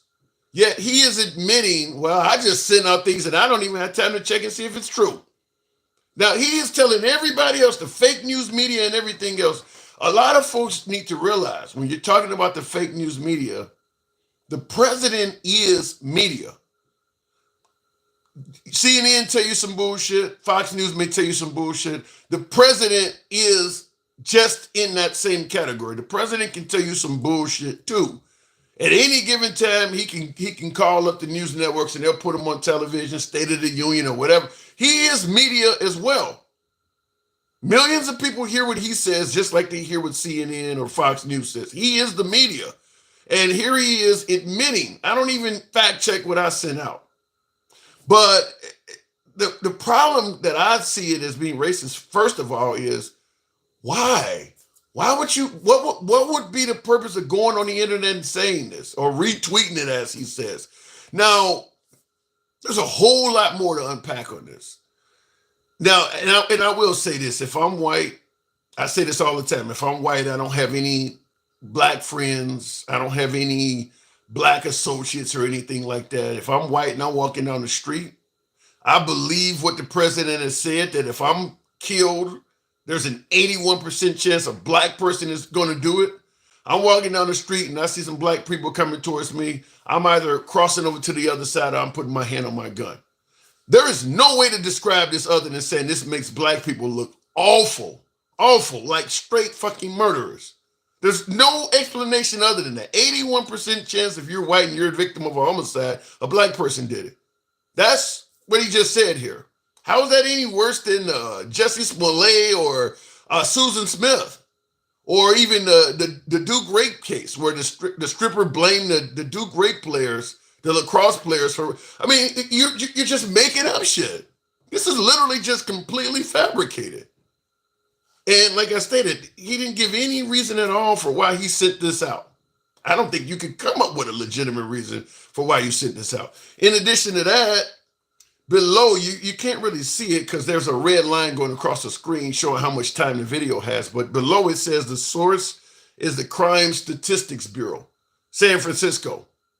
As you heard Bill O'Reilly say, that source does not even exist. So he tweeted out something. This is very similar, by the way. Now, this is an older, this happened some years ago, this video I'm showing you. They're eating the dogs, they're eating the cats, they're eating the pets of the people. That's also just taken from some random people, putting a whole culture of people at risk, and it has no factual basis. This is very similar to that. This is just much older, where some people say something and he just posted out there for no legitimate reason at all. This is very similar to that. Now, the reason I say it's racist, in my opinion, is look at the graphic that's on the screen. That's why I froze this graphic. Clearly, the character that's on the screen, saggy pants. He's got a do-rag over his head like a blue, like the Crips would wear. Crips and Bloods. The Bloods wear red. The Crips wear blue. This person has a rag over their head. They have the firearm turned to the side, like, thugs and gangsters. You got the pistol turned to the. I mean, everything about this is racist. Everything about this is racist. Why would the president see this online and think, I need to go and retweet this to the American people? O'Reilly has known Trump for 30 years. And even he is telling him, this bothered me. This bothered me. This is so bad that this even bothered me. You hear O'Reilly say, you're just handing something to people on a platter to say you're racist. Which means even O'Reilly, who claims I've never seen a racist bone in your body, even O'Reilly said, damn, this looks bad, dude. And here Trump is trying to defend it. Well, I don't have time to fact check it, and I ain't got it's just radio shows I heard. What are you? Why is okay? You heard it on radio shows. Fair enough. You heard it somewhere. But why are you going out and retweeting it? I mean, what? Okay, what is it? So you heard something wild on radio shows, and so now you want to make sure you let the public know that if they are killed, there's an 81% chance it's going to be by a black person. There is no way to explain this other than to say this makes black people look awful. It just, like I said, to me, this is probably one of the worst things I've seen come from Trump, because no explanation, it's factually false, no apology, nothing. Remember, they never gave him a chance on day one. That's what he often said. They never gave him a chance. This happened before day one. By the time day one came around, he had already done this. So I just want to point that out. When people say, well, he ain't never done nothing, I don't think there's any explanation for this. And I've talked to, I talk to devoted MAGA all the time. I enjoy talking to MAGA. I haven't heard anybody that has a legitimate reason for why he would do this. Most people haven't even heard about it, because the right, once he said this on a rally, they never covered it again. Like, shit, we can't keep putting this back on TV. This makes them look bad. This looks bad. Looking in the comments, how do you know when you are checking that what is true or not at this point? Well, first of all, you can at least FBI. It's certainly if you're at Trump's level, you can find. I mean, okay, at the bottom of the page it says the source of the Crime Statistics Bureau, San Francisco. I don't think it takes much effort to find that that's not true. I mean, who are the Crime Statistics Bureau in San Francisco? I mean, you can find that out with Bing, Google, Yahoo. You don't need much to find out the source of this is not true. Once you find out that they don't put a false source on it, then you got to assume what's on here is probably not true as well. There's a reason why they didn't come up with a real source. But let's say it is true. Let's say what's on here actually was true. I still have to ask, what is the purpose of tweeting it to the American people? I mean, you wouldn't go, imagine if Obama, and I'm using his name because he's an African American. Let's say Obama gets on the internet and he tweets out how many children are abused by white people. You think whites wouldn't see a problem with that? I mean, what is the purpose of doing that? Other than to make white people look bad. What is the purpose of doing this? Even if the numbers were true, okay, according to O'Reilly, 15% of whites are killed by blacks. What's the purpose of even going on the internet and saying that? Other than just to rile up people, this creates division. The goal of this was to create division. You're not going to benefit from this in any other way. The only reason you would send this out is to piss people off. And I'm assuming it probably worked to some people. Why would you go online and do this? Real quick, looking in the comments, like I said, there is no defense for that in my opinion. Go to downtown Chicago or downtown Oakland and not have your hand on your wallet. I said, Coop, I'm not saying that Chicago, I'm not saying that Oakland is not a dangerous place. But what would be the purpose of going online and just simply tweeting out Chicago is dangerous? You're not doing anything to help the situation. You're not doing anything. I'm just going to advise you, like I said, if Obama went online and said, Coleman, what is it? Where's that town? Coleman, Texas it's a sundown town or whatever, or Alabama rather, Coleman, Alabama. What would be the purpose of just going online and telling people that?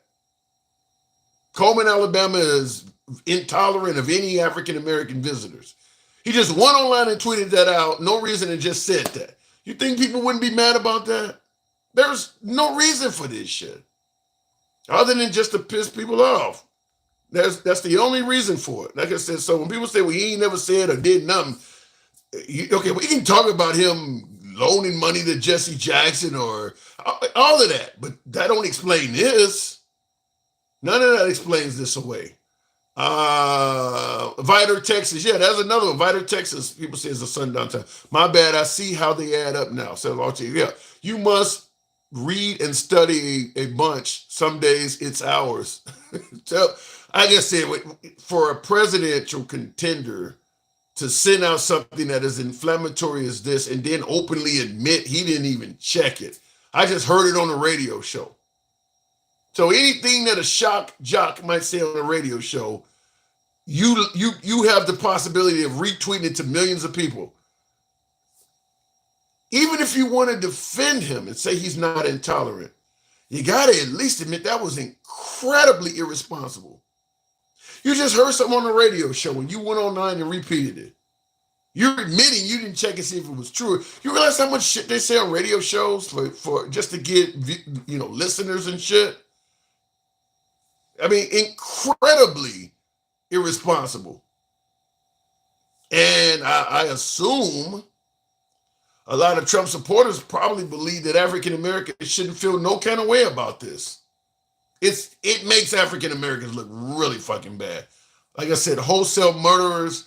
And like I said, when you look at the graphic, the guy is clearly dressed exactly like what folks talk about. Pants around his ass, do-rag and all. I mean, just the stereotype is as clear as you can see it. I bring it up anytime somebody say he hasn't said or did anything that's racist, because there's no explanation for this. Looking in the comments, you can't come up with anything he actually does wrong, so you talk about how your feelings are hurt. I can't come up with it. This is something he did that was wrong. What do you mean, Mary? He got online and sent out some awful information voluntarily, by the way. Nobody made him do this. In my opinion, it would have been better if he lied and said his account was hacked.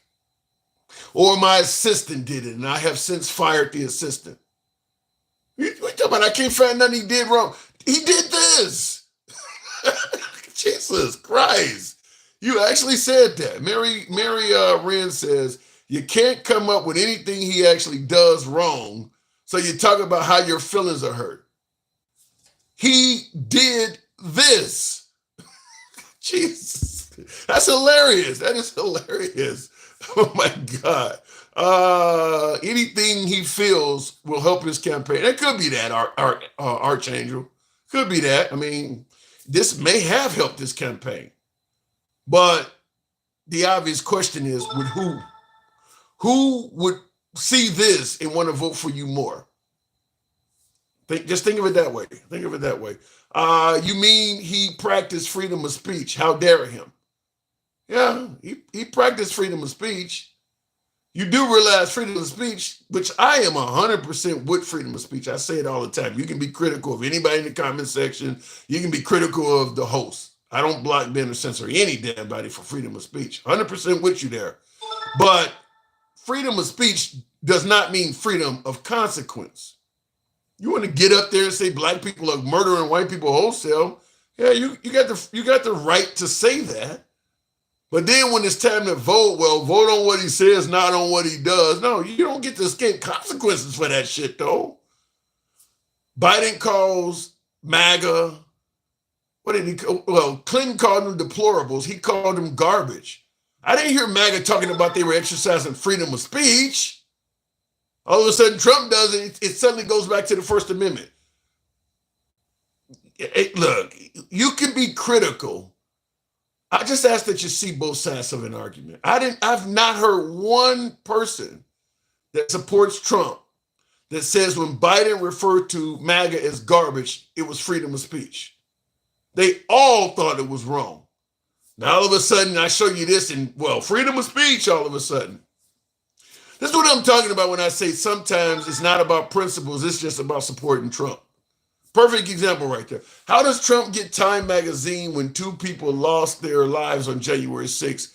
Hope they take him out. Well, damn, William, did you say what I just you said? Says, how does Trump get Time magazine? I'm talking about people, what is he, person of the year or whatever. I can explain that, but you said, how does Trump get Time magazine, when 2 people lost their lives on January 6th, hope they take them out. Damn. First of all, they don't blame them for January 6th. So that's the first thing. That's why anybody who lost their life on January 6th is not relevant to Trump appearing as man of the year or whatever he is on Time magazine. Second thing is, it is indeed the biggest presidential comeback in history. I mean, he was on the roads. People, even yours truly, I'm thinking like you got, damn near 100 indictments from the feds, and they got a 96% conviction rate. He's going down. So, excuse me, it's a huge comeback. So I understand it. I understand why Time Magazine viewed him as a person of the year. Also, I do, and I said this much earlier in the live. As kissing is aplenty nowadays. I mean, everybody likes a winner. I said that about Trump. Right now, he is winning his ass off. And anyone that is winning, their fan base grows. I don't care what sports team you are. If you start winning games, your fan base will grow. Trump is winning like crazy right now. So, for instance, perfect example. One of the newspapers that Jeff Bezos, the owner of Amazon, second richest person in the world. He's one of the richest. He's in the top 5, Jeff Bezos. One of the newspapers he owns was going to endorse Kamala Harris. The newspaper has a history of endorsing liberals. In fact, I believe they endorsed Biden in 2020. Jeff Bezos stopped him from doing it.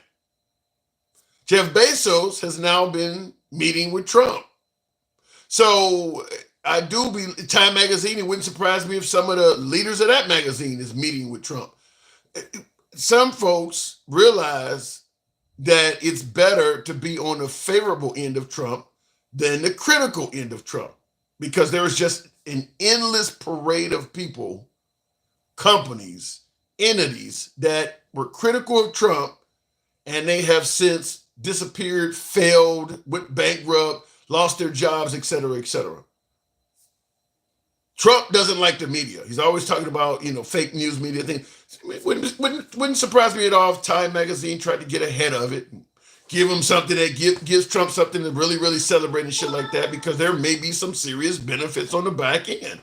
If Trump gets on stage and says Time Magazine's a good magazine, I suggest you guys look into it. It's a good magazine to buy. I mean, it would increase their membership probably a lot.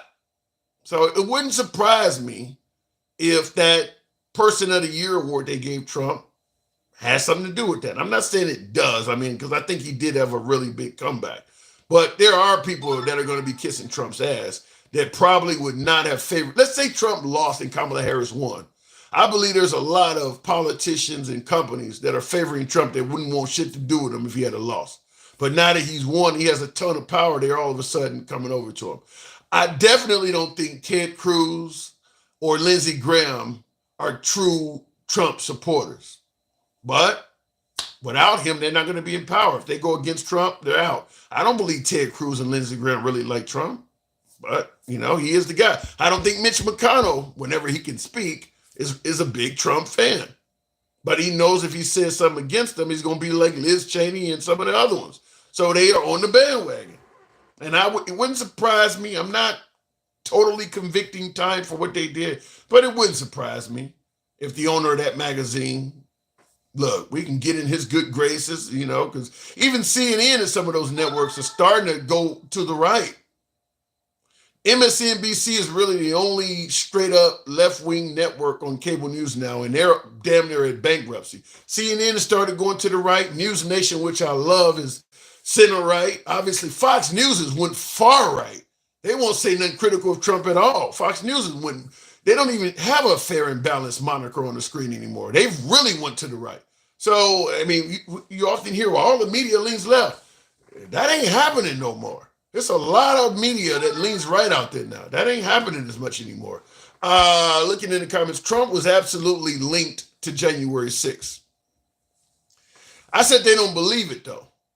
We can make arguments about whether, look, at the end of the day, I think there's no excuse for Trump having a 4-hour gap on January 6th and not doing anything at all. I also don't believe that, let's say it was Nancy Pelosi's job to provide the National Guard and she did not do it. Now, I don't believe that's true, but let's say it is true. She failed to provide the National Guard. You know she didn't do it. You don't just keep on as normal. I mean, if I go to work or if you go to work and you don't do your job, there's somebody else that notices that and they take action. They don't just continue operating as normal. When Trump's the president of the damn country, if she didn't provide security, you don't send this group where all of the heads of state are located. You knew the National Guard was needed because something could go wrong. Now you're going to send the crowd that you felt needed to be guarded by the National Guard to the Capitol building where everybody's at. So no, I don't absolve him of all responsibility. Even if Nancy Pelosi did fail, and the hearing suggests it wasn't her job, but let's say if I don't care whose job it was, it's your job to notice they ain't here. So in my opinion, that's a fuck up. That's a fuck up. You know this is an unsecured crowd, and you got them in front of you. So you got Flynn and Bannon and all these folks speaking to this crowd, and you're like, damn, the National Guard, you're looking at your watch, the National Guard still ain't got here yet. You have the power at that point to just disperse the crowd. All right, what you deliberately send them 2 miles away to a place they're not even at. I mean, like I said, you know the security's not there, and you have the ability to do something once you know that. He didn't know. Well, okay, the security. We'll just blame it on Nancy. No, that a president shouldn't do that. These are the country. This is your people. If she didn't do her job, you're the president of the country. You don't just put people in danger like that. Let's talk about Afghanistan pullout disaster. That was worse. 13 service people died in the Afghanistan pullout. And I do, that happened under Biden's watch. I don't absolve Biden of responsibility for that. Now you're saying it was worse. Well, Biden lost his job. Trump didn't.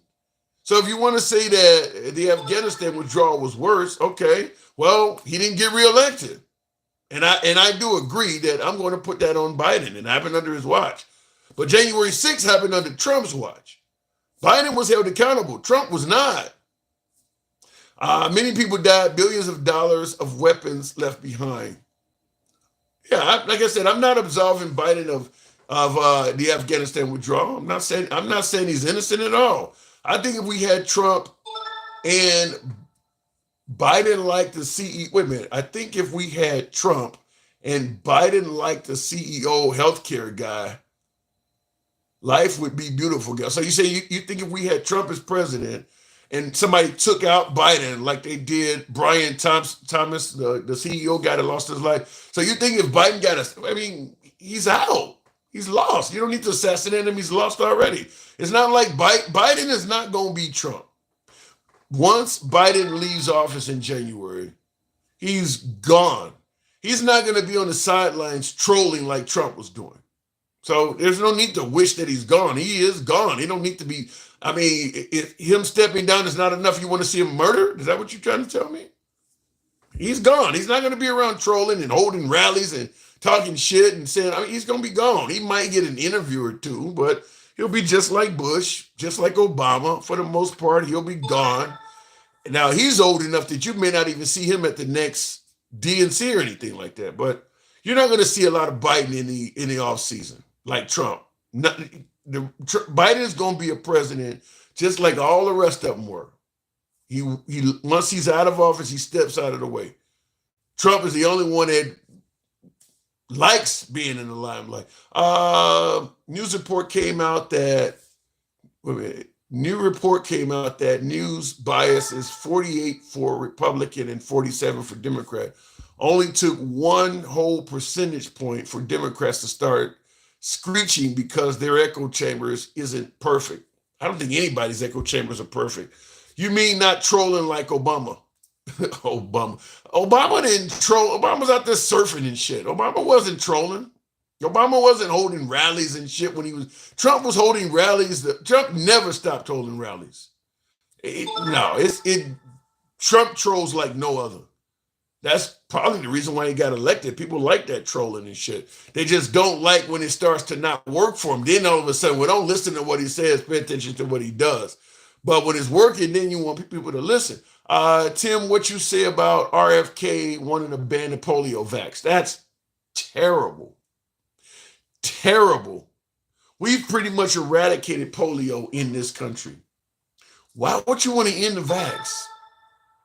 Is there any other nation on earth that thinks that's a good idea? Why would you want to go after something that's essentially 50 plus years of proven science? I think that's terrible that he's talking about ending the polio vax. I don't know what Trump is going to let him do, but Trump is talking. What did Trump say at a rally? I'm going to let him go wild on healthcare and stuff like that. I really hope you don't let that guy do that. Hopefully some of this stuff, as MAGA has said, it's just Trump talking and shit. Hopefully, because if some of the promises Trump made and some of his cabinet members, like what you're talking about, if some of this stuff come true, you're going to start having a bunch of our allies issuing notices to their citizens, warning them about coming to America. Certainly, like I always bring up stop and frisk and police immunity. That sounds like something straight out of North Korea, but if you have the possibility of catching polio coming to America, hopefully Trump or somebody in the Trump administration tells them this dude is crazy. Don't let him do that. But yeah, he has talked about doing that. Taking fluoride out of the water, is that a good thing? I don't know, but I don't know. Like I said, I think the dude is a radical. I really do. Congress can stop him like they did Betsy DeVos. Yeah, hopefully. Some countries have already gave America a warning. Yeah, I believe that you're going to have some countries that begin advising their citizens like, this is an ill, like when I used to travel across I used to go to other countries, you would get the state warnings, different levels, like if you're in this country, avoid large crowds, avoid, talking and stating that you're from America. I would get these different notices, different things they tell you to avoid, if it's a country that's not friendly to America, for instance, avoid, large crowds, avoid bars and things like that where people could discover who you are. Avoid being out after dark. I've seen things like that. And you start talking about polio and shit like that. Because when we had, I think after Sandy Hook, because I used to still get the Australian notices where they started telling their citizens, the increased risk of being shot coming to America. Now, Trump has talked about getting rid of the ATF, alcohol, tobacco, and firearms and things like that. A lot of folks are talking about it's wrong to ban silencers and machine guns and all this. That could certainly lead to some notices going out. That could certainly lead to some. Looking at the comments, Crystal says the tweet was in 2016. The national. I may have to get my spectacles on to read this. Thank you, Crystal, by the way. I do want to read your comment. The tweet was in 2016. The tweet was in 2016 in national conversation. Freddie Gray was watched first Black Lives Matter riot. The number was from the DOJ, which they later corrected. It was for assaults, not murder. I remember this. Oddly enough, you say all of this, but when Bill O'Reilly asked him where he got it from, he says radio shows. You're giving Trump a defense that he didn't even say on national TV. And you might be right. I never heard what you're talking about, but I got the man on television saying he heard it on radio shows. He ain't said none of what you just said there. You said that the national conversation was about Freddie Gray. We watched the first, and by the way, you watch a Black Lives Matter riot.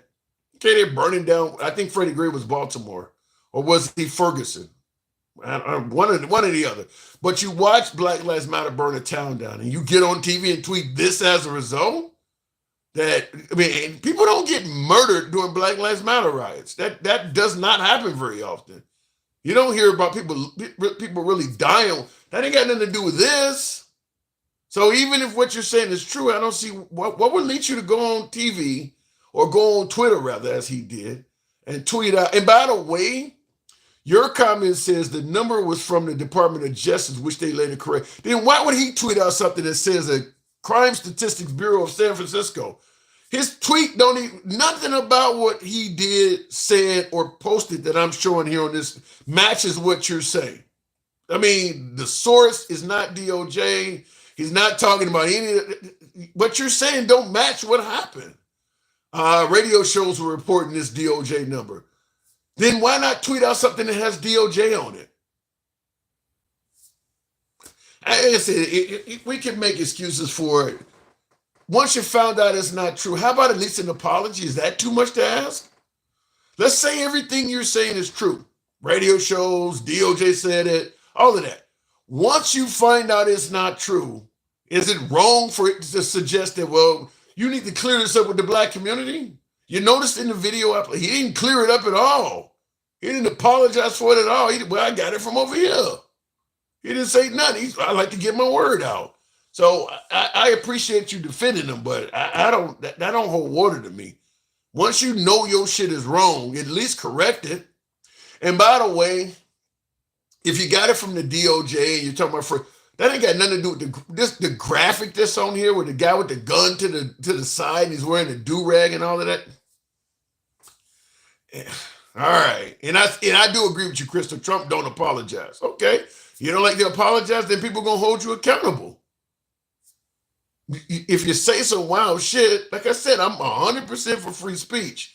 The difference is MAGA does not like Trump held accountable for his speech. You can say whatever the hell you want, but you can't tell the people they can't react to it. Well, you're a snowflake. No, you didn't have to say this shit.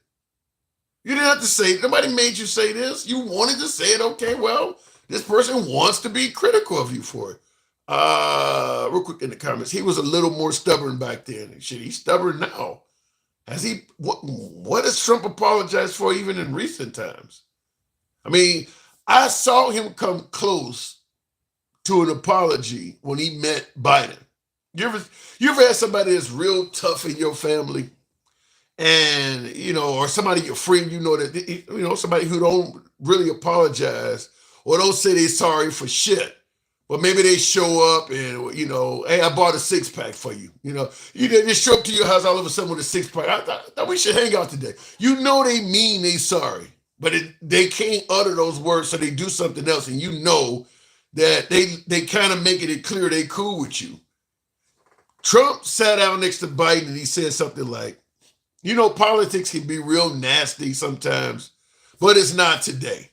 That was him letting Biden know, look, I dragged your ass through the mud and did some real dirty shit, but you invited me here and things are cool now. I saw that meeting when Biden invited him to the White House, his response to it on camera about politics can be a nasty business some days, but it's not today. That was an apology somewhat to Biden, letting him know, look, it ain't personal. I said a lot of terrible shit about you. It ain't that's how I saw it. That's how I took it. But maybe I'm wrong. I see Eric says agreed. He's definitely still stubborn, but he was a little more stubborn. Yeah, like I said, you this to me, because you often hear MAGA, Trump criticize the comment about the deplorables, the garbage comment, and certainly people calling Trump a racist. People don't overlook that. They take that to heart, the Trump supporter. Now, keep in mind, as Crystal said, that is free speech. If he has the right to say this, people have a right to call him a racist, but they don't say free speech. Like I said, I just believe that you got the right to free speech, but when you say some shit, you can't hate on people for holding you accountable for it. And that's what we're trying to do here, somehow get Trump to be able to say stuff without nobody holding him accountable. Good luck on that. I think this says Perry. The reason he doesn't apologize is because he thinks he's better than everybody else. Damn.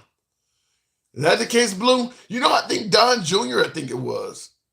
said on Fox, I think it was, said he has never seen his dad apologize for anything. I mean, Trump himself said he's never asked God for forgiveness his whole life. So it sounds close enough. Florida Blondie says, always the race card. It's interesting you would say that because in my opinion, this graphic that Trump tweeted out is the race card. This graphic is the race card. It's the race card against African Americans, but he's definitely playing a race card here. This, if you don't like, let's say if you don't like black people, this actually gives you, stronger conviction. This is a good reason why. I mean, he's painting them as murderers. I think he's playing the race card here.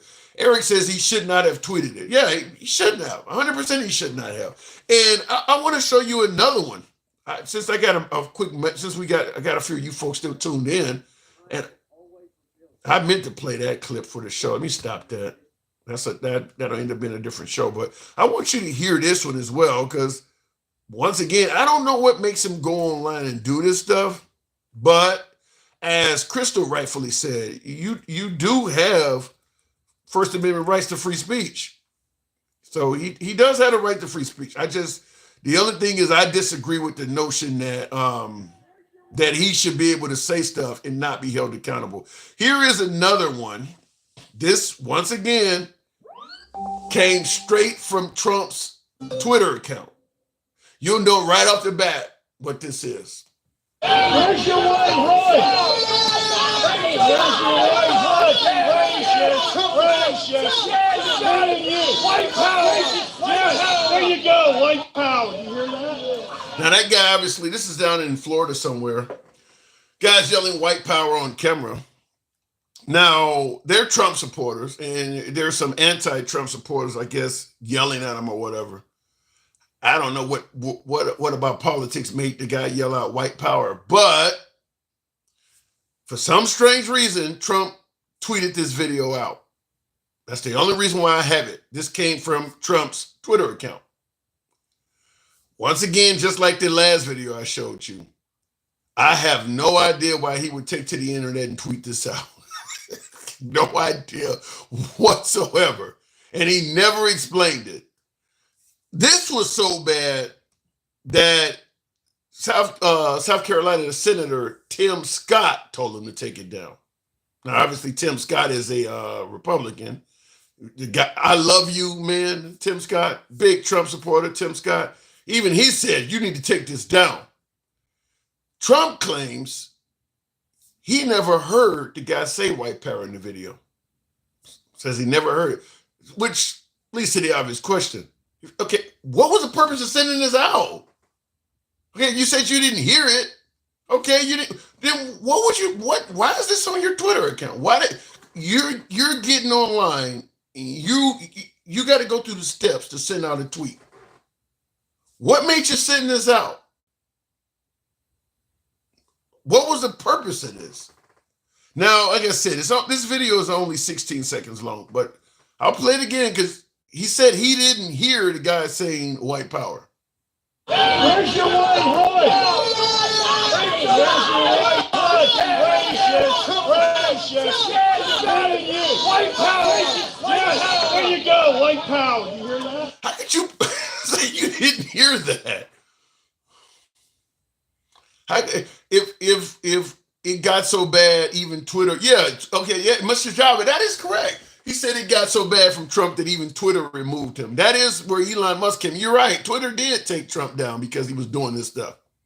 Yep, Twitter did take Trump down. Elon Musk purchased Twitter and put him back up. But you're right. Twitter took him down. This is kind of the beginning of the whole Truth Social because he was doing this stuff and they had to take him down. She means you always playing the race card, not Trump. Well, it's interesting you would bring up that I'm playing the race card when I got all this shit coming from Trump. I'm assuming you don't, when I say it, it's the race card. When Trump does it, it's free speech. You ever heard that rap song? It's cool when you do it, but it's a problem when I do it and the guy goes, fuck him. When somebody says something about Trump, it's a race card issue. But when Trump says something that's clearly racist, well, it's free speech. I'm not making this stuff up. I'd be 100% willing to concede if somebody was able to show, look, you getting on here, you fucking bashing Trump, you're making all this bullshit up, you're using MSNBC quotes. Listen, I would concede it 100%, which is why you'll never see me present data that comes from places like that. I know a lot of my audience does not trust a hell of a lot of media outlets. So generally, when I make a point, I like to make, you'll see Trump on the screen saying it. Like the whole, police immunity thing. Well, there's no way he would have ever said that. So I put the video on screen when it's coming out of his mouth. So you can say I'm using a race card. This stuff is coming from him. He's the one that's invoking race. Now, the problem becomes he can invoke race all he wants. It's not the race card. It's only the race card when somebody else does it, predominantly a person of color. But he literally sent out a video of somebody yelling white power. How is that not the race card? I mean, the guy is literally yelling it out. And then, of course, you've seen the video I just put in before. He ain't never said nothing racist. Just when people said it. He hung around Jesse Jackson, helped him out with his campaign. He's helped restore Mike Tyson's career. None of that changes this stuff, though. None of that changes this. This actually happened. This ain't made up. This took place. This was a real event. Trigger finger on Twitter, says Eric. Yeah. I'll go back to the box and try another guess, but I always bring up one of my basketball favorites I used to like back in the 90s, Dennis Rodman of the Chicago Bulls.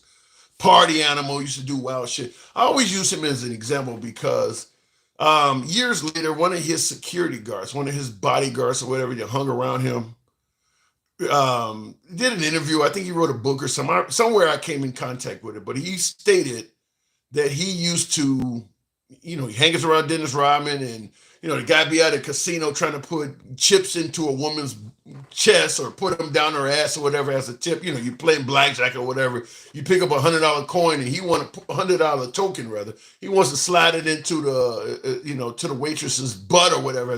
Obviously, there's legalities there. You can't just drop money down into somebody's ass crack. And he would smack his hand and stuff like that. I use Dennis Rodman as an example because that's what Trump needs, is somebody who will tell him, smack his hand, smack the phone out of his hand when you're tweeting this shit. Somebody that can tell him, sir, this is not in your best interest, and he will listen to them. I don't think he has that around him. I don't think he has somebody around him that is bold enough to say, not only bold enough, but respected by Trump enough to tell him, you can't do this. Don't do this. This is like what Bill O'Reilly just told him in that video. You're just handing them stuff on a platter to make you look racist. He needs somebody around him that can tell him, get this off. Don't send this out. I think it was even Geraldo Rivera, who's no longer Trump's friend anymore. They've been friends for years as well, Trump and Geraldo Rivera. And he said that, there's nobody really around him but yes men. Well, if you got yes men around, if you're great, let's say Trump is really great at being president, great for this country. If you're great, then so be it. But when you got nothing but yes men around you, if you make a mistake, you don't have nobody to stop you from doing it. That's what Geraldo was saying. He's like, man, I really wish I could have had the job of being his Twitter editor, because he said I could have saved him a whole bunch of scandals and things like that. Look, just the guys on TV watching MSNBC or watching Joy Behar on The View call him a racist or something. So he's pissed off and he's going to go get his phone and he's going to take out revenge right now on Twitter. You get somebody in there, snatch the phone from his hand. Hey, let's go to McDonald's and eat a cheeseburger or something, sir. Have a Diet Coke on me. Something to calm him down. And then, okay, you know what they say, you count to 10 or something, whatever the saying is, to calm yourself down. Right now is not a time for you to send what you're about to send. That's what Trump needs, somebody that can calm him down to prevent that shit. Is he the first racist president? No, he's not. In fact, I'm not saying Trump is a racist. I'm saying anyone that says he's never said or did anything racist is lying. I'm not saying Trump is racist. In fact, I think Trump's more of an opportunist. I think Trump would hang around black people all damn day long if it'll benefit him. I don't think I don't believe he hates black people. Now, I can see where he might think he is superior, but then again, I think he thinks he's superior to poor people, women, and all kinds of other shit. He's been an incredibly wealthy person his whole life. So he may have an alpha male superiority complex, but I'm not saying he's totally racist. And I see the comments, D Money says he is, bro. I think he's an opportunist. And what I mean is this. If Trump can benefit politically, financially, whatever you want to say, by dealing with and appeasing to black people, he'll do it, I think. If he can benefit politically and financially by appeasing to racists, he'll do that too. He'll do that too. And which just simply means I think he's an opportunist. Racism is not a deal breaker for him. Okay, look, at the end of the day, I'm trying to win. I'm going to work with whoever helps me do that. That's how I see him, as more of that than necessarily being a racist. And I will tell you this is where MAGA's not going to like me. Feel free to criticize me in the comments, but I'm going to say, I do believe there are more racist MAGA than there are black MAGA, racist MAGA, more racism in the Republican Party than there are blacks in the Republican Party. There are some of both, but I believe you'll have more Republicans that are intolerant towards minorities than you will actually have minorities. So if you're running as a Republican politician and you're looking for opportunities, there are more opportunities with the intolerant group than there are with the minorities, because there's more of them. I think there's more. I'm not saying all Republicans are racist. Understand that, folks. I'm not saying that. But there is, just like there's some people in the Democrat Party that don't like whites. There's black racists in it. Yeah, so I believe that there are more people in the Democrat Party that are intolerant toward minorities than there are actually minorities in that party. So if you're running and you're an opportunist, it's going to be more of these people that are going to support you, because it ain't enough of these over here to do it. That's my opinion. I know a lot of folks think it's wrong. Okay, fair enough. We'll go to the box. BBC, the news channel. I think I know what you're talking about. Are you leaning about per capita right now? I mean, just a sheer number. Just a sheer, let's say, for instance, okay, what did Trump get? 70 million votes? 70-some million? I don't know. What did he get? How many million did he get this time? I think it was like 70-some million, 74 million last time. So I'm assuming he improved on it somewhat. But let's say out of that 74 million, I think that out of that 74 million votes, 76 million, MAGA reacts. Thank you. So you said Trump got 76 million this November. I think there are more people among that 76 million that are bigoted and intolerant towards people of color than there are people of color. Now, there is an outlier, though, Hispanics, because they are considered people of color. My statement is not true when you factor in Hispanics, because they got a lot of Hispanic males. But if you factor in blacks, it's true. But there are plenty of Hispanics, too, that are intolerant towards black. George Zimmerman is a perfect example of a Hispanic that does not like. I mean, so maybe instead of saying intolerant toward people of color, it should be intolerant towards blacks. I do believe there are more Republicans, Trump supporters, that are intolerant towards blacks than there are Trump supporters that happen to be black.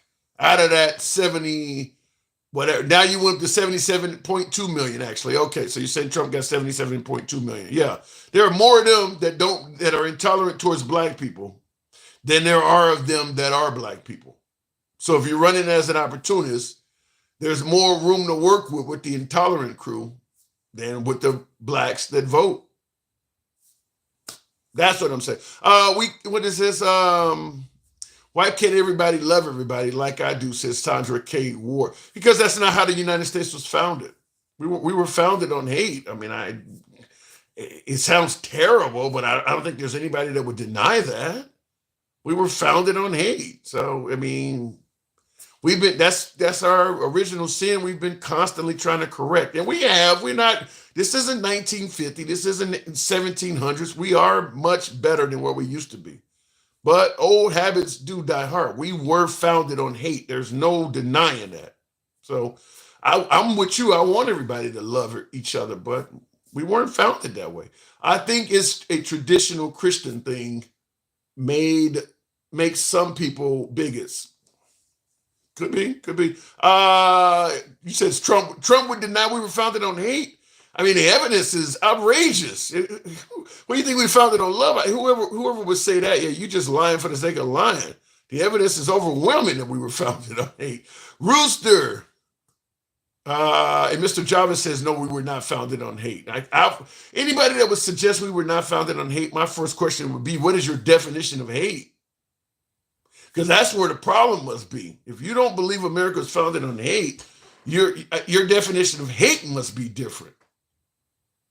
Because whatever your definition of hate is, it should tell everything we need to know. He denies reality very often, says Cambeezy. Huh? No, we were founded. Oh yeah. Oh no, we were founded. Oh, you says that, Mr. Yeah, I don't see how anybody could deny that.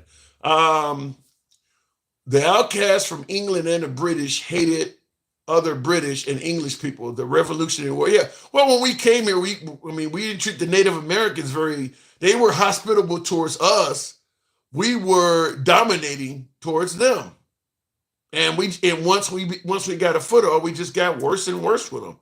Started pushing them to certain parts of the country. Well, you got to live here now. And then they learned how to farm and live on the land where we pushed them. Well, shit, they don't learn how to plant crops on that. That's good land. Let's push them over here now. Well, shit, I heard they found some gold on that land. Oh, they can't live there. And then we pushed them. You look at some of where some of the native reservations are, particularly like out there in Four Corners in Utah. That shit look like the surface of the moon. Ain't nothing you can do with that land. Like they find the worst places in America where humanity can barely exist, and they push them to some of those places. There are some places that have reservations, like the Navajo reservations and shit like that. You get out there in Arizona and, where Four Corners, where Utah, Arizona. I've been to Four Corners, that spot right there where four states meet. That is an Indian reservation. I've actually been on that spot. It ain't hospitable out there at all. Nothing. Like you can't grow crops. I mean, it's terrible. Like they pushed you guys out. Because I remember asking a woman, they'll sell you like beads and trinkets and shit like that when you go out there at Four Corners. And I asked the lady, I was like, damn, they pushed you out here? And she kind of looked at me and shook her head. I was like, man, you can't do shit out here. You can't plant nothing, anything. You can't do nothing. So I guess they finally came along and said, well, you can at least open up a casino. Looking in the comments, Trail of Tears is another one. Yeah, made them walk from Georgia to Oklahoma. It's horrible. Yeah, like I said, founded on. We were literally founded on it. Oil and gas land. Crystal. A lot of the places they were pushed to that had oil and gas, once we found out it had oil and gas, we moved them again. What is the movie they had out recently? Something of the Flower Moon. De Niro and Caprio was in it, where it shows you Native Americans that were pushed to land, and it actually had, as you say, oil and gas. They just did a movie about this. Something of the Flower Moon, I think it was called. And the Native Americans lived on land that had valuable resources. And once again, you know who came in there. People started dying. And people's fortunes started getting snatched away. So, founded on hate. I don't know. Nothing else I can tell you about it. Ain't nothing else I can tell you about it. They made a movie of that. Yeah, they made a movie of it. They were pushed on some land, and they started discovering they had oil on that land. And once again, the man came out there because them natives were getting rich off of that resource, that oil they found on that land. And once again, the man came in there and started killing them off and taking their oil fortunes. I think that movie won a bunch of awards. Yeah. So wherever they went, hate followed them if the land was of any value. I'm 70% Native American. We get oil and gas royalty checks. Yeah. Think about how long it took to get that. You went from having a whole damn country at your disposal to bragging about a royalty check. All right. Killers of the Flower Moon. That's what it's called. And by the way, a lot of people died for you to get that royalty check. Part of Oklahoma is wasteland after oil industry left. Yeah. I guess 73%, 73, but looked it up. Those are the final numbers, though. All right. Trump got a lot. Trump did good this election. I'm not going to take it away from him. He had a good victory. It didn't hurt him at all that Biden, for all intents and purposes, and I'm going to say this even leaning left, he sucked. His legacy is going to be bad. He didn't talk to the American people. He stayed in the election too long. He gave the image of a frail old man, and by the time he stepped down, his successor didn't have enough time to run, and she wasn't that good either. So a lot of Trump's victory can be attributed to the liberals. Trump didn't run a perfect or flawless campaign. It's fraught with errors and bad stuff, but his competition was far worse, some would say. His competition was far worse. So he won. And we'll hopefully he'll do the good shit he said he's going to do and not the bad. Good luck with it, but hopefully that's what happens. My grandfather is half Blackfoot and he lives in Florida. Now he's a really nice man. He was a Marine, served in Korea. Cool. I never understood that. I tried to bring up a guess. I don't know what happened. Part of Oklahoma. I never understood that, how oppressed people fought for the country, because my grandfather also fought in World War II, and he was, he came out, and when did it end? 1946, when Japan surrendered. He died hating. He was racist against the Japanese. He spent he lived to be like 90, almost 80. He lived to be 80, and he never liked the Japanese because he fought them in war. But one of the things I never asked him, and I wish I could have asked him, is why? Why would you go fight a war knowing that when you come home, you're not free? The country you fought for is going to treat you like shit. I mean, obviously, any African American that fought in World War II and came home in the late 1940s, America was very unfriendly to African Americans back then. Like, kind of wonder, like, what would incentivize you to even want to go fight? Some of the countries you're actually fighting would treat you better if you just stayed there. Or some of the countries you're fighting for, rather. You're fighting to liberate France. They would treat you better if you just stayed there. You want to liberate France and then go back to America? I didn't know as much as I know now, but I would have certainly had that talk with him. Like, I would, because me, if I'm in World War II, the way the country, I'm going to try to defect. I don't want to be like that black dude who ran over and tried to stay in North Korea. That was dumb.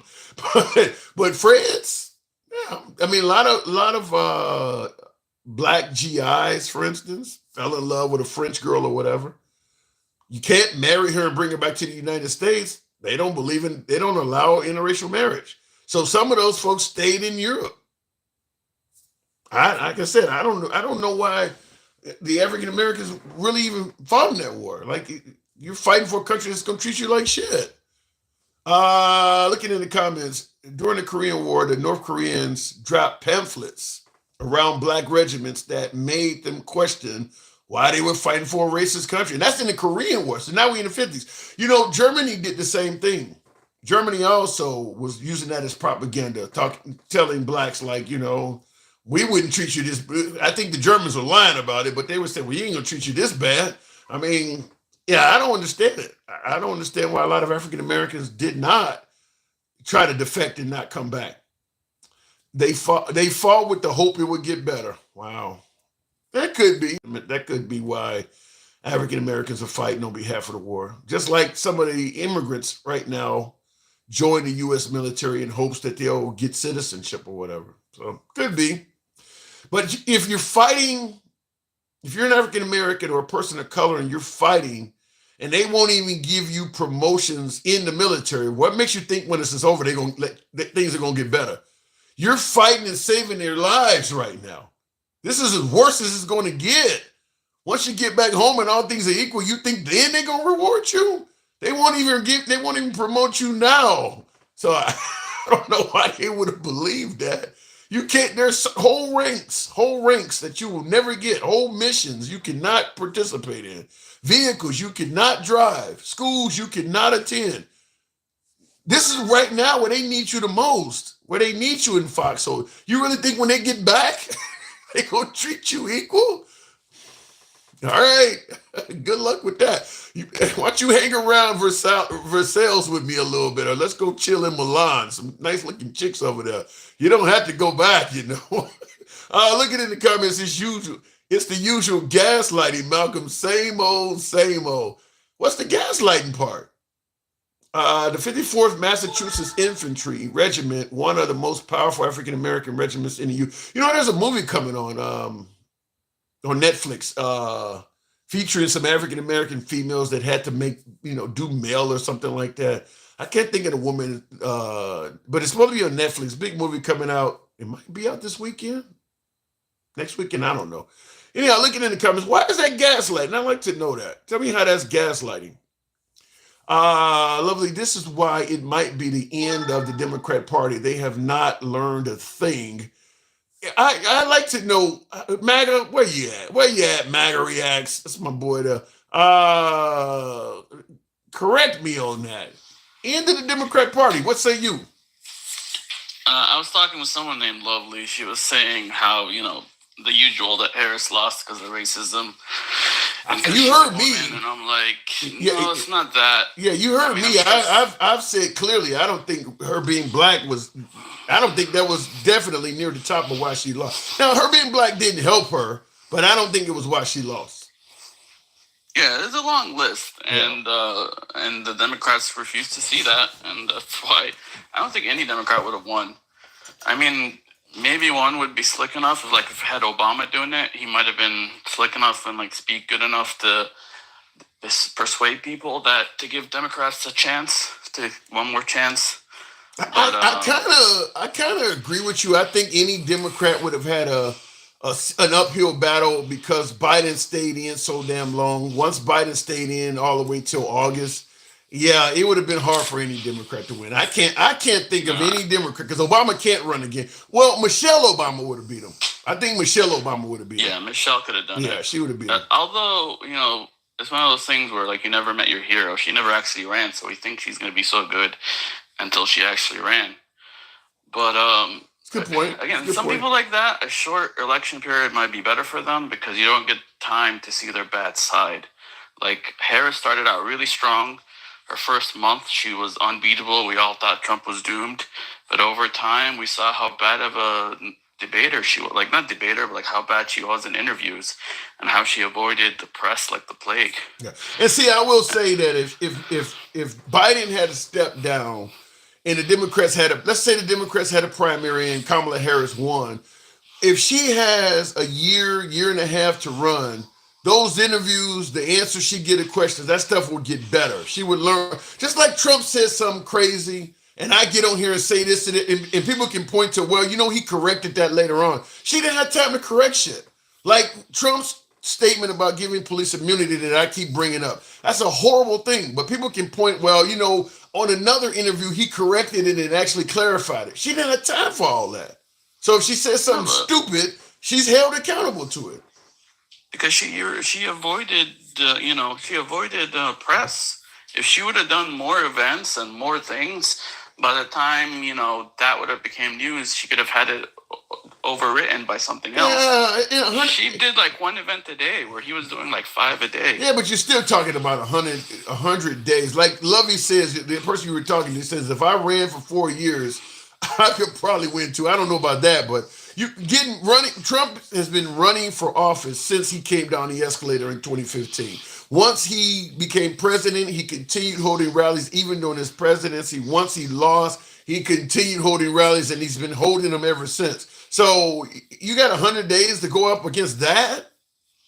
But that also hurt him sometimes because some of his good points over time That also works both ways. Like the bad stuff is forgotten, but also the good things is forgotten. Give me an example. I don't know about that.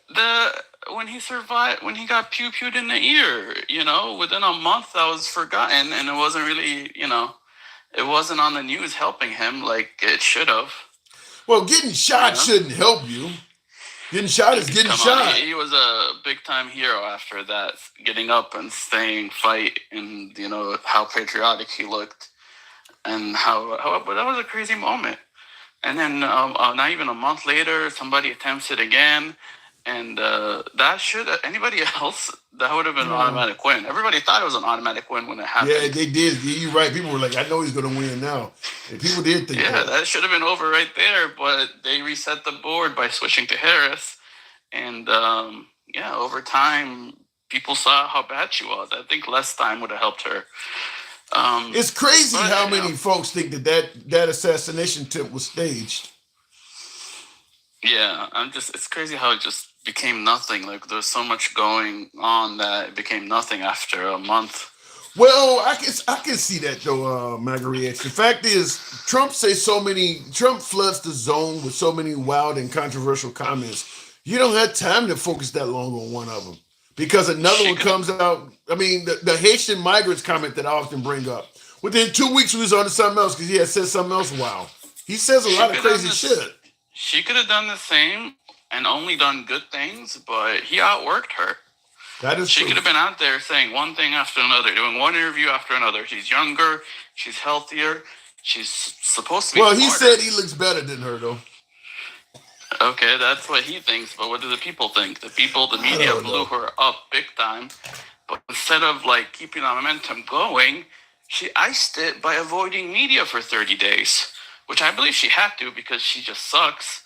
But if you believe she was perfect, like most Democrats say she is, she should have kept that fire going. But instead, she iced it. Yeah, I definitely believe. Yeah, and I think you and I agree on all of this. I definitely believe though that if she had a longer time to run, she would have started presenting a better image. I mean, she would have got better. I don't think Tim Walz helped her out at all.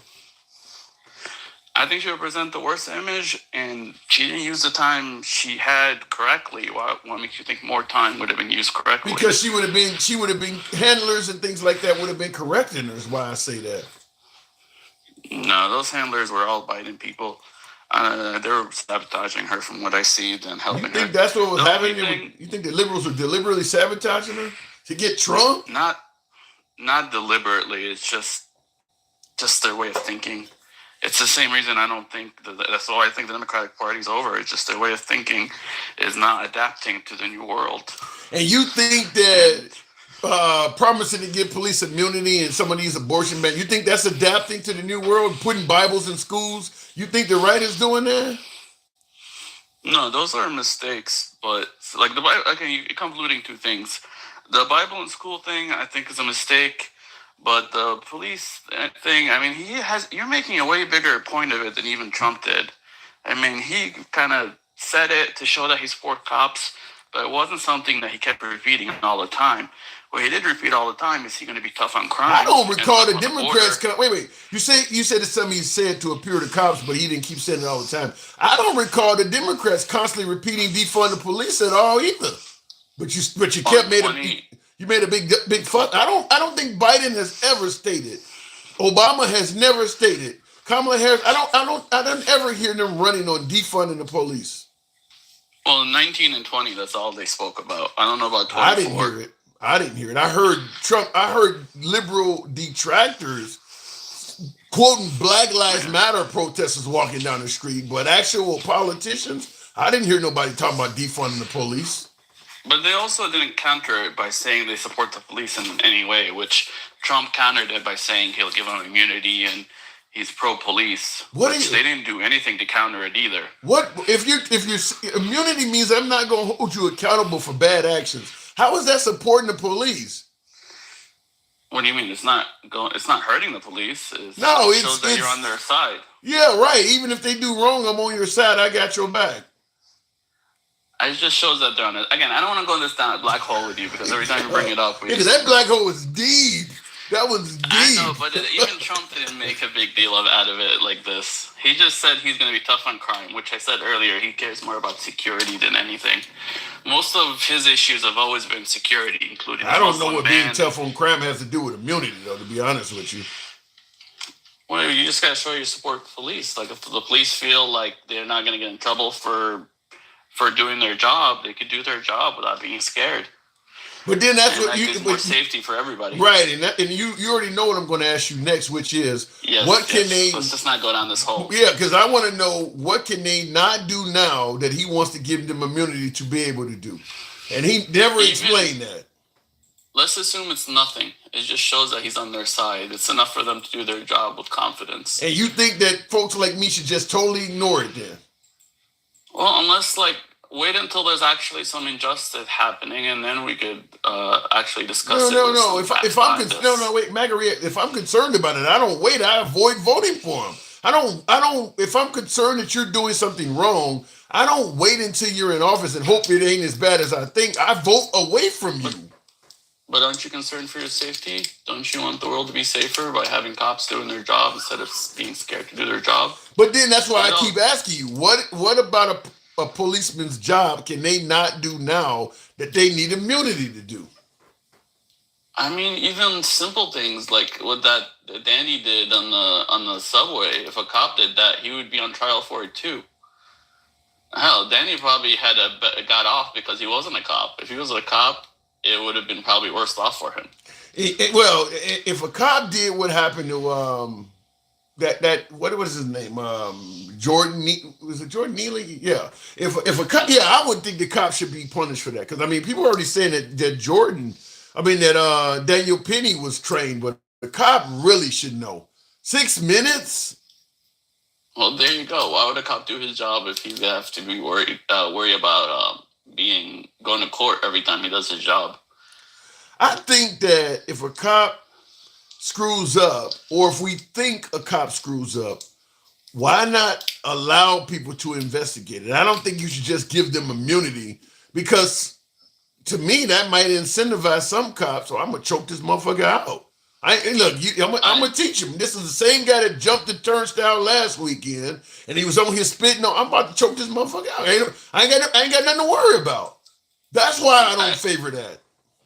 I agree with you. Like, if someone abused it, they should be investigated at the least. But at this point, it seems like they would automatically get tried.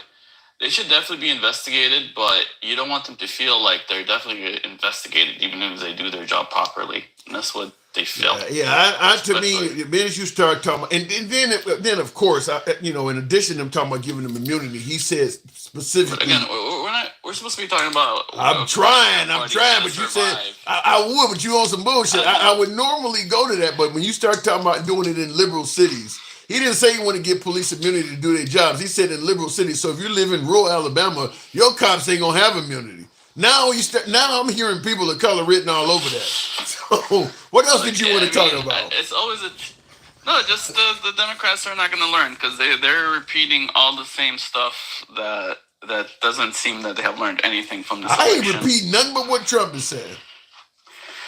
No, but I'm talking about like other Democrats, not just you. You're actually the exception to the rule, if anything. You have learned a lot, even though there's still a lot that you just. I ain't gonna be perfect. I mean, I'm not 100% MAGA, so I'm not gonna be perfect. I'm gonna criticize some things. I'm not 100% MAGA. Yeah, you at least have an open ear, and a pretty open mind. Thank you. But there's still some things that you just, like the police. When it comes to the police, you don't hear anything. All you see is red. I don't understand why the police should have certain powers in liberal cities and not in Republican cities. That doesn't make sense to me. No, I don't think so. I don't agree with that at all. Okay. All I'm saying is, usually liberal cities need the police more than rural cities. They don't need immunity more. Yeah, but if you look at immunity, it's actually giving them like even Trump's immunity is not 100%. The people could always override anything, either by voting or by rioting if they need to, and they've proven that time voting over time. Or rioting, damn. that ain't necessarily a good place to be, by voting or rioting. first you vote, and if voting doesn't work, then you riot. The worst part is like Trump gets blamed for all this stuff, but all these liberal cities are ran by Democrats. Like everyone in charge is a Democrat, yet it gets like we get told that Republicans are the ones that systematically making things racist. But I'm like, the system is ran by nothing but Democrats, especially in Chicago and New York. How is it the Republicans making it racist? I don't know. I guess that what is going on in Chicago that the citizens of Chicago believe that Trump is doing to make Chicago racist. I have not heard that. What you're talking about, I've never heard nobody say that. Everyone that comes on here says how everything is systematically racist, but I'm like, how is it systematically racist when the system is ran by Democrats in all these major liberal cities? Yeah, I don't. Not just Chicago. I'm talking about any blue city, like Minneapolis. All the spots where all this racist stuff happened. The only exception is that lady with the boiling water. That was the only time it was like a Republican person in charge, Republican mayor and Republican governor. All the other racist incidents, like George Floyd and all that, is always like a Democratic police chief, Democratic mayor, Democratic governor, Democratic everything. Well, I don't believe that the mayor of Minneapolis made Derek Chauvin do what he. I mean, Derek Chauvin did that because that's who he is. It ain't got nothing to do with the politics of the city.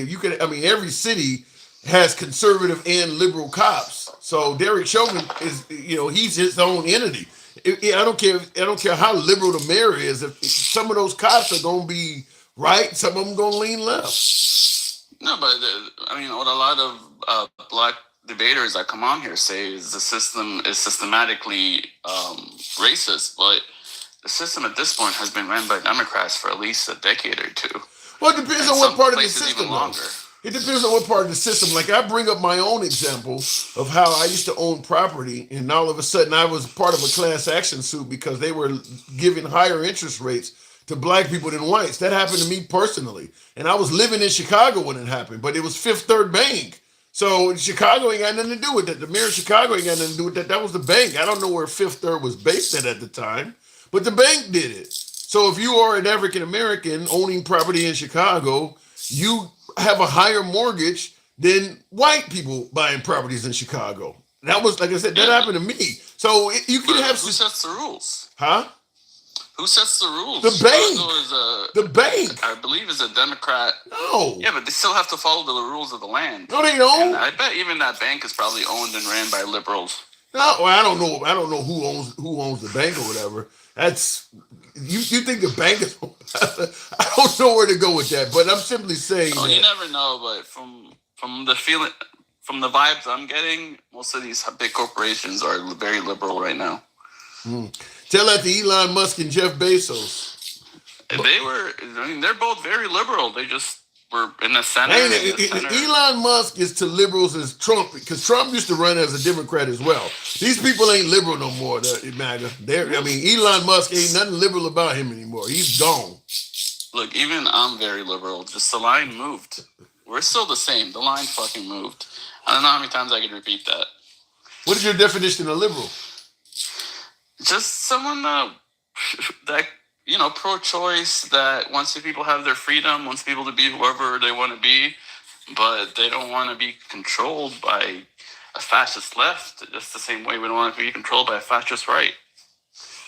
You think that what RFK is talking about, you don't see controlling that? I mean, he's going to start controlling what they put in your food, what vaccinations you can get. He's really talking about a lot of control. Well, he's taking things out of food. If you still want to eat processed food, he's not. I don't know if he's going to make it. I don't know how that is exactly going to work. He's basically telling food is not forcing you to eat it. He's basically telling corporations what they can and cannot put in food. That's control. What if you like but he's not forcing you to eat it. Yeah, but what if a law where you have to eat? What if you enjoy eating something that has a lot of sodium or a lot of sugar in it, and now you can't get it because he don't make the company stop putting it in there? I don't think he's an outlaw salt or sugar. The key is to outlaw chemicals that are unhealthy for you. That I'm sure if you want processed food, I don't think he's going to make it illegal for you to get it. Well, that's the problem, is that we got to be hoping and praying that a lot of stuff they're saying doesn't come true. Like we talked about immunity and some of this other stuff. Well, you ain't going to do that. I wish we didn't have to hope and pray that a candidate running for office does not do what they're promising to do. Again, it's not that. I think we're assuming that they're monsters when they're just regular people trying to make things better. I don't think RFK is a monster that's trying to mess things up. Getting rid of the polio vaccine? Again, I don't know what that involves. I don't know what he actually is trying to do, and well, shit. If you don't know, bring back polio. Yeah, but if I don't think that's his goal. If you're admitting you don't know, then how can you be sure he's not a monster? Because he hasn't done anything yet to be called to earn being called a monster. It's like calling Trump Hitler when he hasn't killed, well, I don't. Well, million people. Obama hasn't done anything to be a socialist. They didn't stop him from calling him one, though. That's propaganda, I guess. I don't think he's a socialist. Your party does. Again, there's a big line between Republicans and MAGA, and I know you see MAGA as Trump followers, but I see MAGA as like the center. Do you know any? Right. Wait. Do you know anybody who claims to be MAGA that's not a Trump follower? Like a single person? Trump aligns with us, but I see Trump as the center right too. You didn't answer the question, though. You didn't answer the question. Republican. Do you know anybody that's MAGA that does not support Trump? I guess technically no. Technically? What's going to happen in 4 years? What's going to be the difference in 4 years then when he's gone? What's going to make MAGA? It'll probably be the Tea Party or something. It'll probably change. See, we're not the Tea Party. That's what I'm trying to say. We're not the Tea Party. We're not, a lot of us are pro-choice. A lot of us, don't care about all these Republican things. Okay. Hey, fair enough. That's the big difference. Like, my guess is there's a lot doesn't care about pro-choice. My guess is there's a lot of Tea Party members that were pro-choice too, though. I mean, we just don't know. Some of them were probably pro-choice. I think you have a lot in common with the Tea Party, in my opinion. I don't think so. You don't really? Wow. I don't think the leader of the Tea Party came out and said he was pro-life. Who is the leader of the Tea Party? I guess they never had one. Right. I don't know. What other things I want to bring? There was a couple of things I want to bring. That's why I always give you requests, because always stuff I forget to bring up. All right, let's just end it here. I'll try to remember for next time. All right. Unless you want to talk about anything else. I'll move it on. I appreciate you coming through, though.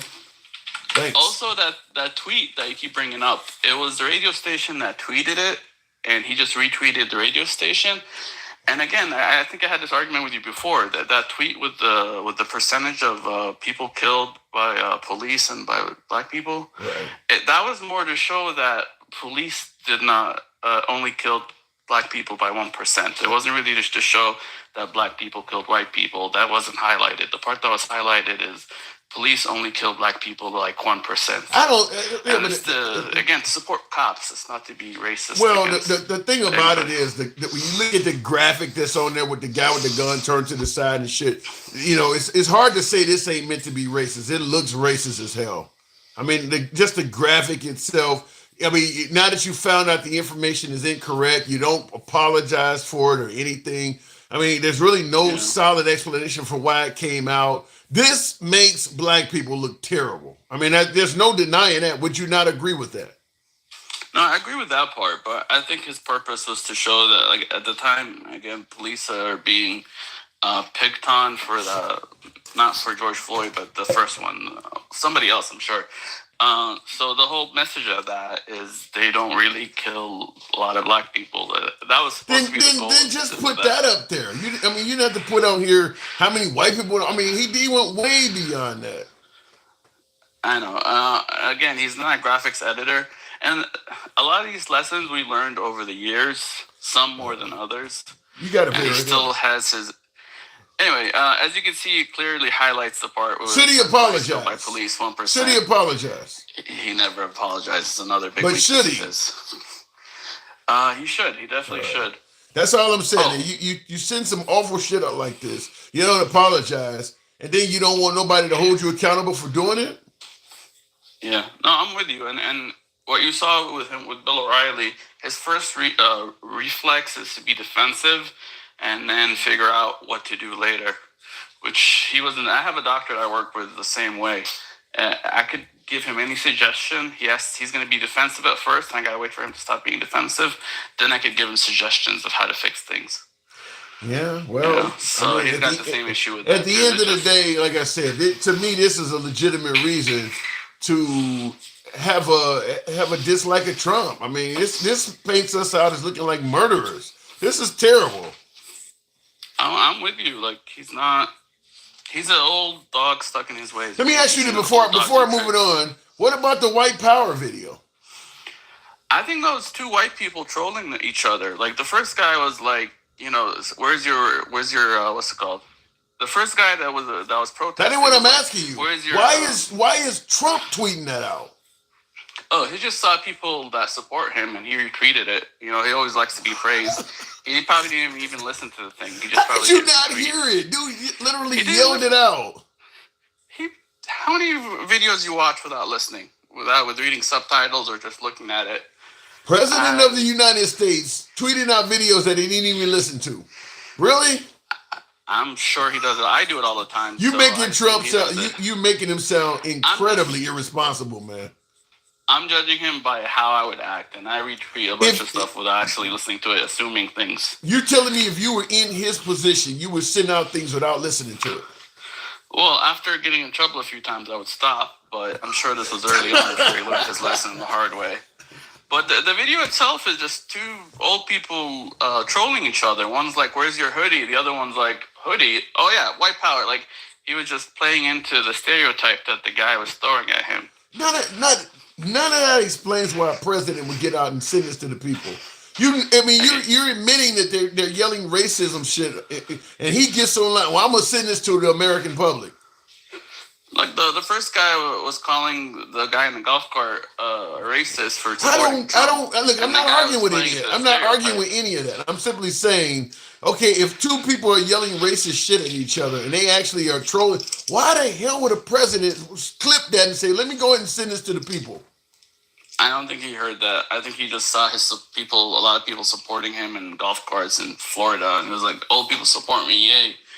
Because I think the narrative at the time was that he's losing support with old people, so he's showing the opposite by tweeting that video. And I will say, we were talking about why Kamala Harris lost and Trump won.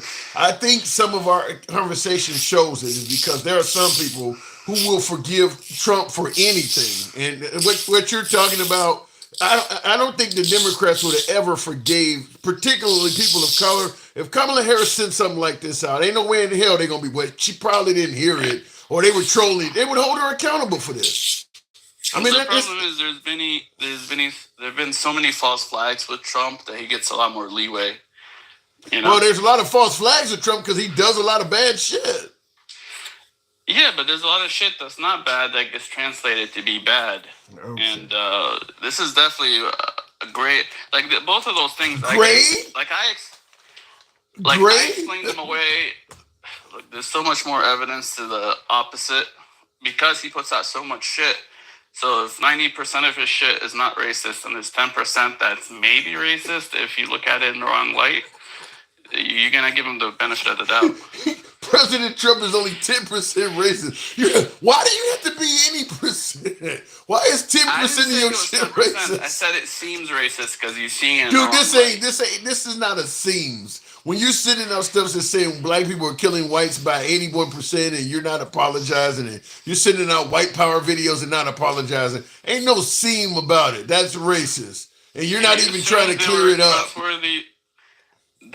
He assumed they were trustworthy stats from a trustworthy media source. You didn't hear nothing I said.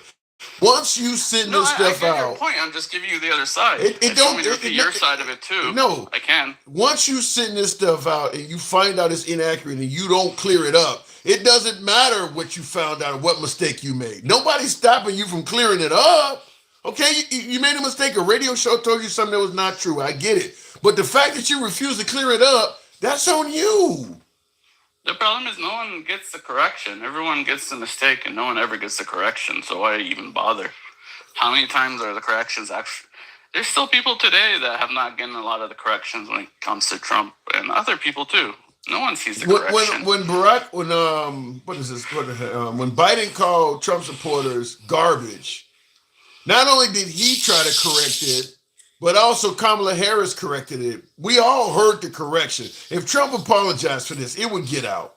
I mean, he could easily. Trust me, a lot of people miss that correction with the garbage. How about just try it then? As opposed to making up an excuse. To know, how about at least try it? I agree with you. I'm not defending that he shouldn't apologize. I've always been saying that's one of his weaknesses. But also doing it doesn't work. So I don't know. It's like the tweeting getting him in trouble. Like, it's his superpower, but it also gets him in trouble. You gotta take the bad with the good sometimes. I don't know where to take this. Well, I'm just gonna tell you, this is why stuff like this conversation we having right now is why he won. Is that he can do this and nobody will hold him accountable for it.